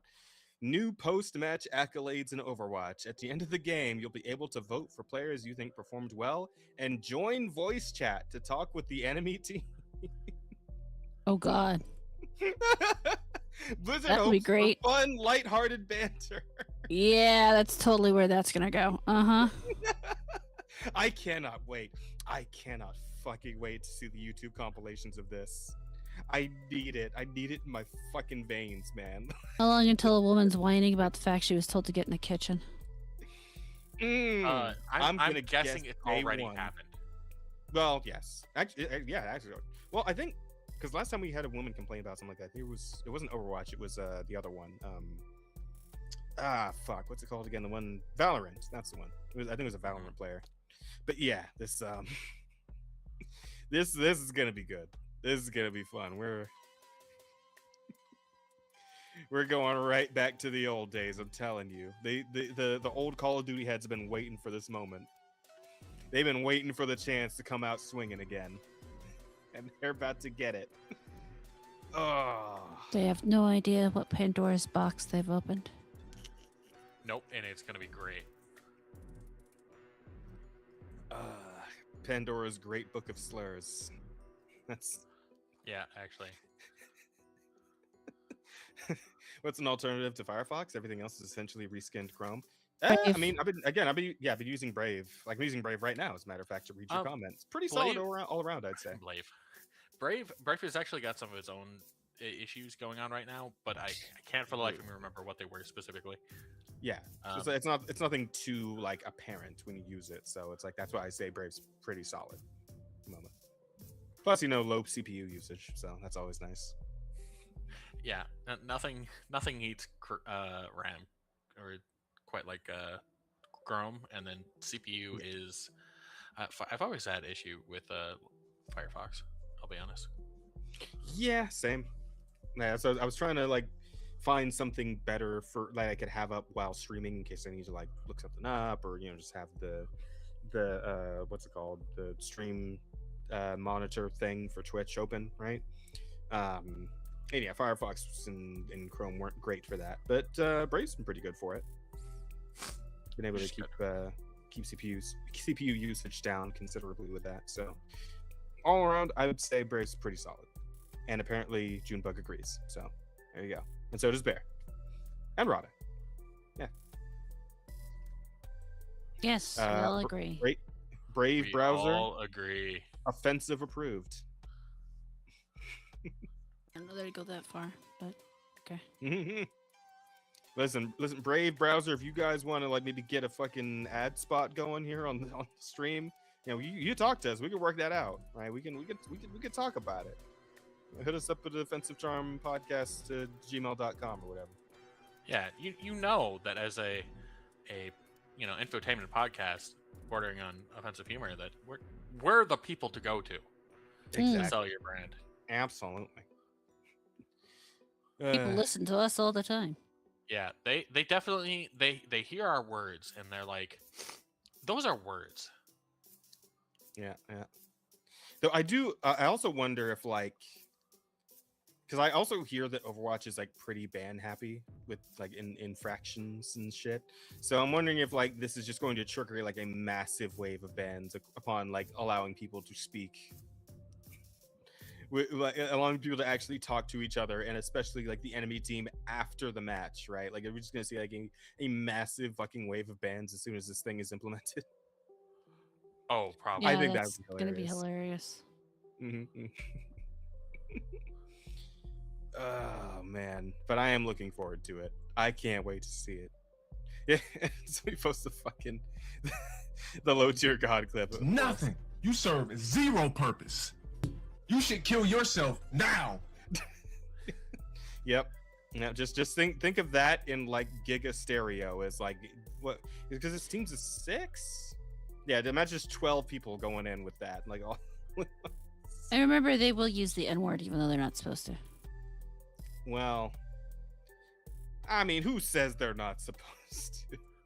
Well, I think everybody should use the N-word, in my opinion. It's true. That is your opinion.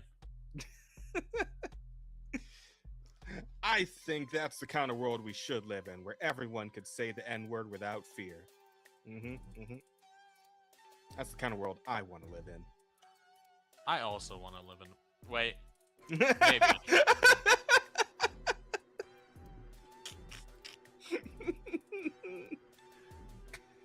I agree. Marksman's right there with us.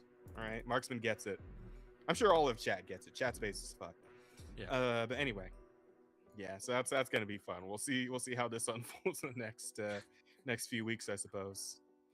Let's be honest. Anyone still here is here for a reason. Yeah. Mm-hmm. Yeah, you're not here on accident. That's for sure. Let me see. It's we're already like past 10. Let's like get like maybe one more in here and call it a night. Let's see. I guess two, because you both sent one each. So we'll talk about these real quick. We'll call it a day. So this, we've got a Valve story here, and Natalie Locke, a Valve Linux graphics contractor, has open source kernel patches that use Linux DMEM C groups to protect foreground games. Background apps that overlays now spill to system RAM first instead of evicting the game's critical VRAM assets. In real testing with Cyberpunk 2077 on high settings, this resulted in stable frame times with 0 gradual stutters, keeping around 7.4 gigabytes in fast VRAM. Could make affordable SteamOS gaming far more viable than the specs alone suggest. Valve to make 8 gigabyte enough in 2026 with optimizations like this. That's pretty good news. Mm-hmm. Yeah, that's pretty sick. Though I have to wonder like how much the fucking 8 gigabyte like version of this would be. Oh no, wait, no, I'm thinking terabytes. 8 gigabytes probably wouldn't be that. Like that'd probably be like the cheapest version of it. Well, the VRAM is people's biggest concern with the cube. The Gabe cube. Yeah, so I do think that with them figuring out this kind of new stuff to basically make it possible to run a game well on 8 gigs. This is the kind of thing that back when people were panicking over the fact that RAM is getting so expensive, the type of stuff that I was actually talking about, that, you know, humans will find a way, the market will find a way. Things will figure out, they'll find out. And we've been seeing that actually in the overall AI sphere, where Google just put out that new algorithm where it uses the RAM more effectively so they don't need as much. This is the kind of thing that will basically keep gaming perfectly viable. And it will continue that way. And that's just the human spirit, where we figure out we have a problem. We know that we want to get people's money, and we figure out how. Yep. And optimization is definitely the way to go these days, because nobody is doing it. So it's it's a very attractive value add for like anything you're trying to sell. Yep. You'll love to see it. And of course, Valve leading the charge once again, doing shit that the players love. So good on them.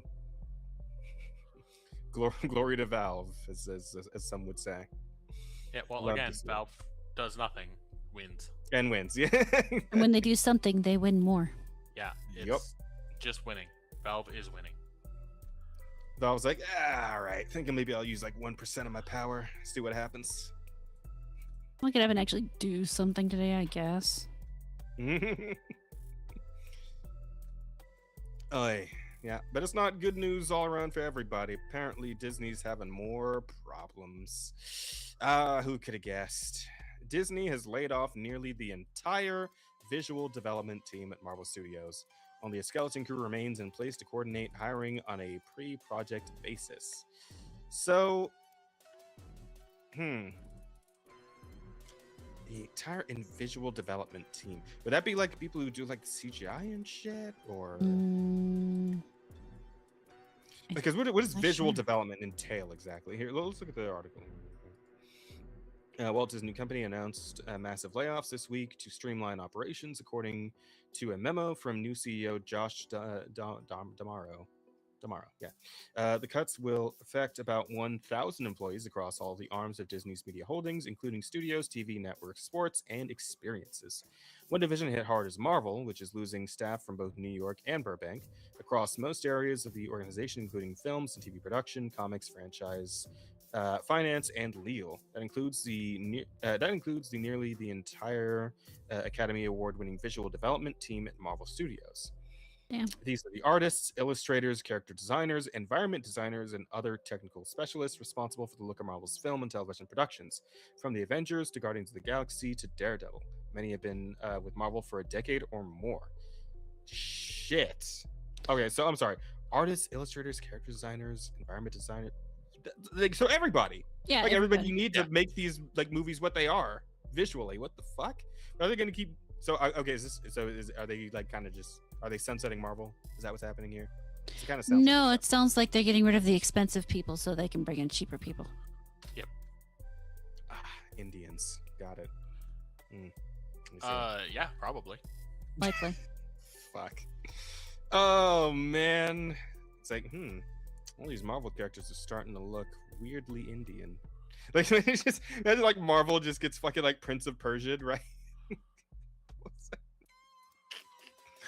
Oh, that'd be something. That'd be so fucking awful. nutty. Black Widow's suddenly just a little dark. A true Black Widow. You know what? You know, it's fine. It's fine. China's got Marvel rivals, and they're doing good shit over there. We're gonna be all right. We're gonna be okay, man. So, Barry, you did watch like the gameplay for Black Widow, right? Yeah, for Black Widow. Yeah, for Black Widow for Marvel Rivals. Yes, she's been around for a while, so. Oh, sorry, not Black Widow. Black Cat. My bad. I meant Black Cat. Yeah. Yes. Yeah, you seen the gameplay for Black Cat? Yeah. Oh yeah. It's coming soon this Friday. Yeah. We're gonna be okay. We're gonna be okay because we got Marvel Rivals to hold Marvel up from now on. They're doing the good shit. They're doing the shit people want to see. So we'll be all right. We'll be okay. Marvel Rivals is going to be the only true to Marvel thing. Yeah, exactly. Oh man, that is interesting to think about. Like it's not necessarily depressing. I couldn't call it depressing because Marvel Rivals is doing a great job, honestly. They're making all kinds of fun, awesome shit over there. So I'm like, you know what? I'm kind of fine with this. But the fact that everything else is dying around it, that is kind of depressing. Because I used to like Marvel movies, I used to have a good time watching those. Well, Saw, hand over those stones. Do not redeem the stones, Saw. Saw! Do not redeem. Oh no, that was like King Julian. What the fuck? I need to work on my Indian accent. I need pointers from Rosa. She's really good at it. They're both Southeast Asian, so. Yeah, fair enough. Yeah. Close enough for now. I'll work on it though. Isn't King Julian from Madagascar? Yeah. Oh, that would be Africa. Yeah. Yeah. Okay, that's fair. Not quite exactly right. Yeah. Oh, here we go.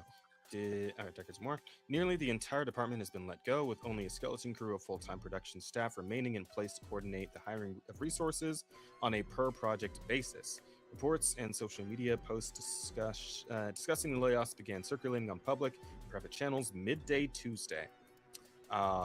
Is this one of those things where like the employees find out through fucking social media that they've been laid off? Probably.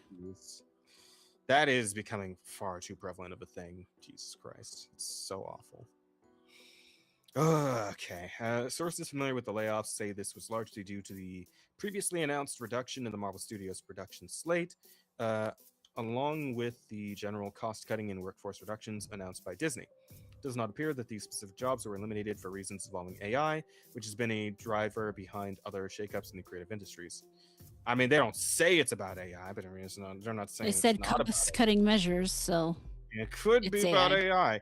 Yeah, I mean, because we obviously had that first indicator with I believe it was the fucking was it Secret Wars? It was like the Nick Fury show where it's like the intro was like AI made. I have no idea. I believe that's what happened.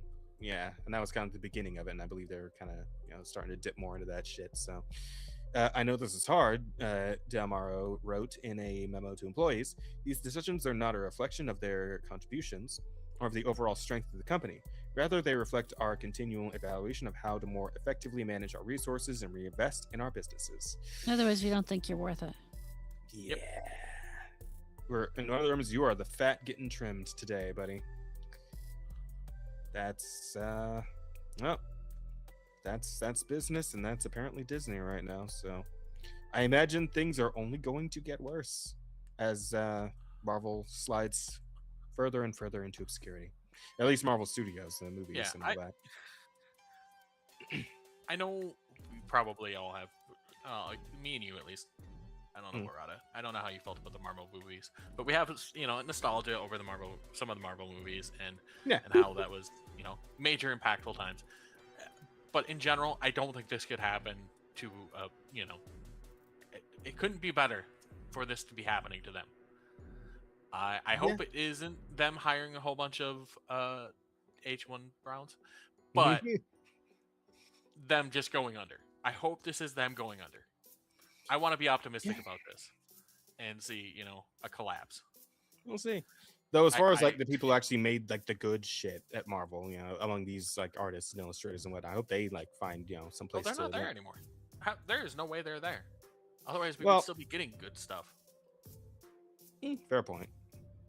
Fair point. Yeah. I mean, it could be some of them stuck around and they're just like, they have their hands tied and they're being forced to make like garbage bullshit, or they bad budgets, bad time, what do you call them? Time windows to get shit done, shit like that, Could be. Couldn't possible. say. It's but possible. if there are any like proper, artists still there or who are affected by this, I do hope they land on their feet somewhere that's actually going to appreciate them. Mm-hmm. That's all I'm gonna say about it. Yeah. Yeah, that's about it. That's about it. That's all I got to say, really. Rest in piss, Marvel Studios as a concept. You will not be missed, I don't think. Not after that last line of the garbage you let out. So, bye. Sucks to suck. It does suck to suck, and it also sucks that they just weren't able to learn their lesson because they had ample opportunity to pivot, in my opinion. Yeah. Oh, absolutely. But they fucked up over and over and over again instead. Because you got to get that modern audience money. Yep. It's out there somewhere. You just keep looking for it. You'll find it eventually. Swearsies.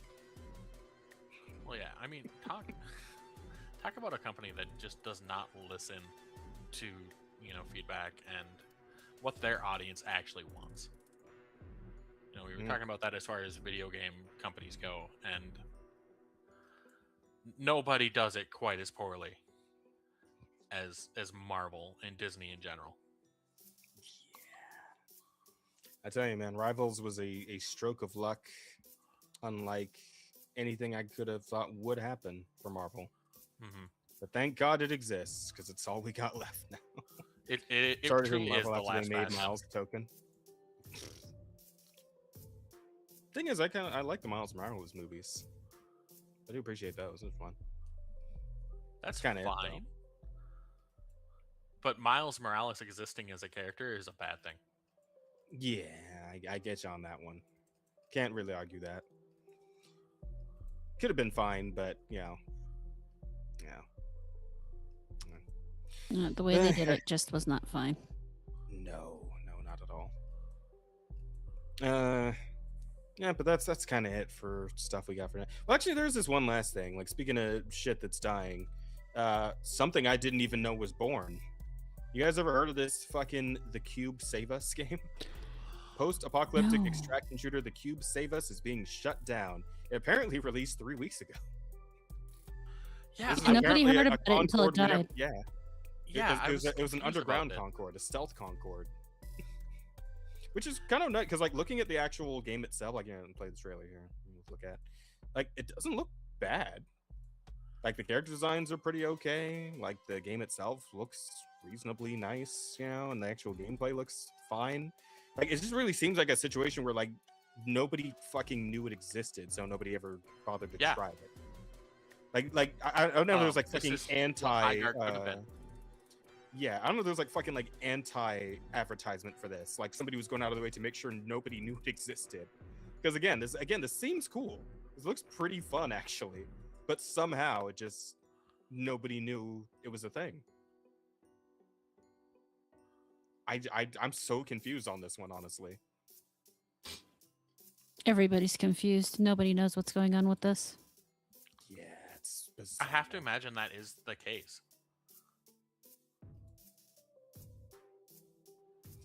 Because if I'd known this existed, I would have at least like jumped in to like try it or something. Like, this looks pretty. This looks pretty interesting. The gameplay looks pretty fun. I would have at least given it a shot. But yeah, again, just never heard of this shit. The first time. Crazy. Who's even like developing this? XL Games. Has anyone, is XL Games a thing we've ever heard of? Nope. Doesn't sound Yeah, I familiar. don't know. Never heard. Look it up real quick. XL. Fuck. XL Games. Wikipedia. Apparently, are they the guys who make Arcade? Is that the right studio I'm looking at here? Oh, this is like a fucking. Why is this in French? What the hell? English. Company and development video games created in April 2003 by Jake Song, best known for developing the game Arcade. Is this the right XL Games or is this something else? No, it's the right one. It's there. Yeah, it's a Korean studio. Yep. Okay, that explains the lack of marketing. I guess so, yeah. Because I do remember Arcade. Like, this is a game I remember seeing or hearing about at some point. Like, we've talked about several Arcade years ago at one point. We Arcade in general, yeah, Arcade just got a fucking interesting history, lifespan, we'll say. It's just been tossed around repeatedly. The game got changed and updated repeatedly in ways that absolutely destroyed its community and any chance of it continuing on. And then they would bring it back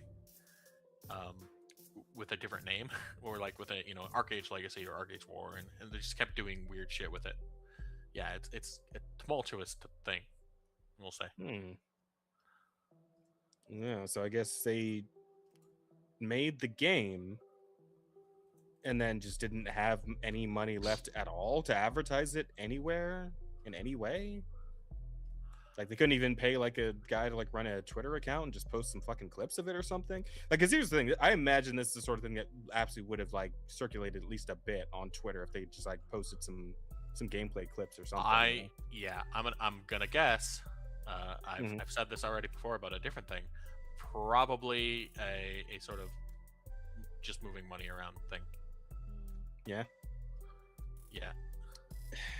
Has everything got to be a fucking money laundering scheme these days? Yes. Is that where we're at? It doesn't have to be, but kinda. God.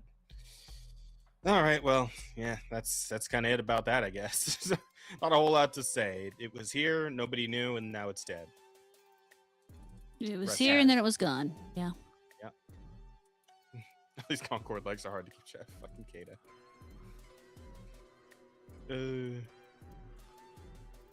This is what. Yeah, little did we know we're actually on like Concord 6. Right. Something like that. Yeah. Who? Yeah, everybody in fucking comments just saying who. All right, well, that's pretty much it. I suppose that's where we'll wrap up for today. Wish list now, except no, don't, because it's gone. I kind of actually, is it still up? Is it possible for me to actually like play this before it's actually dead? I'm curious. The cube. Hang on. The cube save. And yeah. Oh shit! I think it might still exist, at least for a small amount of time. Let's see here. Play cube save us. Play game out of library. Okay, I'm gonna check this out. I'm gonna jump in here. I'm gonna see what the fuck. If it lets me, because it might be it's like you can download it, but then like when you actually go to like do the launcher, it just won't actually let you in because like, oh, the servers are dead or something, right? But yeah. I'm gonna try and play it because I'm kind of curious, and we'll circle back next week and see if I can actually see that. It does say that the reviews, the 421 reviews there are mostly negative, so maybe it is actually garbage. Maybe it only looks cool, but it's actually trash. But I'm gonna try it out, and we're gonna see. Wouldn't be the first time. It is free to play, so it's not gonna cost me anything to at least see what the fuck's going on. All right. Yeah, we'll see. I'll let you guys know next week. Oh, you check the No Man's Sky trailer for Xeno Arena? Oh, I mean, sure. Fuck it. Why not? We can do that on the way out. Sure. Well, Yes. Rod is setting up the poll. I'll go ahead and find that. Yeah, because have you touched this, Bear? Because I'll be honest, no. I've not played No Man's Sky. I have actually played No Man's Sky. No Man's Sky, there was a period of time where, you know, obviously when it came out, it had its issues, and then I was really happy for No Man's Sky because I'm like, you guys, you had horrible release, you made promises that you didn't keep, but you've gone and changed that. You made those promises. No Man's Sky nowadays looks like, its gameplay offerings are a mile wide and a half-inch deep. It just they keep updating it with things that don't look like they're connected at all to the I'm a spaceman gameplay. Hey, at least it's free. True. It is now. Oh no, I mean the updates are free. You might pay for the base game, but the updates are all free. Wait, is the base game also free? I remember I remember paying for it, so I was very upset for a moment. No, the base game itself you pay for, but all the updates since then have been free. So it's not like they're making you. It's not like they're house flippers and you got to pay $80 to get the rest of the DLC. No, but man, they are fucking milking this game. Regardless, It's a different type of milking, I guess. it's Morning Glory milking farm style milking. But we do have one extra question in here that I want to ask you guys real quick. Oh, sure. What's up? From Junebug Planting the Painful. Great stream and awesome podcasts. My question is, what Chinese zodiac are you, and what elements is your Chinese zodiac? I feel like I looked this up once and I don't remember. I think it was Rooster for me. I know I was born in the year of the dog, but I don't know what Chinese zodiac that is. I don't know what the elements are. It is the year of the dog. And I think I also looked up element, and I think mine is air, which is weird because my fucking sign is Aquarius. You would think it would be water. No, but we're apparently talking it's wind. Chinese zodiac, not Well, because he also has elements, and I think elements is like a Chinese zodiac element. Yeah, it's also based on year. It's all part of year. Yeah, let me look it up. Hang on. So I do know mine, and it is dragon. I was born in the year of the dragon, and okay, good for you, man. For element, it was earth. Apparently, mine is water. So, is it based just on year, or it's based just on? Yeah, it's So not. if you just type in Chinese zodiac and the year you were born, it should tell you. Oh, not month? Just Nope, year? just year. Just year. Okay. You're thinking the classic zodiac, which is month. Oh, okay. Let's see. People born in 1993 are water roosters. Oh, okay. I guess it is water. Oh, so you're both water. So so it lines up with my fucking normal zodiac. Which is funny because we're also Aquarius. Both of us. How about that? I'm fishies myself, so. Oh, Pisces? Yeah. All right. Yeah, so there we go. So You I got am two a water roosters dog. And, wait. Junebug It's a is water Metal dog? Gear. No, I'm a water dog because I was born in 1982. That was the year of the dog, and the element is water. You were born in whatever year you were born in, and it is rooster, and it is also water. Yeah, water rooster. That reminds me. I need to watch Rooster Fighter.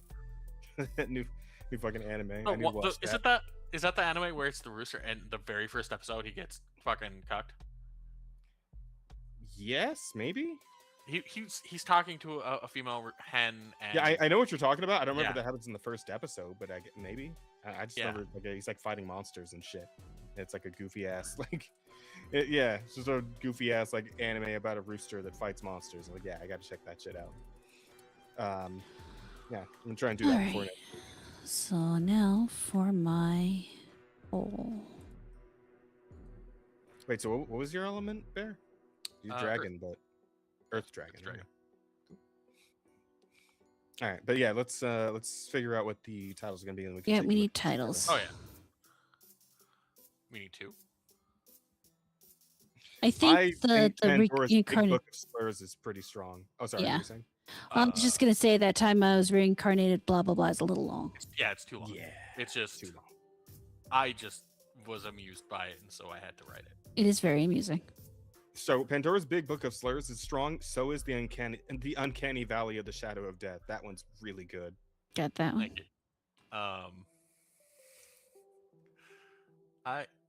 I know it's not a strong one, but I like contracted tits.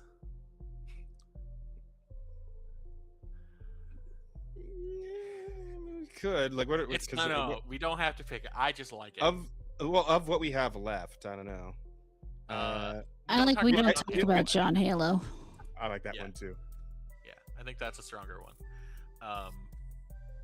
We just spent a good bit there talking about House Flipper. Yeah, House Flipper Turbo Championship Edition is pretty good, I think. Yeah, we put that. All right, put that one in there. All right.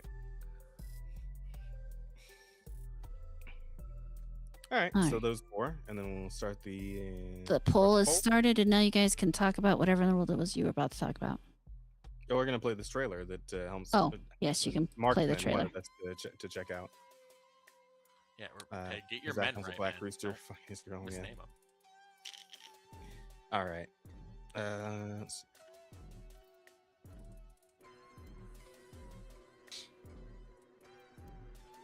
Why does it look like the fucking Star Wars table from A New Hope?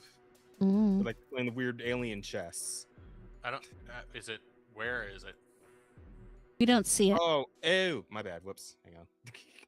Let me start that over.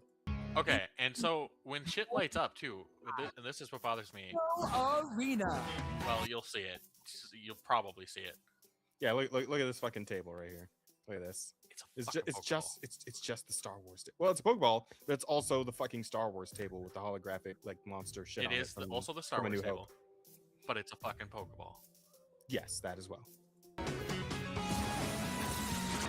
Find, train, and battle your pets for the ultimate rewards. Assemble your team. And discover new Xenospecies with rare abilities. Complete your pet log. Genetically modify your eggs. And battle with friends. Together, your bond can overcome anything. Power of friendship. Daily challenges in the arena. Journey across the galaxy and face new competitors. Battle together and reach for the stars in Xeno Arena. The No Man's Sky journey continues. Well, okay then. Yep, that is Pokemon. That's the Pokemans. Like, is Nintendo already said any shit about this or not? Probably not yet. Not yet. Give them a week. Ooh, new footage for fucking Dead as Disco. You want to look at that real quick, you guys? Sure. I'm so excited to actually play this game because like me and Bear tried out the demo. Have you tried out the demo for this one, Rada, or not? I haven't. Oh, you should. It's fun. It's real fun. Yeah, it's worth doing. It's a new boss fight that they got developed, I guess. Because you do know like the concept of this, Rada, right? Mm-hmm. Okay. We've talked about it before. Yeah, I'm excited to watch this game be played. I don't think I'm going to be getting it myself. Oh, you can just watch me play it then. I don't have rhythm. I am too white.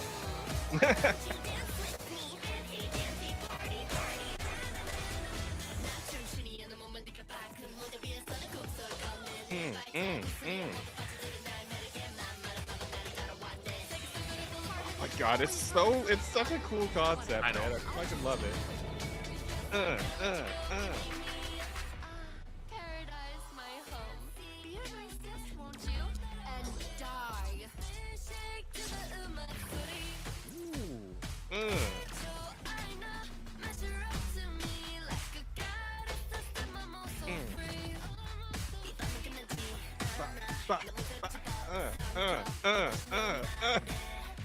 It's so good. Like, just watching it is so much fun. Oh my... I also just love the music.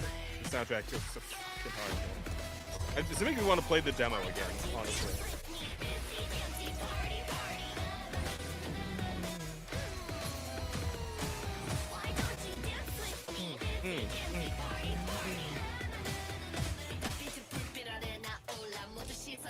Just like the way the whole environment changes with the beat. It's so good.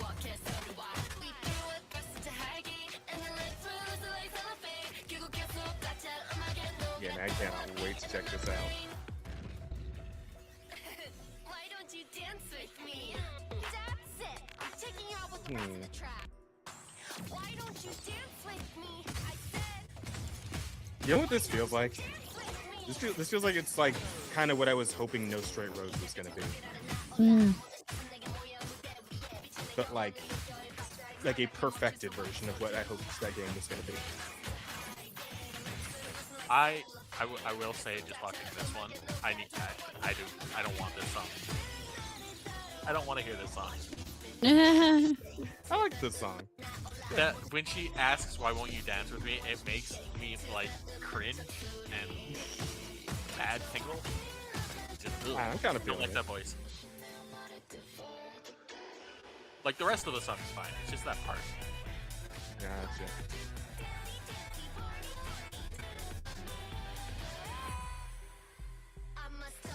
Oh, that's the actual boss fight.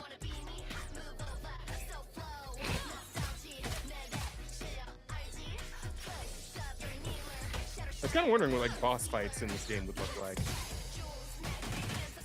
I'm kind of getting like almost like a No More Heroes kind of vibe right now.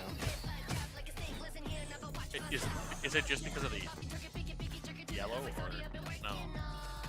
Yeah, it's like everything about it. There's something about it.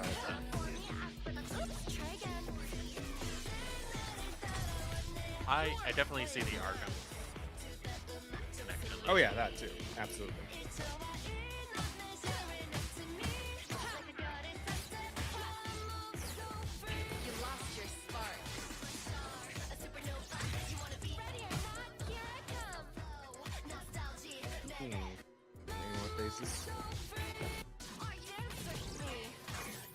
Oh yeah, that's pretty cool.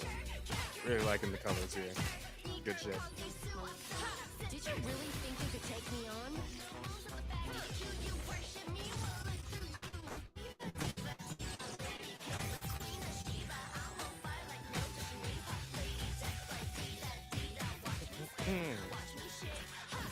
Okay.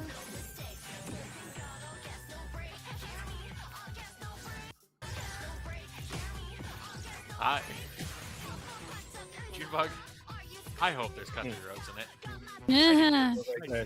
Well, that's the thing, right? Because like with the training room, you can just like upload literally any song and fight with it. That's a good choice. I tried like a few different things. Country Roads was not one of them, but like it's like most of the time, like it has an issue with like some songs, but for the most of the ones I tried, it was pretty solid. With getting the tempo in there right and everything. It was a lot of fun actually. Yeah, it's really. I'm probably gonna do a few rounds before I go to bed now because I wanna try it again. Game's fucking cool. When is this actually? Does it like an actual release date yet? Played the demo now. I don't think it's like proper release date. Do make sure to vote, folks. Yes, please. We need a title. Oh, did nobody vote yet? Oh, we've got 7. We've got 5. We got Or 7. 5 votes. Sorry, I was looking at the minutes. Gotcha. But 5 votes. We got 9 people here. That's not so bad. Oh, what's winning right now? The Uncanny Valley, the Shadow of Death. I mean, I'm cool go with that one if you guys want to. I'm good with that one. Yeah, I think that's a good one. Yeah, they're like 40 minutes past already, and I do have work in the morning, so. Oh yeah. Maybe we just call it there, eh? I think we call it there. Yeah, that's fine. All right, sounds good. Rada, before we go, it's time to chill. What you got? Probably doing something with my husband this Friday. I don't know for sure what we're doing yet. We haven't talked about it. And then we will be not here over the weekend because, wedding anniversary stuff. So we won't be doing anything over the weekend. There will be no streams or anything. He will not be on Saturday Night Hypnosis, and there will be no video. So I will stream Thursday night as well, and I will play some Neo 3. Okay. Cool.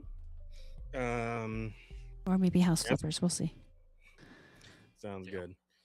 As for yours truly, again, I'm doing a bunch of overtime this week, so we're going to be a little scant on streams.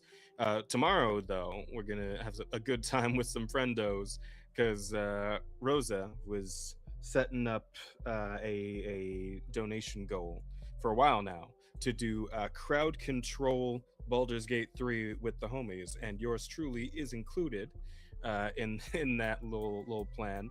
So I'll be streaming it from my end as well tomorrow at 4 p.m. PST. We're gonna all come together. We're gonna finally start a Baldur's Gate 3 campaign that we will hopefully actually finich. Uh-huh. I wish you luck. And of course, again, crowd control. So if you guys want to come in and fuck with us, you guys can, obviously go to Rose's channel and donate there to cause all kinds of fucked up effects to hinder us as we try and make our way. Should be fun. And then of course Thursday night, Marvel Rivals night. So yeah, I'll be there. Bear will probably be there, and then I think that's kind of it for like regulars. Because of course it's also the one player versus strat D&D week. So that means Asta's not going to be with us. Patho's not going to be able to come around. So yeah, me and Bear, and I guess maybe some of the others who typically stop by sometimes. I believe Sumi will probably at least drop by at some point during that. So more than likely. Yeah, unfortunately, it will be still one day before they drop Black Cat, so we won't be able to play with her. But next week we'll get into some Black Cat stuff, so that'll be fun. But yeah, guys, that's pretty much it. Now, of course, obviously, on Tuesday next week, we'll be back here again with the podcast. Asta will be back with us since it's a non-guest week, and same night, same time. You guys are free to come hang out with us. We'd love to have you. We'll be talking about the news and the pop culture and all that good shit, whatever happens to be going on between now and then, which, I mean, how much could that really be? God damn it. Damn it. Damn it. He just can't help himself, see you guys. all in the next one. Until then, take care of yourselves, everybody. Peace. Bye-bye. Good night. Bye.